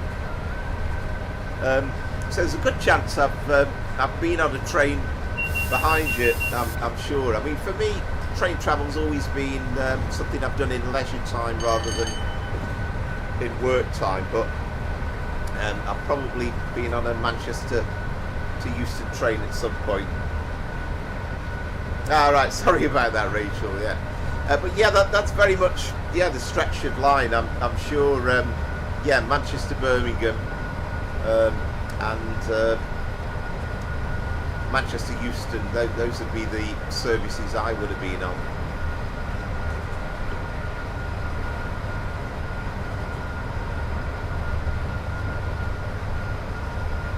But, I mean, you probably never could have envisaged as a driver that a train simulator would come along and replicate these sort of trains and for it to be done in this amount of detail and this amount of depth.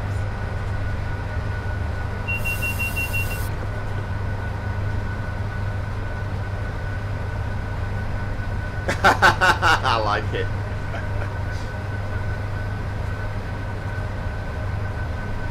Yeah, I suppose very much, you know, each driver would have a completely different style.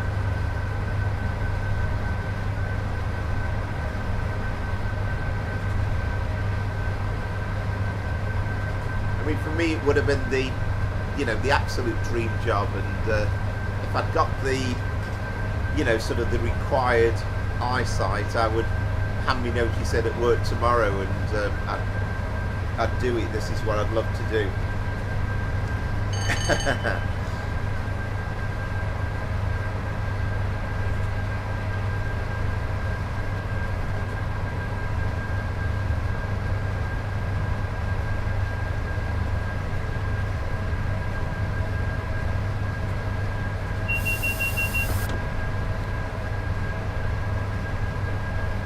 We're nearly at Journey's End. At least we are going to. We would have been going to Carlisle, but it'd take a bit too long.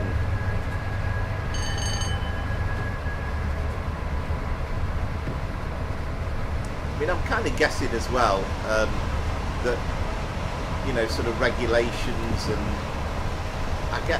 I would imagine that probably there might have been more flexibility back in your time of driving. It's probably, some of the things are probably a bit more stricter than they used to be.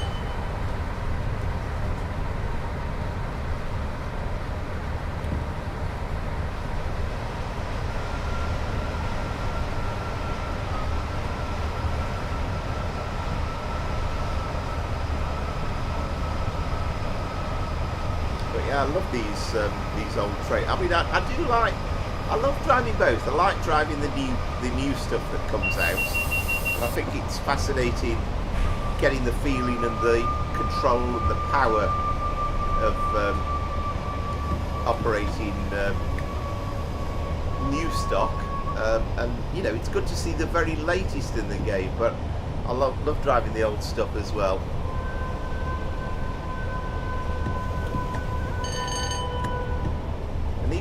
The sound of the brakes whining, you know, being in the carriages, and you could hear that sound as you're coming into the station.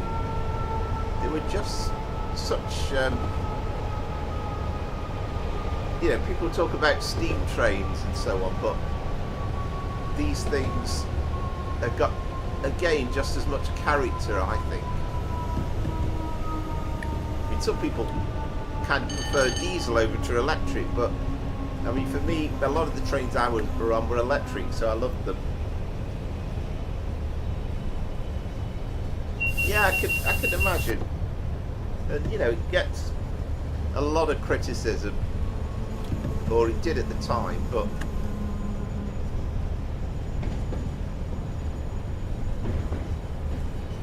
we just need as well here the Windermere branch putting in, don't we? Because the track's all laid.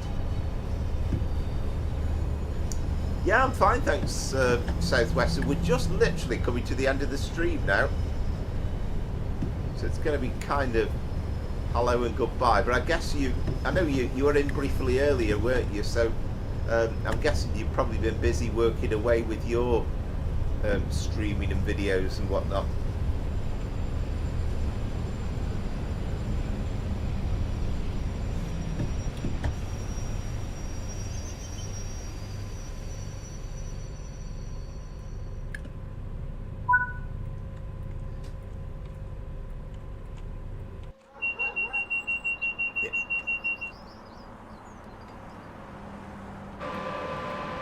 Yeah, we've got. Oh, wait a minute. Small brakes on. That's it. Yeah, we have literally got. Powerflow Trains and Buses isn't me, by the way, Southwest, and that's Oscar, but he's changed his name to Powerflow Trains and Buses, possibly only for tonight. I don't know. Ah, okay. Yeah, fair enough. But yeah, that's the line going off down to Windermere.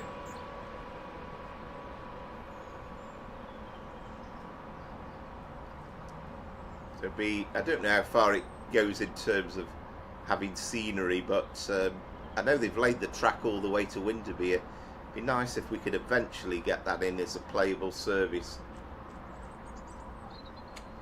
Well, we're all finished actually, Rachel, and you know, no worries at all. It's quite good to do that, and as I say, I think to have a real driver on the stream sometimes is absolutely marvellous. So it's interesting, and yeah, don't worry at all about hogging the chat. Yeah, I can imagine Southwestern, but I'm guessing, I haven't tried the scenery, but I presume the scenery runs out and there's no stations at Windermere, but something I might have a look at some point. So anyway, thank you very much, everybody. Again, another amazing stream. Hope the adverts haven't been too annoying for you, but I'll have to kind of monitor things and have a look. And we'll give it some thought over time, but doesn't seem to have put you off from watching anyway. So, but thank you very much as ever. We'll watch with interest what this new timetable for the that's coming out that Josh has created. That's on Train Sim TV tomorrow night. Yeah, no worries, mate. Tage. Yeah, as ever, enjoyed the runs with you, and yeah, there we go. Thank you very much. So enjoy the stream on Tuesday. The preview crew to Birmingham as well from DTG. I'm sure they are. Yeah, we'll have to have a look, and I don't know. I'm sure we'll get it right. But yeah, thank you very much, and until next time from Powerflow Trains and Planes, from now, it's good night.